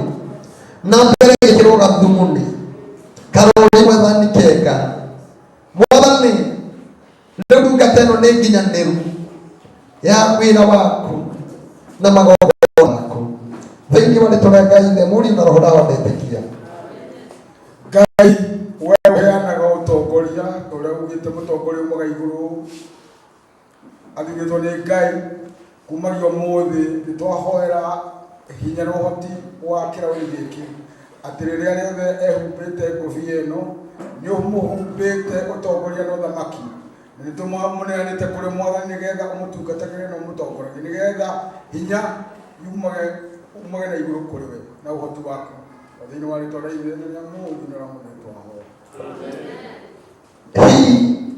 giki ni kirauni basi hii ni alama na nikiona gutire mundu ungeuma nakio tiganie ndipo hakuna mwingine aliyekuwa nayo isipokuwa mimi tiate haya matire nacio sio kwamba hawana. Bwana asifiwe, amen. Mena cio wanazo none tondu lakini kwa sababu uria uma mbere nini ucio koragwo mbere ni ukoragwo na kirauni basi yule ambaye ako na kwa kwanza ndiye huwa na kirauni ndio kila kirauni yake basi kwa vile amevaa ile alama ndio alikoragwo akionania ana atakuwa akidhirisha ni munene wira-ini wa Ngai ni mkubwa katika kazi ya Mungu. Haleluya, Kristo vitoro wewe. Ile Bwana makofi. Mathaa maitũ nĩ mathiũ mũno. Masaa yetu imesonga sana. Mathaa maitũ nĩ mathiũ mũno. Masaa yetu imesonga sana. Ningependa kalishwe kiti. Kalishwe kiti. Hiyo ndio stage ile yake. Basi hiyo ndio sehemu mambo nyingine. Mehitwa ndio ile akiapo amepata. Mambo mashiko yake ni tuwekile. Haya mambo mengine tumefanya. Nenda ikarelio gitiriu akalishwa kiti sasa. Leo nduga daga hii. Sasa mtumishi wa Mungu. Ikarelio giti kwa kiti. Bisho. We watu nagera mundu tuikarelio giti. Kanitha. Nimuraigua. He mundu ungi urenda giti giki araigua. He mundu ureriria gukora giti giki ha. Otire. Haya, tukimwikariria giti nigetha atuike bishop wa kanitha uyu thiini wa ritwa ria ithe na ria Mũriũ na ria Roho Mũtheru. Amen.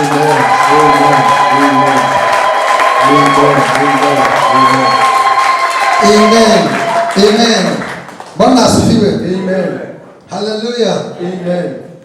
Praise the Lord. Amen. Hallelujah. Amen. Kwa Apostle Kamande, nikuona mtungatiri Kamande aongee maneno chache sana. Aliyeshugogwe. Bwana asifiwe. Amen. Chache sana. Shugogwe muno. Hallelujah. Amen. Bwana asifiwe. Amen. Bwana asifiwe kanisa. Mchangamke. Hivyo wakati umefika, si ndio? Amen. Ulikuwa mnauliza ni siku gani? Saa ndio siku. Hallelujah. Reka tukarire mifugo igire cia mutongoria mathu na igunda tuine piu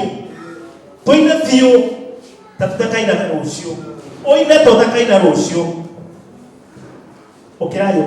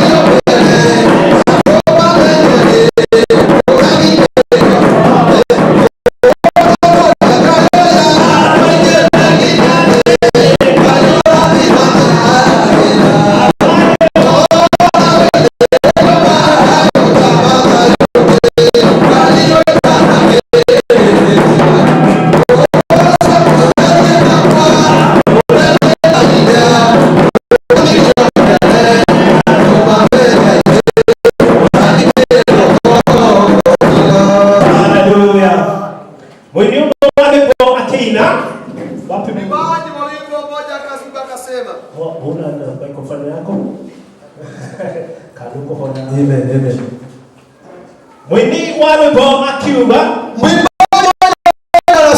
akiuga kuiga kuga oira wa Jehova nitaimba ushuhuda wa nyumba chike madhani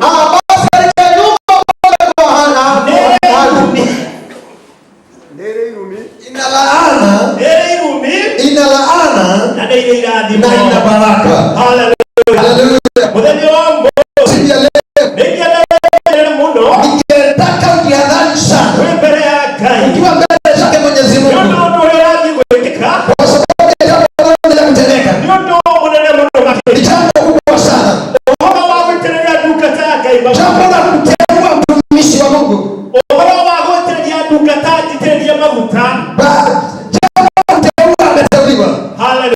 amen.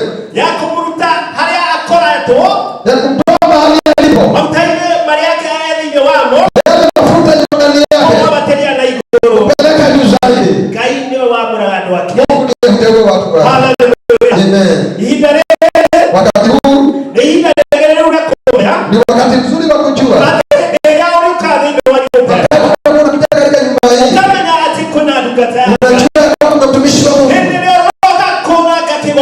wakati unakanyaga madhabahu wakati umekuja hapa mbele unakuwa na hali ya kuheshimu mafuta yaliyo mbele yako. Bwana asifiwe. Kwa nini tunateua? Kwa nini tunateua? Ni kuwateua kwa mambo na vitu na kuwapatia asili ya kuonyesha ya kwamba huyo mtu amegeuka na ametiwa wapi.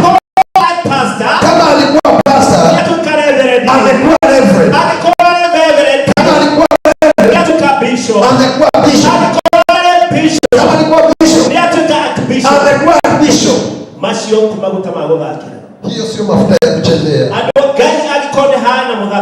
Kama kulikuwa na mchezo pale mwanzo, kama ulikuwa umemzoea bishop, ni wakati wa kuchukua hiyo na uzito mwingi. Wakati anapiga magoti anamwagiliwa mafuta. Katika kiumbe kupya.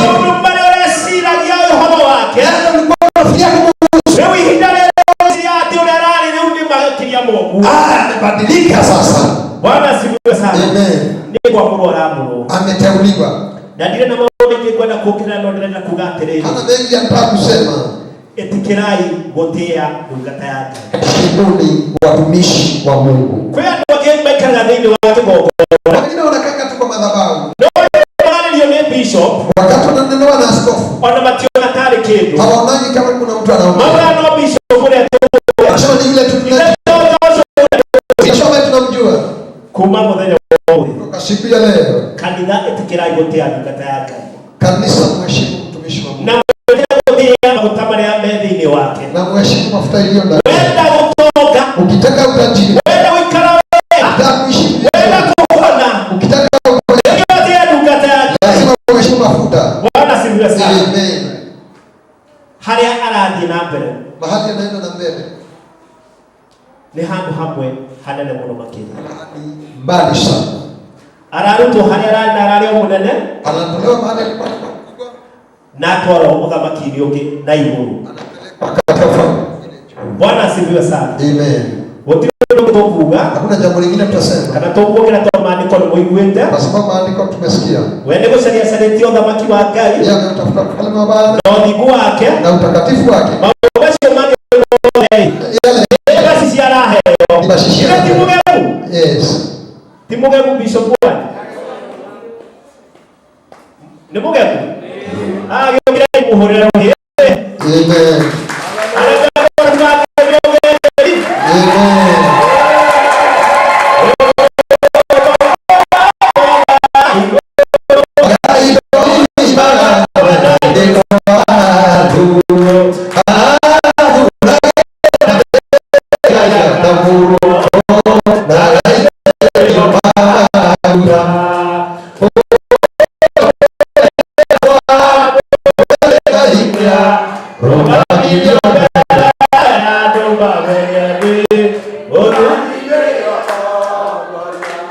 bless you. Thank you. Now tunataka kumrepresentia cheti cha kukubalisha afanyikazi katika huduma zetu zote na makanisa yetu yote.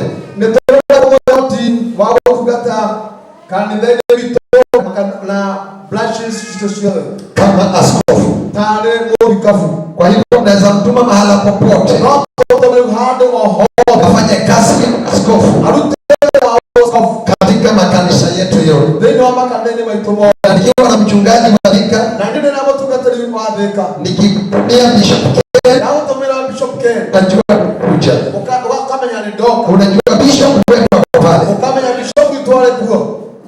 Reading Sacrifice Ministries International, a ministry of Victory International Fellowship, certificate of ordination.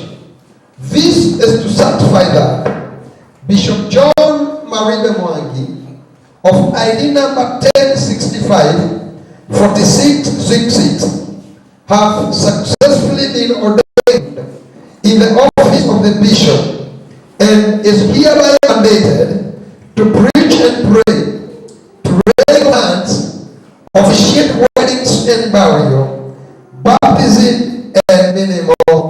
Pigieni Yesu makofi tunapo mkabidhi cheti chake. Amen. Amen. Amen. Amen. Amen. Amen. Yes, nidamanya nemo tira kutengera. Yes. Living Sacrifice Ministry yopatia apostle akushikie. Ministries International, a ministry of Victory International Fellowship, certificate of recognition and entitlement. This is to certify that Bishop John Maribe Mwangi of ID number 1065-4666 have successfully been recognized by the church board and the church family as an ordained bishop of our church, having attained and qualified in the following areas: discipline, growth, counseling, faithfulness, responsibility, balance and divine healing, and leadership.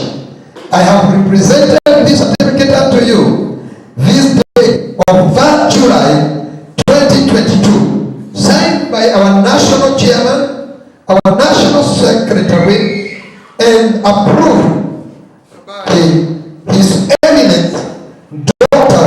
Bishop Joshua. May God bless you. Amen. Amen. So,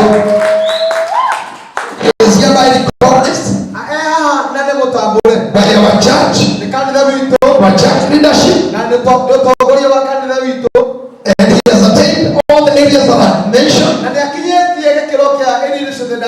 So he is hereby mandated to preach and represent the body of Christ in the level of mission. Bwana Yesu asifiwe. Amen. Hallelujah. Amen. Bwana Yesu asifiwe. Amen. So, kaa chini sasa. Ndio leo ukikalele. You want to make few remarks? You make that nyumbani.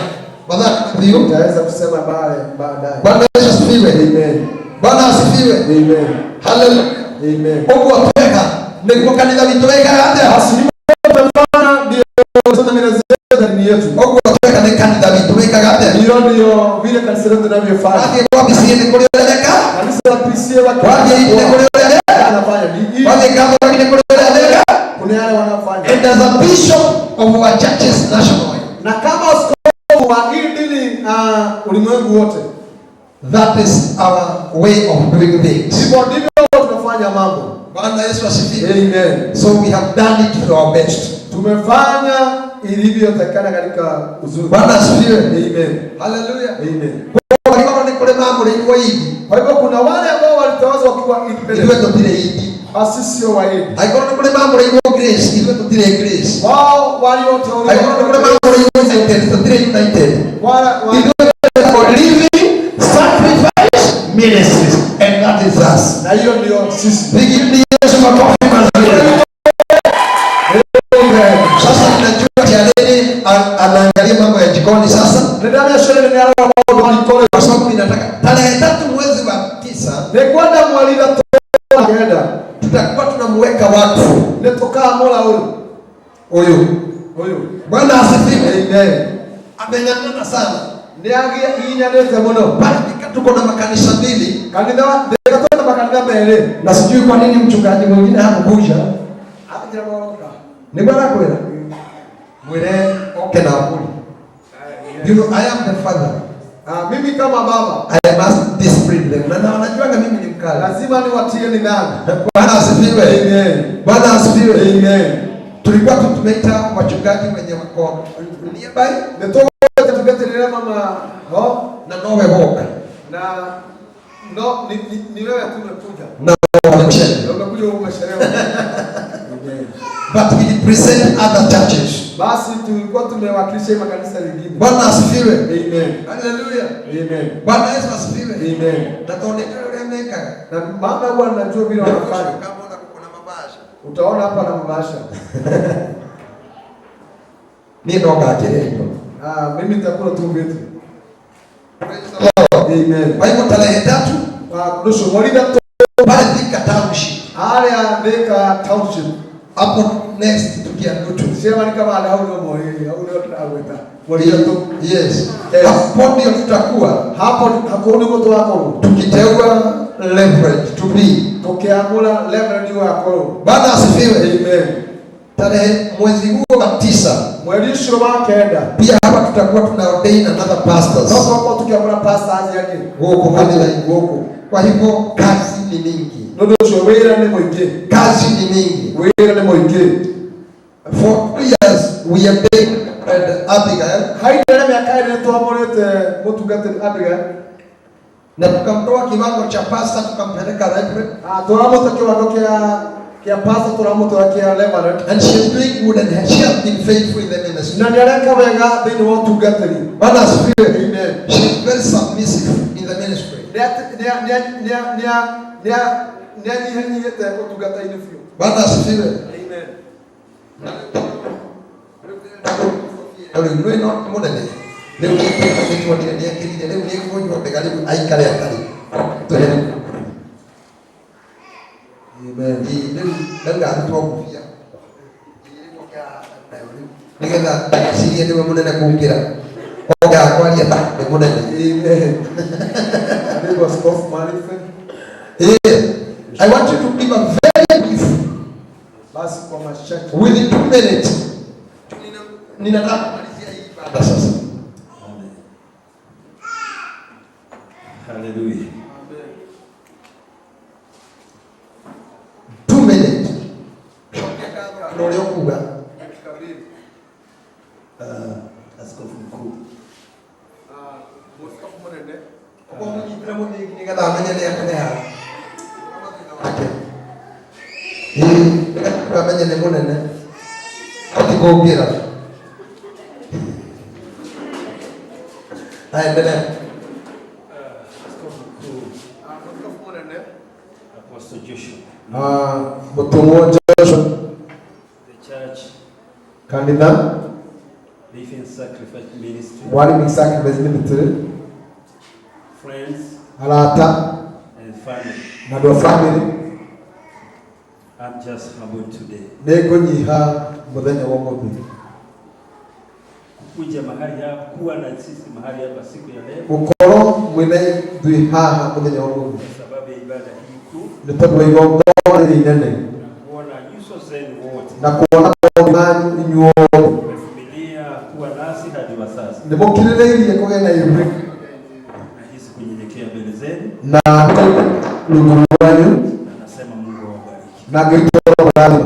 Sitaki niseme mambo mengi maana siku ya leo nataka niongee tu machache. Ndikwenda kwaje muno tono nyane kwa manini muthenya wa muthu. Ningetaka tu niseme hivi. Gwenda kugora ndiko tuika ngada yanyu.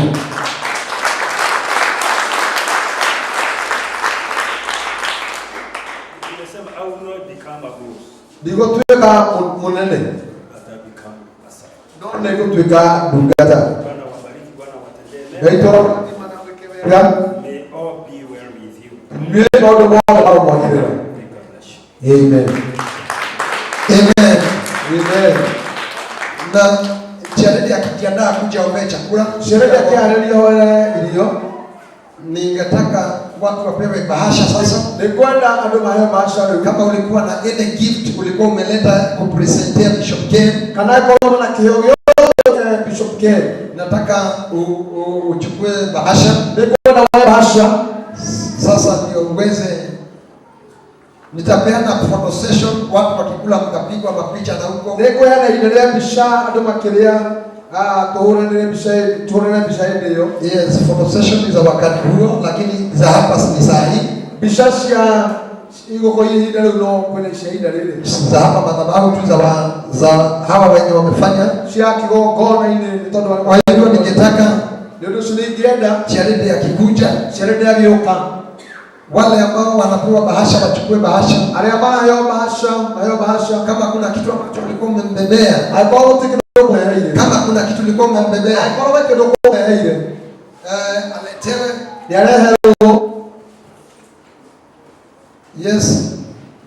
Yes. Karibuni.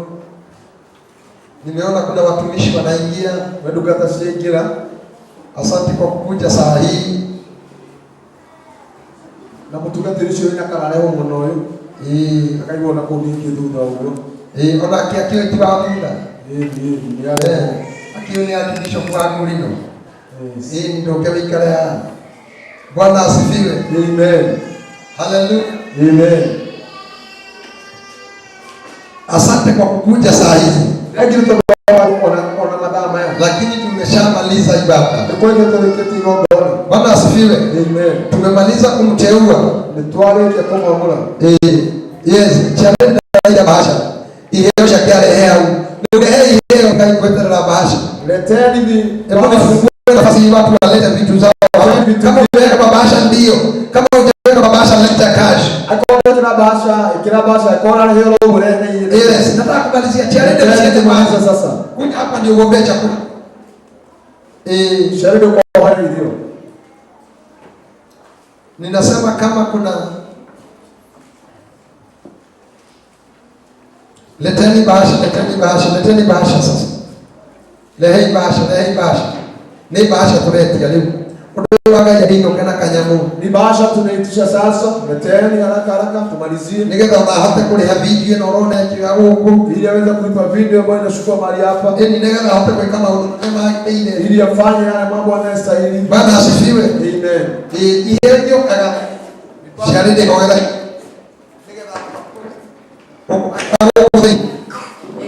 Thank you. How are you?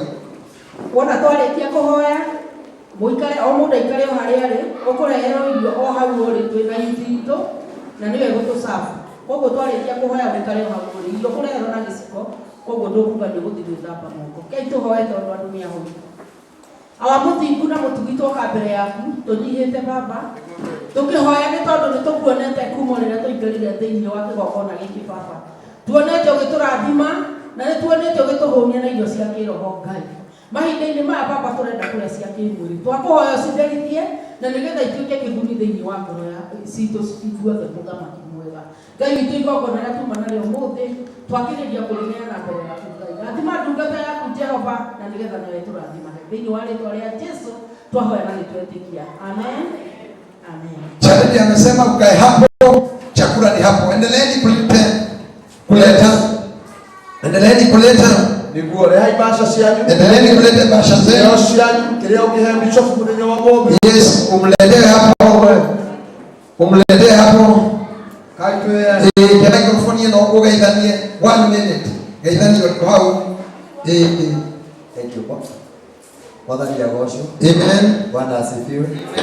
Naitwa Bishop Joseph na Udini Joy Christian pale Buruburu. Bishop ni rafiki yangu ananitembeleanga sana. Hata wakati nilikuwa naodeliwa nikiwa Archbishop alinitembelea na tulishinda naye. Tulikuwa na mkutano leo, tuna jambo liko next week. Ndio twaserero hadi niturekerwa ni gukane mpaka ikisereyo no nitwakina ngai ya murade.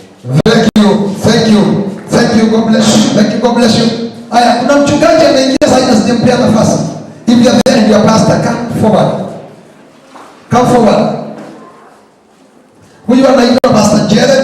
Sikuwa ulikuwa nimekuintroduce. Wako na kanisa yetu pale wapi? Kabati. Kwa hiyo ukiwa Kabati, kanisa letu tuko nalo Kabati. Tukiwa Thika pale Kiangutu tuko na kanisa. Tukiwa pale Kanjo tuko na kanisa. Tukiwa Korana tuko na kanisa. Tukiwa Rwanda tuko na kanisa. Nuko mwingine Githurai 45 tuko na kanisa. Kenyatta tuko na kanisa. Ni mengi. Voi na kanisa. Amen. Bwana asifiwe. Amen. Kama litoma kwa jitagwo Reverend Joyce ndungataga ndĩ rungu rwa Bishop nĩkuo tũtungataga hamwe nake na Ngai wa muoyo mũrathime na mwĩke wega. Thank you. Asante. Yes, youth ya church mwana. Nataka tuharakishe. Ndio kama ya sherehe ndio ndiramuhika. Wapi mududha? Sawa. Bwana asifiwe. Amen. Mureweza na tiagai. Na ithuĩ tũrĩega njĩtagwo Bishop Moses na kwĩ maũndũ tũgwĩkaga kanitha-inĩ tũkoretwo twĩ rungu rwa Bishop ĩgua mwana kĩmũrathime. Thank you Bishop. Thank you. Nĩwe kana gũkana andũ I salute you. Amen. Bwana asifiwe. Amen. Naitwa Pastor Faith Waboi, nimeokoka, Yesu ni Bwana na niko kwa kanisa ya Joy Celebration Center ana mchungaji Joseph. Thank you, makofi mazuri. Amen. Wewe mwega ndona yule mtu aweka. Bwana asifiwe. Amen. Mtu mwega ndio uliodia na ikongona na kwa ndio na okay. That is it. Yes. No grace ikongona kichwa chako iko sawa. Bwana asifiwe. Sasa Wapigwe picha. Atugate ni mwaka tuhurwa bishemwe.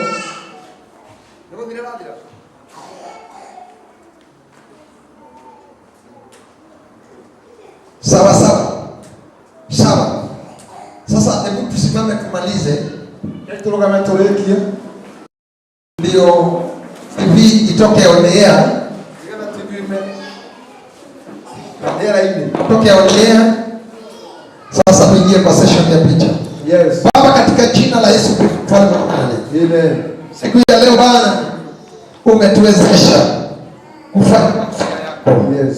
Jina lako litukuzwe. Asante sababu wewe ni Bwana. Yes. Bwana, nimebarikisha ibada ya siku ya leo mikononi mwako kwa sababu umetembea vizuri pamoja nasi. Twalishukuru jina lako Bwana. Tupe wiki nzuri ya neema na wiki ya baraka. Katika jina la Yesu nimeomba na kuamini. Amen. God bless you. Kaa chini sasa.